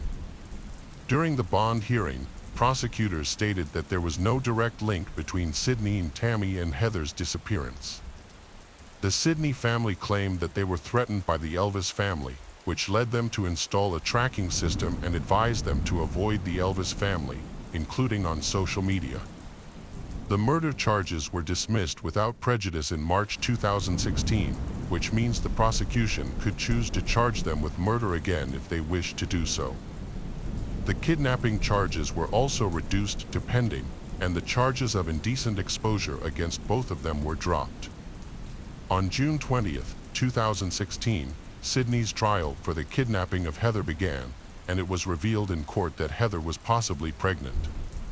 Detectives discovered that when Sydney went to Walmart, he purchased a pregnancy test and cigars. Afterward, Sydney went to a pay phone to call Heather and then to meet up with her. Sydney explained that the pregnancy test was for his wife Tammy because they were trying to have a child, even though the home security footage of Sydney's residence showed them washing their car after December 18th, burning rags, and having a receipt for a pregnancy test in their possession. Sydney was charged with kidnapping, but the first trial resulted in a mistrial because the jury could not reach a verdict. Despite the lack of embodying evidence that Sydney murdered Heather, 10 of the 12 jurors wanted to convict him, while the remaining 2 did not. In 2017, the Court of Appeals affirmed Sydney's conviction for kidnapping and attempted kidnapping of Heather and sentenced him to 30 years in prison. In October 2018, 5 years after Heather went missing, Tammy was put on trial for kidnapping and conspiracy. During the trial, it was revealed that Tammy was infuriated by her husband's affair with Heather, especially after rumors began to circulate that Heather was pregnant in December 2013. In addition, a family friend of the Sydney, named Donald DeMarino, testified that he saw an image of Heather on Tammy's phone during a family gathering that took place after Heather's disappearance. Donald mentioned that in the image, it appeared that Heather was unable to walk or speak. Allegedly, the image disturbed him so much that he withdrew from the meeting after seeing it. The image in question was not shown, nor were any further details provided. However, this testimony, along with all the other evidence presented by the prosecution, was sufficient to convince the jury to reach a guilty verdict in just under 2 hours. She was found guilty and sentenced to 30 years in prison on both charges, and was eligible for parole after serving a specific amount of time. To this day, what happened to Heather Elvis that night in December 2013 has not been revealed.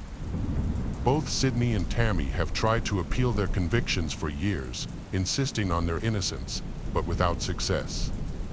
Currently, Sydney is incarcerated at the Lee Correctional Institution Maximum Security in Bishopville, with a projected release date of March 31, 2044. On the other hand, Tammy is in the Letcher Medium Security Correctional Center in Greenwood, with a projected release date of May 9, 2043.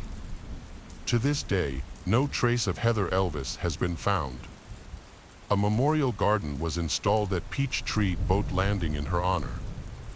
Heather's disappearance has left an indelible void in the lives of her family and friends. The pain they have endured, the unanswered questions, and the longing for a resolution have become an enduring chapter in the history of Myrtle Beach. The Myrtle Beach community, united by the hope of obtaining answers, has come together in search efforts and vigils. Heather's story has echoed far beyond this coastal town, reflecting the challenges of navigating the complexities of love and relationships. The case of Laura Lopez. Laura Lopez was born on November 11, 2000, in Plata, Argentina. Her older sisters, Melissa and Damaris, who were 18 at the time of her birth, love her very much. Tragically, their mother passed away when Laura was just 3 years old, and her 3 sisters were taken care of by their father. Although he initially tried to support the family, he later fell into alcoholism a few years after. Despite the challenges she faced, Laura was known for her sweet and loving personality. Her sister affectionately called her Cello, a nickname that everyone who knew her called. Years later, when their father lost his job, the family needed to find additional work. At 18, Laura started selling fried pastries during the day while attending high school in the evening. In her free time, she focused on caring for her nieces and nephews. At the beginning of her studies, she hoped to secure a good job to improve her family's financial situation and bring them stability. Unfortunately, an unexpected incident occurred that hindered her plans. On September 12, 2019, Laura and Damaris spent the entire day enjoying tea together. Damaris had just completed renovations on her house, and Laura playfully remarked that Damaris had never made tea quite like that before. Regardless, it was a lovely day. Later, Laura went to school, where her classmates noticed something unusual about her behavior. She decided to sit at the back of the class instead of her usual seat and left shortly after 20 minutes, when the lesson ended. When Laura returned home around 11:30 p.m., a friend greeted her. They chatted, had a few drinks, and took selfies for social media. They said their goodbyes at 3 a.m. Laura expressed that she was feeling tired and to get some sleep. The next day, Melissa sent a message to Laura asking if she had seen a doctor for her ear problems. When Laura didn't respond, Melissa started to feel anxious. Worried about Laura's whereabouts, Melissa reached out to Damaris for information, which only heightened her concern. After hours of searching, Melissa and Damaris went to the police station for help. However, they were told they would have to wait 48 hours since Laura was last seen before they could file a missing person report. The officers thought Laura might have had a boyfriend, since it is common for teenagers to encounter situations like this. On Saturday the 14th, the police received a report, and they initiated a search, but unfortunately, it was too late. On Sunday the 15th, two fishermen working in the El River's breakwater area, just 15 kilometers from Laura's home, noticed something unusual. They remained calm until they discovered a young girl's body floating in the water, with limbs and a skull. They quickly contacted the authorities to report their find. When the officers arrived, they saw that the attack had been extremely violent and it was clear that the attacker was skilled with knives. The detectives were actively looking for clues in the crime scene. They found a fabric bag, leggings, and underwear in the river, but they were completely destroyed. During their investigation, they also discovered 2 rings and, after searching the riverbed, found a knife stained with blood. The officers contacted Laura's family, and when Demorris arrived at the location, she quickly identified the clothing as Laura's belongings. Fishermen had found Laura's limbs and skull in shallow waters downstream from the initial discovery, which was then handed over to the forensic team for examination. Dr. Carlos Gordillo conducted the autopsy and determined that the death was caused by a severe blow to the head, which led to internal bleeding and increased pressure in the brain. A blow to the back of the head left her unconscious. Laura suffered between 2 and 4 hours of intense pain. Additionally, bruises were found on her arms, indicating that she had been beaten and had fought against her attacker. And the presence of intimate injuries on her body was a clear indication of sexual assault. Dr. Carlos Gordillo also mentioned that there were cuts on her neck, arms, and legs, suggesting that the attacker might have used kitchen knives. After 3 a.m. on Friday, they analyzed Laura's cell phone. Her last contact was with a 28-year-old mechanic named Alfredo Emilio Escobar. He and Laura had been high school classmates, and he enjoyed hunting and fishing, which meant he was skilled with a knife. His house was 2.5 kilometers, 20 blocks, from Laura's home, making it easy for him to visit. The cell tower signals were strong, and on September 13th, Alfredo contacted Laura 4 times. At that time, the cell towers showed they were both at home. Soon after, both phones were active near Laura's house. Laura's phone traveled to the city center and arrived at Alfredo's residence by 5 a.m. Laura's WhatsApp story featured an alien emoji, and her phone was still being tracked. Alfredo was found at his home at 5:52 a.m. After this time, Laura's phone stopped working, and there was no further communication from her. Records show that Alfredo didn't use his cell phone again until 11:05 p.m. the following day. Alfredo returned home at 12:05 p.m. on September 15th, caught by 13 cameras, including city and private surveillance. Investigations on local stores revealed recordings from the early morning of September 13th, showing their physical characteristics resemble Laura and Alfredo. Laura's then mobile phone was moving, and Alfredo was undoubtedly the only suspect in this case. During the investigation, one of the agents recognized Alfredo, recalling a meeting with him a year ago on Highway 22 while traveling to meet family in the towns of Nguan and Plotier. At that time, a young man had crashed into a patrol car while driving over 80 kilometers per hour. He refused arrest, leading to a lawsuit. Alfredo was about to go to court for that incident, but now he faces more serious charges. At 8:30 a.m. on September 17th, a police patrol was stationed about 30 meters from Alfredo's residence. While on duty, they noticed a young man resembling he driving away from a Fiat Ducato minibus they had been watching. The police identified him by his face shape, facial features, and hairstyle. He entered a house and later left with 2 adults approximately 60 years old.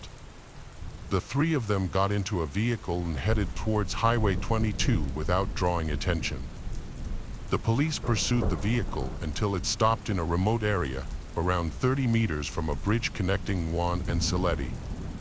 The elderly man and Alfredo got out of the vehicle at the same time, and the police asked for their identification. He was with his father and another man, while his mother stayed in the car. It was clear they were trying to leave the city. Alfredo agreed to the identification process but appeared nervous.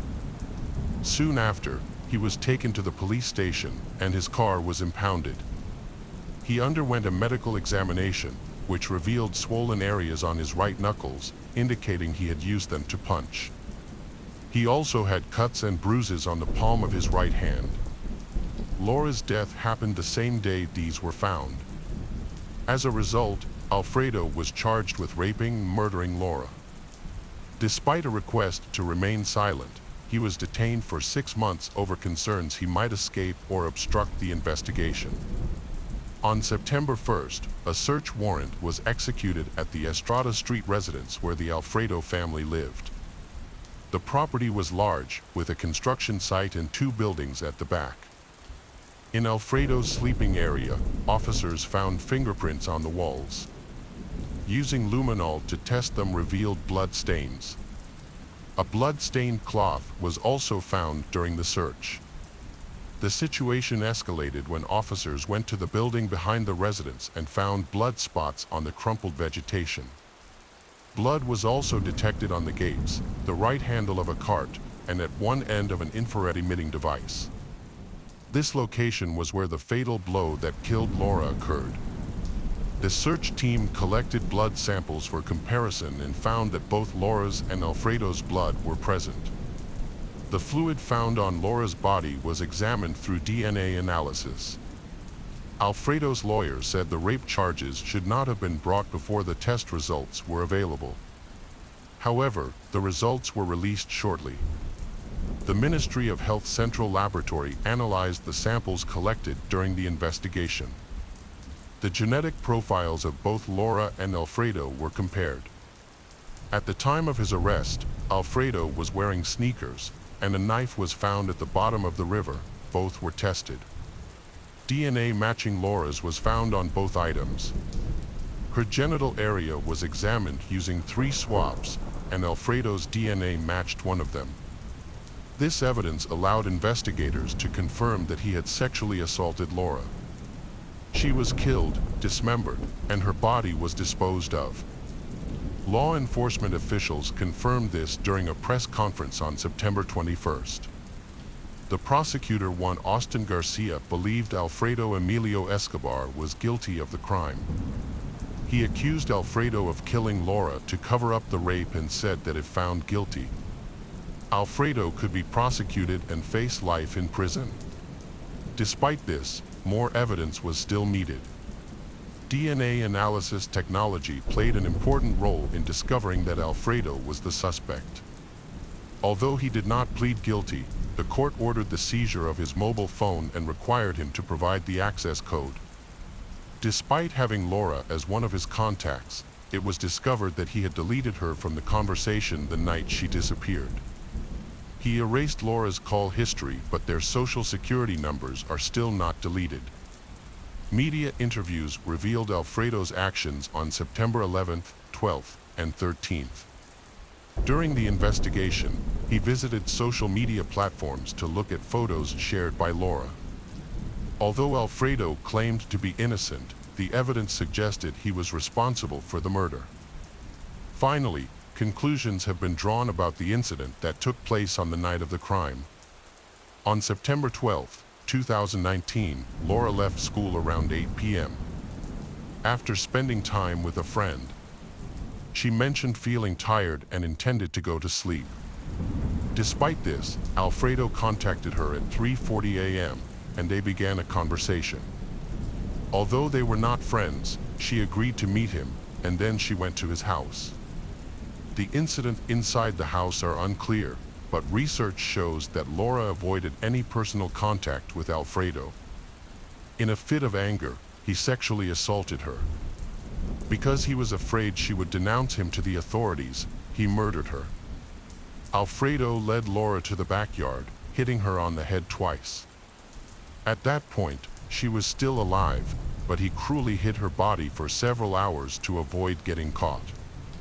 He also turned off his phone. Laura's body remained in the shed for almost a day, and she died from her injuries. Alfredo used a sharp knife from his kitchen to dismember her body. He then packed the body her parts into his Fiat Ducato minibus and drove 15 kilometers to the area near the breakwaters and left her body there. Afterward, he returned and turned on his phone.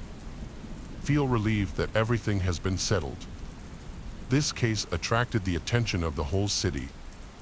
Alfredo's 23-year-old sister made the most headlines when she posted a message on her personal page mentioning both her brother and the victim, Laura. The post received mixed reactions. Some people sympathized with her, while others accused her of being complicit. The younger sister Alfredo's asked Cello and her team to remain vigilant, as her family is involved. Melissa later contacted Alfredo's sister to thank her for the message and asked for clarification. The criminal case was immediately initiated by the prosecution. The initial court hearings were held at the Provincial Legislative Assembly. According to the prosecutor of Nukin, Alfredo was entirely responsible for his actions, and Laura's death was attributed to gender-based violence, in addition to other charges such as rape.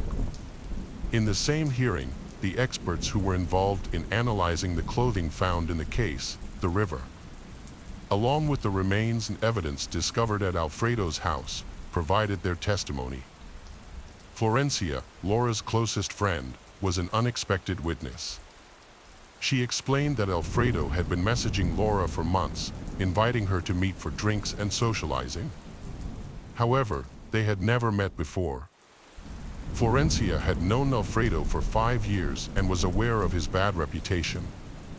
His house frequently hosted parties filled with alcohol and drugs, and intimate acts shared publicly by couples. Florencia had repeatedly advised Laura not to get involved with he, but she consistently ignored. The defense asked why Florencia had not suggested Laura blocking Alfredo's number. Florencia responded that Laura had made that decision and she did not want to interfere in Laura's life. While Florencia was on the stand, a video from security cameras from the day Laura disappeared was shown. In the footage from around 4 a.m., 2 people can be seen on opposite sides of the screen, heading towards the city center. Florencia admits that it was Laura, stating that her sneakers, jacket, and manner of walking were unmistakable. She also recognized Alfredo. The testimony of Alfredo's friend revealed his impulsiveness when the judge accused him of infidelity. His behavior was characterized by substance abuse and womanizing tendencies. Alfredo's ex-partner, also present in court, stated that their relationship ended badly years ago. She reported him to the authorities because she believed he had stolen from her house and taken money. When she met him to ask for the money back, he chased after the friend who accompanied her. After reviewing the testimonies, Alfredo tried to defend himself. He claimed that his friend, who sold him illegal drugs, was the real culprit. He said that he had been unconscious during the incident that night. He told the local media that he did not commit murder. He explained that he was intoxicated that night, and his friend was also under the influence of drugs at his residence with Laura. When he heard a scream from one of the rooms, Alfredo went to check it out. Seeing blood, he cleaned it up and helped his friend hide the body. In the end, the truth is what truly matters. Despite the lack of evidence, the statement was not confirmed. Alfredo was the only suspect. In his speech, the prosecutor stated that Alfredo took advantage of betraying Laura's trust due to his familiarity with her. He was responsible for the cruelty of his actions and the gruesome method of disposing of the remains. Alfredo Emilio Alfredo was convicted of the rape and murder of 18-year-old Laura Lopez after a jury deliberated for just 40 minutes. This charge is made more serious because it involved an attempt to conceal the attack. The issue of gender violence played a role in the case, leading to him receiving a life sentence without the possibility of release. The case of Timothy Jones Jr. In 2014, a particularly disturbing case came to light during a routine traffic stop in Smith County, Mississippi. Initially, police noticed a strong stench coming from the truck. When an officer approached the driver to ask for his papers, the man appeared nervous and disoriented. The officer's concerns grew as he inspected the vehicle, which had a strong odor of decay. The driver was identified as 37-year-old Timothy Jones Jr., and as the investigation continued, it became clear that something was seriously wrong. The case became more disturbing when it was discovered that Timothy had 5 children, but the truck contained only a few clothes and no sign of the children. The truth about Timothy's children was so shocking that it left the police stunned. Timothy Jones Jr. and Amber Kaiser were a divorced couple with 5 children under the age of 9, their names being Abigail, 1, Gabriel, 2, Naughton, 6, Elias, 7, Mara, 8. The family lived in Lexington, South Carolina. The two met as teenagers and eventually married when they were young. Timothy attended school in Mississippi, while Amber focused on raising the children and taking care of the family. However, Timothy's past was full of challenges. As a child, he witnessed his mother's mental health decline due to schizophrenia. She left home to work in intimate services, leading Timothy to believe that she had abandoned him. His father then moved him in with his grandmother at a young age. Timothy's early years showed promise despite his challenging childhood. He demonstrated a natural aptitude for mathematics, an ability to solve problems easily, and the ability to take computers apart and reassemble them to improve their performance. However, things changed as Timothy entered his teens. At age 10, he began using drugs and drinking excessively. At age 15, he suffered a traumatic brain injury in a car accident that affected the frontal lobe, the area of the brain that controls impulses and is associated with personality disorder. After the accident, he felt very jealous of those around his father. Over time, Timothy believed that his father did not love him and feared that he would be abandoned. Timothy struggled with emotional immaturity despite his growing intelligence. This limited his ability to understand and connect with others, and impaired his decision-making skills. Although Timothy was accepted into the U.S. Navy SEALs program in high school because of his intelligence, his lack of athletic experience and lack of discipline hindered his progress. He only attended training for a few weeks, often crying out of frustration as he struggled to keep up with the rigorous demands. This led to depression and subsequent drug tests that revealed he was abusing drugs, leading to his expulsion. In 2000, Timothy began associating with people who were involved in illegal activities. Police caught him with illegal substances and discovered that he had used his father's name to write counterfeit checks. As a result, the police told Timothy's father that he had to report his son to the police or face arrest. In 2001, Timothy was sent to a work camp in an Illinois state prison for a year. Upon his release, he appeared to have changed, finding religion to be the guiding force in his life. He had memorized several key sections of religious texts and wished to live strictly according to them. Timothy met his wife, Amber, while working at a theme park in Chicago. In 2004, he invited her to his Pentecostal church.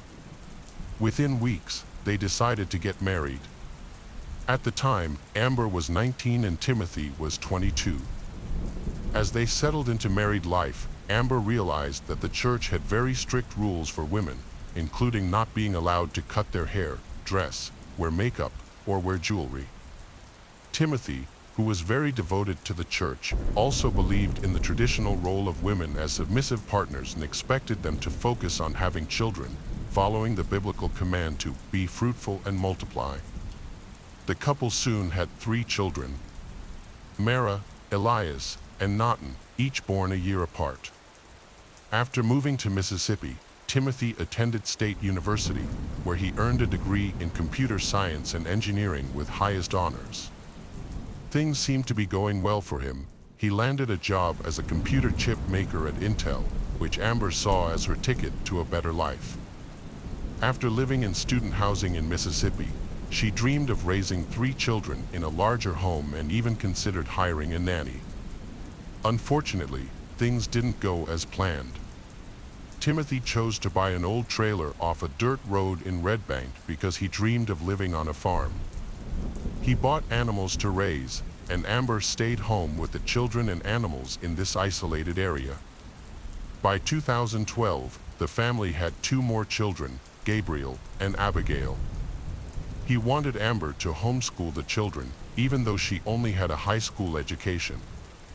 Amber felt increasingly isolated without her family and Timothy's family in Mississippi. She felt inferior to her intelligent and educated husband. Tensions rose when Timothy accused Amber of having an affair with a neighbor, causing their marriage to deteriorate. They began to consider divorce. In an effort to gain full custody of the children, Timothy told his divorce attorney that he was capable of raising the children on his own. Amber, without a lawyer and unsure of what to do, felt she had no choice but to agree to leave the children with their father, as she was unemployed and uneducated, and felt she had nothing to offer them. Timothy's marriage ended and his life spiraled out of control. He began using drugs and alcohol again, which worsened his mental health. Unable to balance work and family, he hired a babysitting service. The first 2 nannies said that Timothy's house was very clean and he seemed very devoted to his children.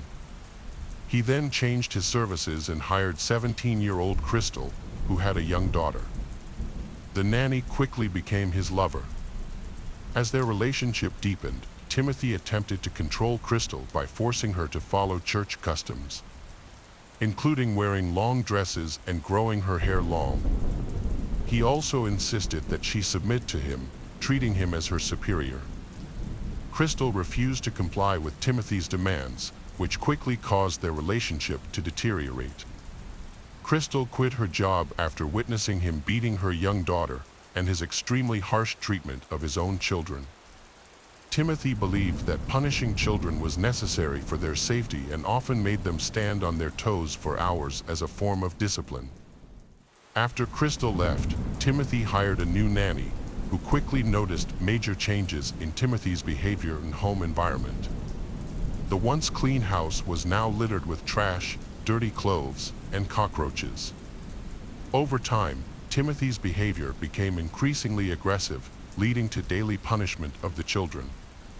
He also severely restricted their diet to oatmeal throughout the day, and only fed them 1 meal a day. A turning point came in August 2014 when a nanny contacted South Carolina Social Services to report severe abuse and neglect in the home.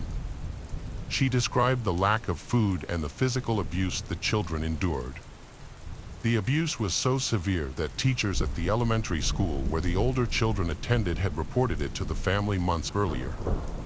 The school had previously required Timothy to sign a written promise that he would never abuse or hit his children again, as they often came to school with bruises. When asked about the injuries, the children said their father would grab them by the neck and slam them against the wall. On Thursday, August 28, 2014, Timothy picked up the 3 older children from elementary school, followed by the 2 younger children from a babysitter. That evening, around 7 p.m., Timothy became angry over some broken outlets in their mobile home. He accused his 6-year-old son, Naughton, of breaking the outlets and interrogated him. When Naughton claimed he didn't know anything, Timothy forced the boy to do push-ups and squats, repeating the sequence several times. Each time Naughton slowed down, Timothy whipped the boy with a belt. Throughout the punishment, Amber, Timothy's ex-wife, attempted to call and talk to her children. Calls were made at 7 o'clock, 7:02, 7:05, and 7:09, until 7:10 Timothy finally answered. During the conversation, Nada recounted her punishment, claiming that the broken outlet was an accident. This revelation further angered Timothy, fueling his rage. Timothy ended Amber's call and began mistreating Naughton for hours. The boy became extremely exhausted and dehydrated, and repeatedly begged for the ordeal to end. Eventually, the boy collapsed from his ordeal, ending the abuse. Despite Naughton's critical condition, Timothy left the boy alone in bed without providing him with any water or medical assistance.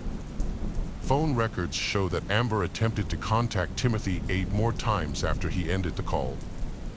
That night, at approximately 1 a.m., Timothy took his 8-year-old daughter, Mara, to a local convenience store to buy cigarettes. After returning home, he attacked Mara, strangling her. Timothy then went to his 7-year-old son, Elias, and did the same. He then took off his belt and went to Gabriel, 2, and Abigail, 1. He wrapped the belt around their necks and pulled until they stopped breathing. Seeing that none of the children were moving, he took their sheets and blankets, wrapped them individually, and placed them in the back seat of the car. On Friday, August 29th, Timothy's father called him at approximately 7:43 a.m., but no one answered. However, when the nanny called at 9:36 a.m., Timothy answered on the second call. During the conversation, the nanny asked about taking the younger children to daycare, and Timothy responded that he would take care of it, saying that they were currently out and would be back on Tuesday. That morning, he drove from place to place. From noon to 2 p.m., he searched online for out-of-state drugs. By 1:27 a.m., Timothy was near Alabama, and his grandmother called him several times, but he did not respond and continued to ignore her messages throughout the day. A total of 23 calls.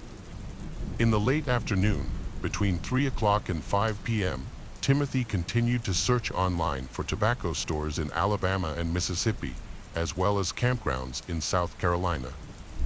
That evening, at 8:04 p.m., Timothy's phone location was tracked to Georgia. The following day, on August 30th, his grandmother continued to attempt to contact him, asking why he had not returned her calls.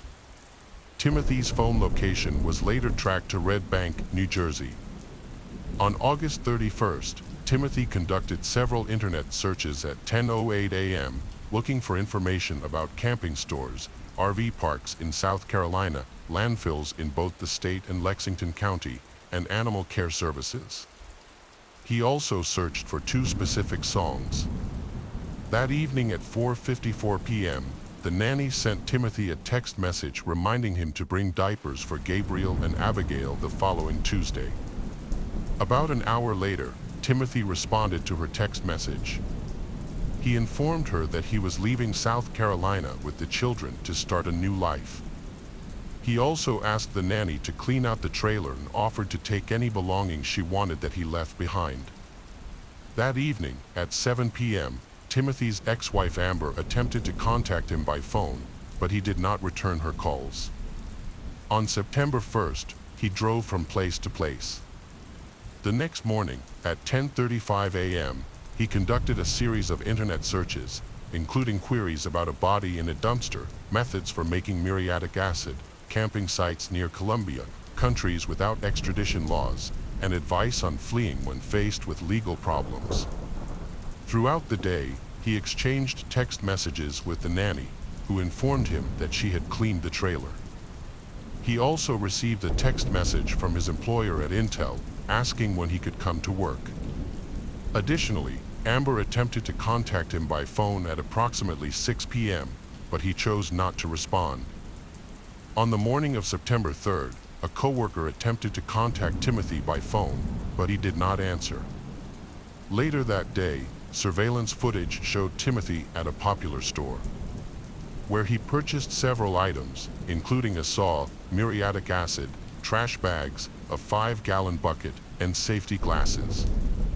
The next day, September 4th, Timothy went to a bank at 6:33 a.m. and deposited a check for $3,518. On September 5th, his location was discovered in Louisville, Georgia, although his phone was only activated briefly that day.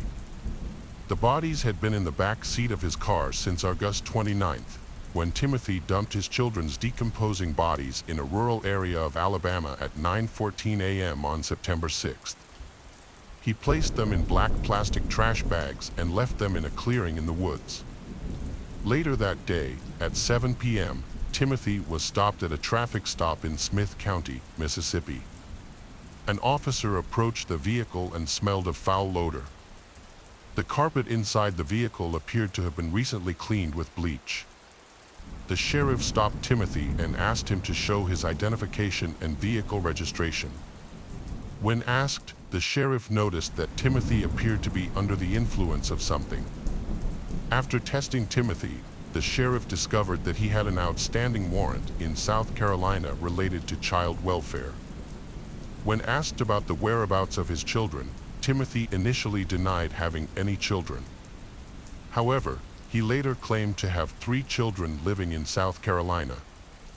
The officers then asked Timothy to provide them with the phone numbers of his father, grandmother, and ex-wife to verify the children's safety.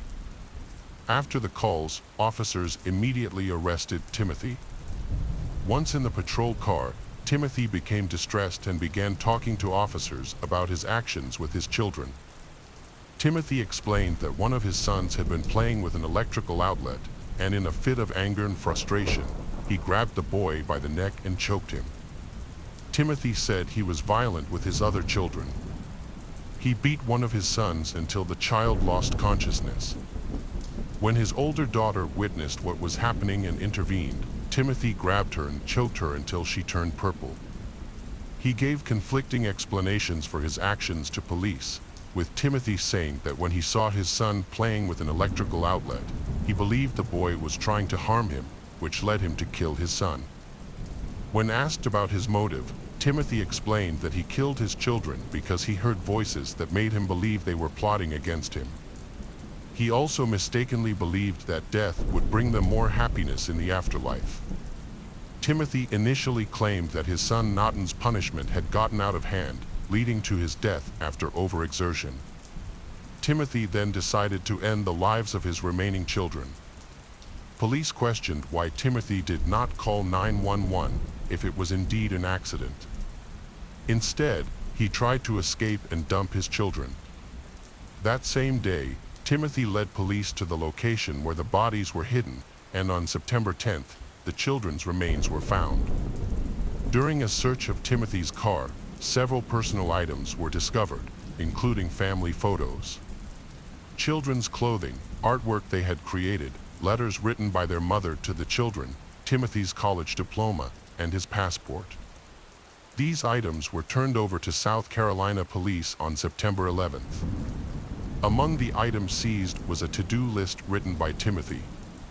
The list contained disturbing tasks such as disposing of the body, grinding bones into powder or smaller pieces, and burning the body.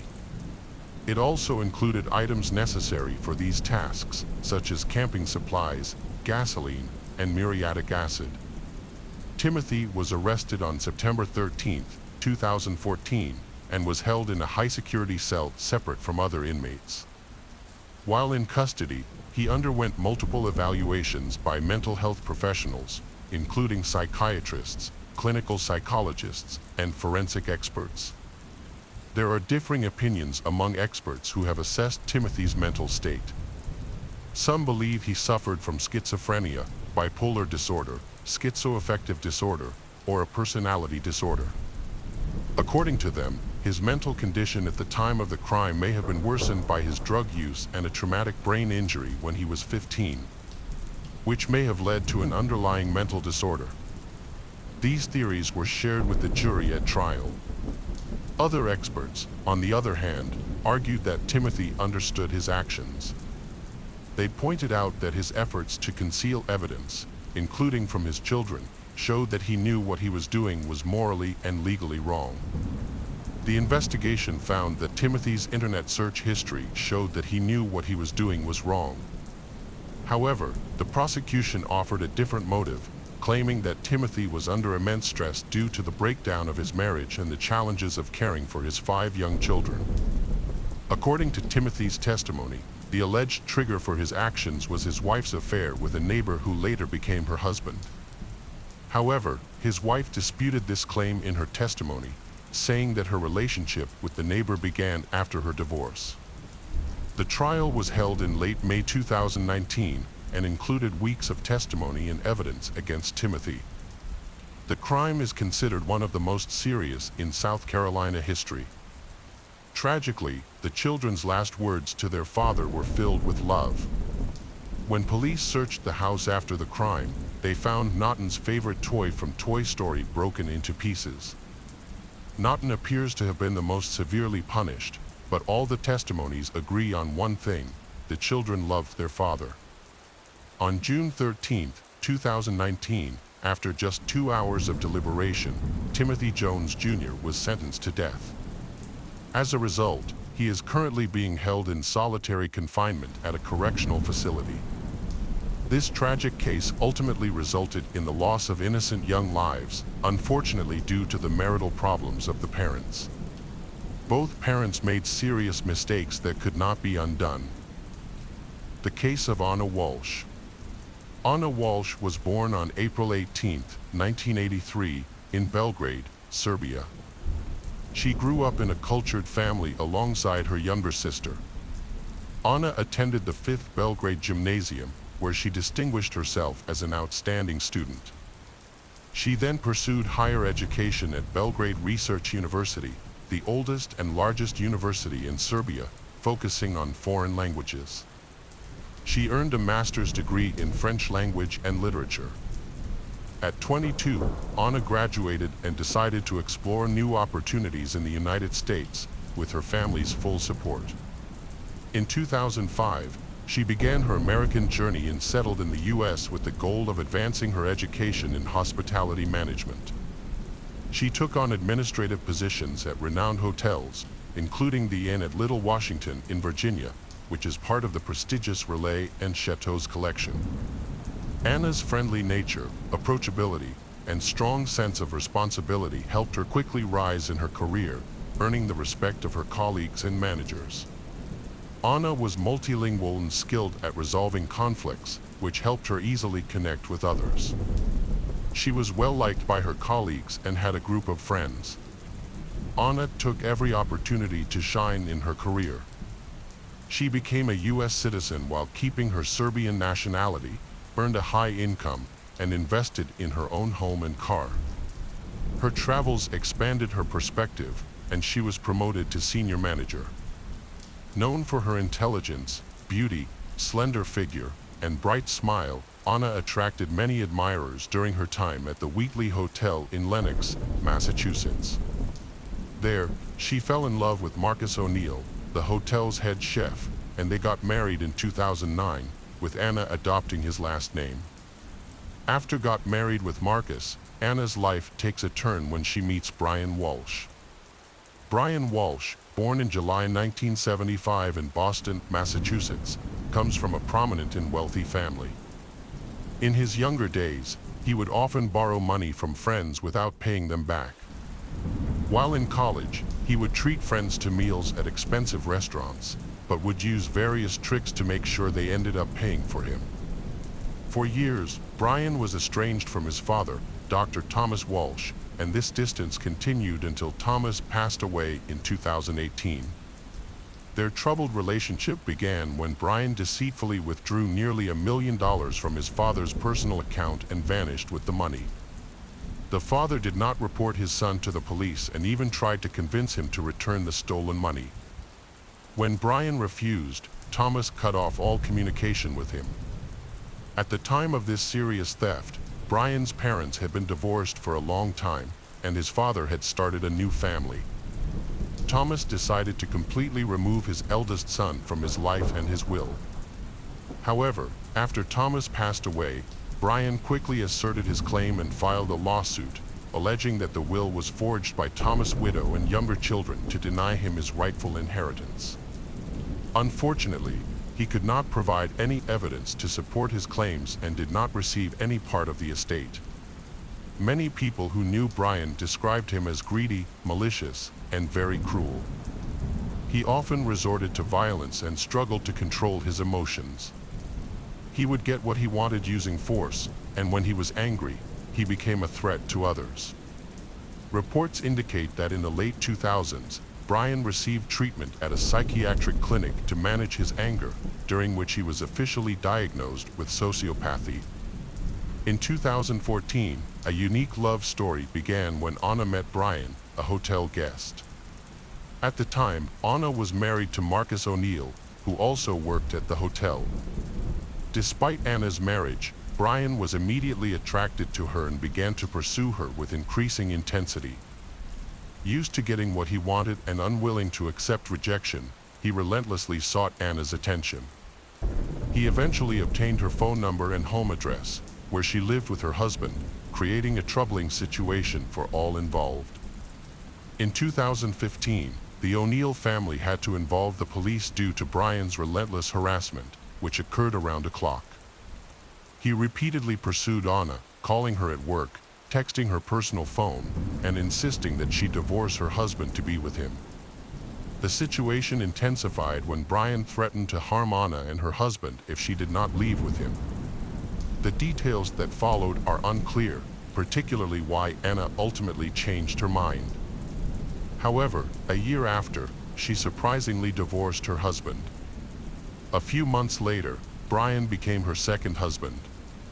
The newlyweds moved into a luxurious home in Casson, Massachusetts, which is about 20 miles southeast of Boston, in a well-off neighborhood. They had 3 sons in quick succession, with the boys being born a couple of years apart. Anna chose not to take maternity leave and successfully balanced her job with being a mother, continuing to advance in her career.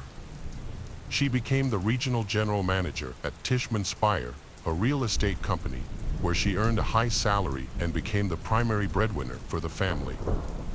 Since her job often required travel to Washington, D.C., she bought another home there in her name, where she stayed during business trips. During these trips, she relied on visiting nannies to help care for her children. What was Brian doing while his wife was busy expanding their family and advancing her career? Brian was unemployed. The $1 million he had once received from his father was running out, and everything his wife earned was carefully registered in her name. Brian was looking for easy ways to make money. Before marrying Anna, he had spent some time in South Korea, where he became friends with a wealthy people whose family owned an impressive art collection. After returning to the United States, Brian kept in touch with this friend, who unexpectedly asked for his help in selling several paintings by the famous artist Andy Warhol. Brian eagerly agreed, but chose not only to sell the artworks for a commission, he wanted to profit from the transaction. He had a collection of abstract paintings by a renowned artist, titled Shadow. Brian assessed each painting and gathered the required documentation, including authenticity certificates. He then decided to create copies of both the paintings and the documentation. To do this, he contacted artists who could produce precise replicas of the paintings. Brian convinced the artists that he needed these copies as backups, since each original painting was valued at approximately $250,000. For several years, Brian successfully created and sold fake paintings as if they were originals to collectors from different countries. His scheme came to an end when one of his buyers, an art expert who specializes in Andy Warhol, quickly recognized forgery and took legal action against him. The FBI then launched an investigation, and in April 2021, he pleaded guilty to selling counterfeit art. As part of a deal negotiated by his lawyer, he was placed under house arrest instead of serving time in prison, on the condition that he return the money earned from the sale of the fake paintings to the buyers. Although Brian's movements were heavily restricted, he could leave his house twice a day to drop off and pick up his children from school. He also had 2.5 hours each morning to visit a limited number of approved places nearby, such as stores, pharmacies, and dry cleaners, to buy essential items. On December 31st, 2022, the Walsh family was getting ready to celebrate New Year's Eve at home. Only Anna, Brian, and their 3 young sons were present. Because of their age, the boys went to bed early, leaving Anna and Brian at the dinner table. That day, Anna shared her last social media post, where she sent New Year's greetings and mentioned that the past year had been tough, but she and Brian were still together. Anna was supposed to fly to Washington, D.C. for work on January 3rd. However, when she didn't show up for work on January 4th and missed an important deal, her boss, Tishman Speyer, reported her missing to the police. Her phone had also been unreachable for several days. Brian also reported her missing, expressing concern that he had not been able to contact her for several days. According to Brian, he last saw Anna on January 1st.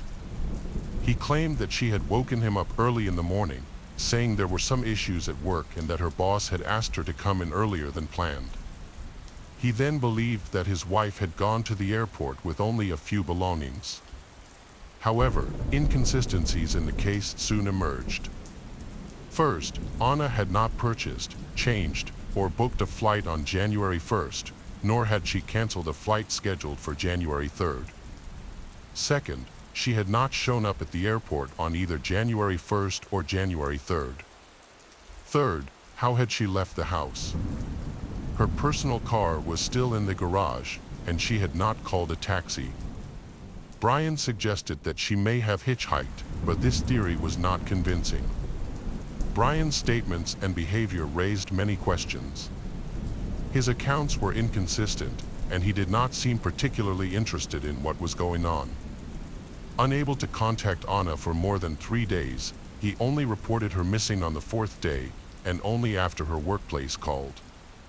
Brian was considered the prime suspect from the start. However, law enforcement did not have sufficient grounds to arrest him or obtain a search warrant for his family home. They conducted only a cursory search with his permission, but nothing came of it. Brian maintained that he had lived a normal life during those 3 days, visiting shops regularly and doing housework. However, verifying his claims proved difficult. Each time he left the house, he forgot his phone, which he said was often taken away by his older children to play games without permission. On January 5th, police issued a public appeal on television, showing a photo of Anna and asking anyone with information about her whereabouts or fate to contact law enforcement immediately. However, no witnesses came forward. Anna was known to have called her mother and sister one last time on December 31st, making her husband the last person known to have seen her. Surveillance footage from the neighborhood provided no clues. Anna was not captured on any cameras on the morning of January 1st, as if she had never left the house. Her husband, on the other hand, was recorded leaving and returning multiple times, but his destination could not be determined. His claims of a trip to the grocery store were dismissed. His car was not seen in any footage of the route, nor was it spotted in the store. It wasn't until January 8 that Brian was arrested for perjury and taken to the police station for questioning while his home was finally searched. It was discovered that on January 1st, he had visited a hardware store in another area, not on the list of approved places he could visit while under house arrest. There, he spent nearly $500 on a large amount of cleaning supplies, plastic sheeting, duct tape, a mop with a bucket, and utility rags. He paid in cash, perhaps hoping his visit would go unnoticed. The initial search of the family home turned up nothing unusual or suspicious. Everything was in its place, and there were no signs of a struggle or traces of blood. However, when law enforcement descended into the basement, there was no doubt. It was the scene of a gruesome crime. Blood was everywhere, and hidden among the old furniture was a bloody knife and saw wrapped in towels. Brian had previously admitted that on January 3rd, he had visited his mother's house on the other side of town. He claimed that he had violated the terms of his house arrest because his mother needed help with housework due to her poor health. But after the grisly discoveries in the basement, police suspected that along the way, the man may have disposed of evidence or some of his deceased wife's body parts. All the trash cans in the area where he and his wife lived, as well as along the route to his mother's house, were checked. These searches were fruitful, and in one of them, a kitchen axe with traces of dried blood and several bloody towels similar to those found in basement were discovered. Forensic analysis confirmed that the blood on the towels, knives, axes, and saws in the basement was that of the missing Anna, clearing any remaining doubts about her death. The search history on a laptop and a tablet seized from his home shows disturbing intentions. In the weeks leading up to his wife's disappearance, Brian searched the internet for information about the best states for divorce based on property division. He also looked into whether he could claim ownership of a second home in Washington, D.C. that belonged solely to Anna. This raises suspicions about his motives. At around 4 a.m. on January 1st, the first search made on the tablet was, "How long does it take for a body to start decomposing?" This search was followed by nearly 20 additional queries related to body disposal, such as how to clean up blood, how to dismember a body, whether a body could be identified without teeth, how long DNA can last, and if someone could be charged with a crime if the body was never discovered. All of these searches were conducted on the tablet belonging to his young child, who is the offspring of the woman he brutally harmed. By January 3rd, Brian was already looking up how and when someone can inherit property from a missing person. He seemed confident he could avoid punishment and was preparing to claim the inheritance. On January 18th, he was formally charged with his wife's murder, even though her body had not been found. Prosecutors believed that on the night of January 1st, Brian either deliberately or accidentally killed his wife. They suspect he then dismembered her body in their basement and placed the parts in plastic bags, disposing of them in trash bins around the city over the next few days. The area surrounding the Brian residence and within a few kilometers was carefully searched for evidence. Nearby wastelands, forests, and bodies of water were also investigated, but no findings were made. The defendant pleaded not guilty and did not reveal what he did with the body. Furthermore, it was disclosed that Anna had been feeling unhappy recently and had contemplated divorcing her husband. She expressed this concern multiple times during phone calls with her mother and sister. The day before her disappearance, she called her mother, asking her to fly from Serbia for a few days. However, her mother did not take her daughter seriously and decided to postpone the visit. Brian Walsh's trial is currently ongoing, and he is being held at the Norfolk Correctional Facility, waiting for his next court date. Anna's mother has been monitoring the investigation from Serbia, as she has not traveled to the United States. The Serbian Ministry of Foreign Affairs has reached out to the consulate in New York, which is coordinating with the Norfolk District Attorney's Office to ensure that Anna's mother receives timely updates about the investigation in court hearings. The three sons of the Walsh family are currently in state custody. Brian's family members do not want to care for them, mainly due to Anna's mother's age and health issues. Additionally, Anna's sister, who lives in Canada, has also refused to take in her nephews. The only person willing to take the boys is Anna's close friend, Pamela Bond, who prefers to care for them herself rather than see them separated and placed in different foster homes. As the investigation progresses and Brian Walsh's trial continues, it highlights the need to be aware of our relationships and the serious harm that can result from betrayal and deceit.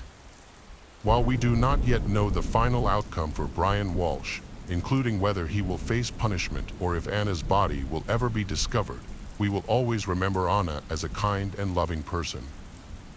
The case of Petit family. The Petit family was viewed as a model family, meeting everyone's expectations with their stable financial situation and outstanding children. They earned admiration from the community. The father, William Petit, grew up in Connecticut and excelled in many sports during high school, especially basketball, where he demonstrated natural leadership. Beyond his athletic talents, he was also the top student in his class, earning a law degree from Dartmouth University. However, William discovered that his true passion was not in law. He wanted to help others, care for the sick, and making the world a better place. After graduating, he chose to pursue a career in medicine at the University of Pittsburgh. During his third year of residency at the Children's Hospital of Pittsburgh, William met Jennifer Hawk, a nurse in the oncology department and medical center co-director of a pre-graduation internship program. They quickly fell in love, and those around them believed they were a perfect match. They married in 1985, and 4 years later, they welcomed their first daughter, Haley. Then, they to buy a house in Cheshire, Connecticut. On November 17, 1995, their second daughter, Michaela, was born. After recovering from childbirth, Jennifer resumed her role as a nurse and co-director of the internship. Unfortunately, she later developed multiple sclerosis, an incurable condition that she fought for the rest of her life. During her struggle with the disease, her family was always by her side and supported her.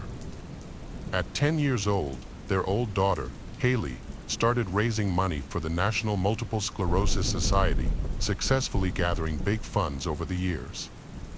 Michaela was also a strong student and intended to take over the fundraising when her old sister went to college. She spent the summer learning to cook and loved making meals for her family. Sadly, this everyday activity would ultimately lead the family to a tragic meeting with their attacker. In July 2007, Michaela was making dinner for her family, but then she realized she needed more ingredients. She and her mother went to the nearest market to shop. At the same time, Joshua, had been released from prison, was also at the market. Joshua had a troubled childhood, and a week after birth, he was given up for adoption. The Komisarjevsky family, known for their artistic achievements in Europe, adopted him. They were a strict and religious family. Despite having a high IQ, Joshua struggled in school, which led his adoptive parents to let him homeschool. During his trial, he revealed that he had been sexually abused by a cousin when he was a child, but his family opted to keep this a secret. This experience shaped his rebellious and rampant behavior. At the age of 14, Joshua Komisarjevsky was accused of abusing his sister, and around this time, he committed his first burglary. In 2002, he was arrested on 18 charges of burglary, leading to a 9-year prison sentence. He was released on parole in 2007 when he was 27 years old.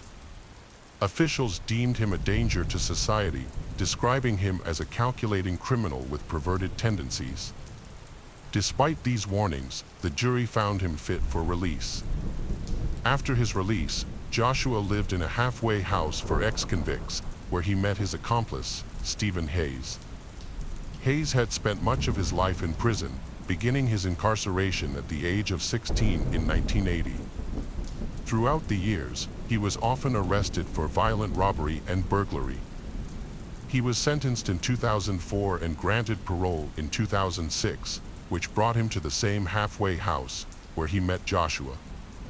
Returning to the night of July 22, 2007, when Michaela was cooking dinner for her family when she realized she needed more ingredients. She asked her mother to take her to the nearest market. Unbeknownst to them, Joshua was watching taking note of everything, the type of car they drove, their appearances, and Michaela's blonde hair. After shopping, Michaela and Jennifer returned home, still unaware that someone was following them. Soon after, Stephen sent a text to Joshua expressing his eagerness to get started and mentioning that he needed a margarita. Stephen followed up by asking if they were still on, to which Joshua affirmed that they were. Meanwhile, Joshua secretly followed Michaela and Jennifer in his car, finding out where they lived before leaving the area. The family enjoyed what appeared to be a calm and normal dinner, unaware that it would be their last together. In the early morning, while everyone else was asleep, William was dozing in the living room. Their peace was suddenly disrupted by strange noises in the house. William suddenly felt groggy, in pain, and unable to think clearly. Two intruders, Joshua and Stephen, had come in through an unlocked door with the intention of robbing the family. They found a baseball bat and began to beat William.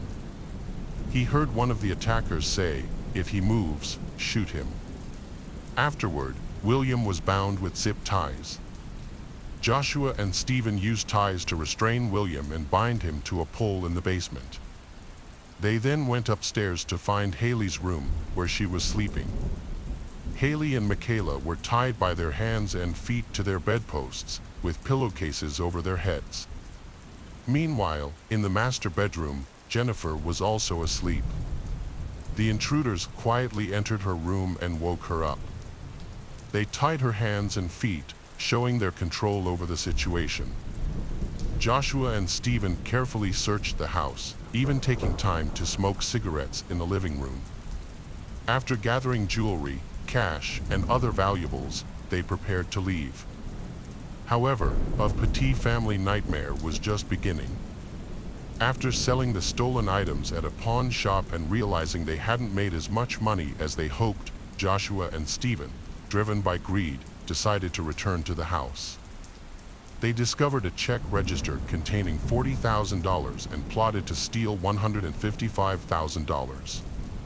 Before going back, they also filled a couple of gasoline cans, as captured by surveillance cameras. Once back at the house, they threatened Jennifer, saying they would kill her entire family if she didn't help them. Fearing for family's safety, Jennifer reluctantly agreed to go with Stephen to the bank the next morning.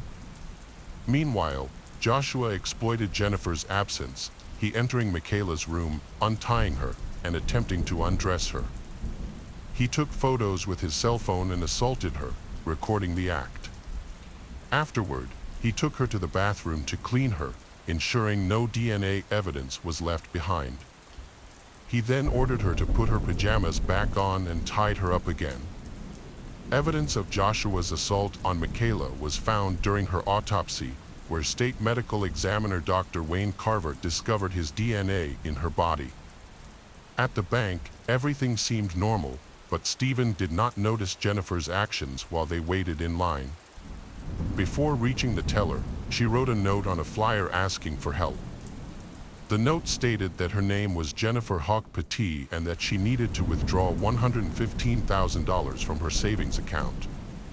She mentioned that her family was in danger and requested that the police be called, or they would be killed. Despite Jennifer not having any identification, the teller decided to give her the money. With the cash in hand, Jennifer left the bank to return to the car with Stephen. Meanwhile, the bank employee quickly called the police to report the situation. Meanwhile, at the house, Joshua disclosed to Stephen what he had done to Michaela, implying he could easily do the same to Jennifer. Then, Stephen restrained Jennifer by pushing her to the ground and began to undress her. William, upstairs, could hear his wife being assaulted and shouted for help. He then overheard one of the attackers say, "Don't worry, it will all be over in a couple of minutes." William managed to free himself and crawled to the basement stairs, eventually making it to the backyard. Joshua went to check on William but discovered that he had escaped. In her confession, Stephen mentioned that while Joshua was assaulting Jennifer on the living room floor, he entered and revealed that William had fled. Upon hearing this, Stephen strangled Jennifer to death while continuing his assault on her. Soon after, William began shouting for help. His neighbor, unable to recognize him because of his injuries, called 911. Realizing that the police would soon arrive, Joshua and Stephen decided to destroy any evidence. They poured gasoline on Jennifer's lifeless body and around the house, including the daughter's bedrooms. Investigators later found traces of gasoline on the beds of Haley, Michaela, and on the clothes they were wearing. Joshua and Stephen set the house on fire and tried to escape, not knowing that police had already blocked the road a few miles ahead. They crashed into a police vehicle, and within 5 minutes, they were surrounded by officers, pulled from their car, and arrested. They were quickly identified as former convicts. The fire in the house was spreading quickly. An ambulance arrived and took the seriously injured father, William, to the nearest hospital. Soon after, firefighters fought to put out the flames. When they put out the flames succeeded, they were met with a terrible scene. The first body they found was Jennifer, who was completely burnt with remnants of rope around her ankles. On the second floor, they discovered Michaela, who was tied to her bed and had been entirely trapped by the fire. Surprisingly, Haley had managed to escape her bindings and tried to flee but collapsed just a few meters away after inhaling too much smoke. William managed to free himself from his restraints, leave the house, and crawled to a neighbor's yard for help. The neighbor did not recognize him at first because of his severe injuries. Both Joshua and Stephen admitted to the murders. Detectives reported that Stephen smelled of gasoline during her interrogation. Each suspect accused the other of being the leader and planner of the home invasion. Joshua also placed blame on William for the murder. In Joshua's diary, which was later presented as evidence, he referred to William as a coward and claimed that William could have saved his family if he wanted to. Stephen's trial started on September 13, 2010, with a jury composed of 7 women and 5 men. The defense claimed that Joshua was the main leader behind the crime. Conversely, prosecutors argued that both Joshua and Stephen were equally accountable. On October 5th, after approximately 5 hours of deliberation, the jury found Stephen Hayes guilty. The sentencing phase commenced on October 18th, in which the jury was initially torn over whether to recommend life imprisonment or the death penalty. Stephen's defense claimed that life imprisonment without parole would be a harsher punishment. On November 8th, the jury recommended a death sentence for Stephen on all 6 capital felony charges. Stephen had earlier tried to negotiate a plea deal for a life sentence, but instead, prosecutors sought the death penalty. On December 2, 2010, Stephen Hayes, the defendant, expressed his remorse for the pain he caused the Petit family. He mentioned that death would be a relief for him and hoped it would provide peace and comfort to those he had harmed. Judge John Blue sentenced him to death 6 times, along with an additional 106 years for other offenses. However, in August 2015, Stephen's death sentence was converted to life imprisonment after Connecticut abolished the death penalty. Joshua Komisarjevsky's trial began on September 19, 2011. His lawyers proposed a plea deal where he would plead guilty in exchange for a life sentence. However, the prosecutors were aiming for the death penalty, arguing that Joshua was a troubled individual who had been influenced by Stephen.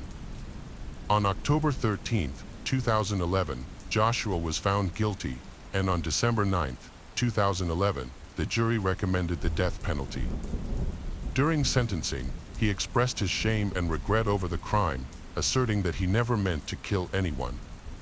Judge Blue scheduled Joshua's execution for July 20, 2012, acknowledging his involvement in the crime.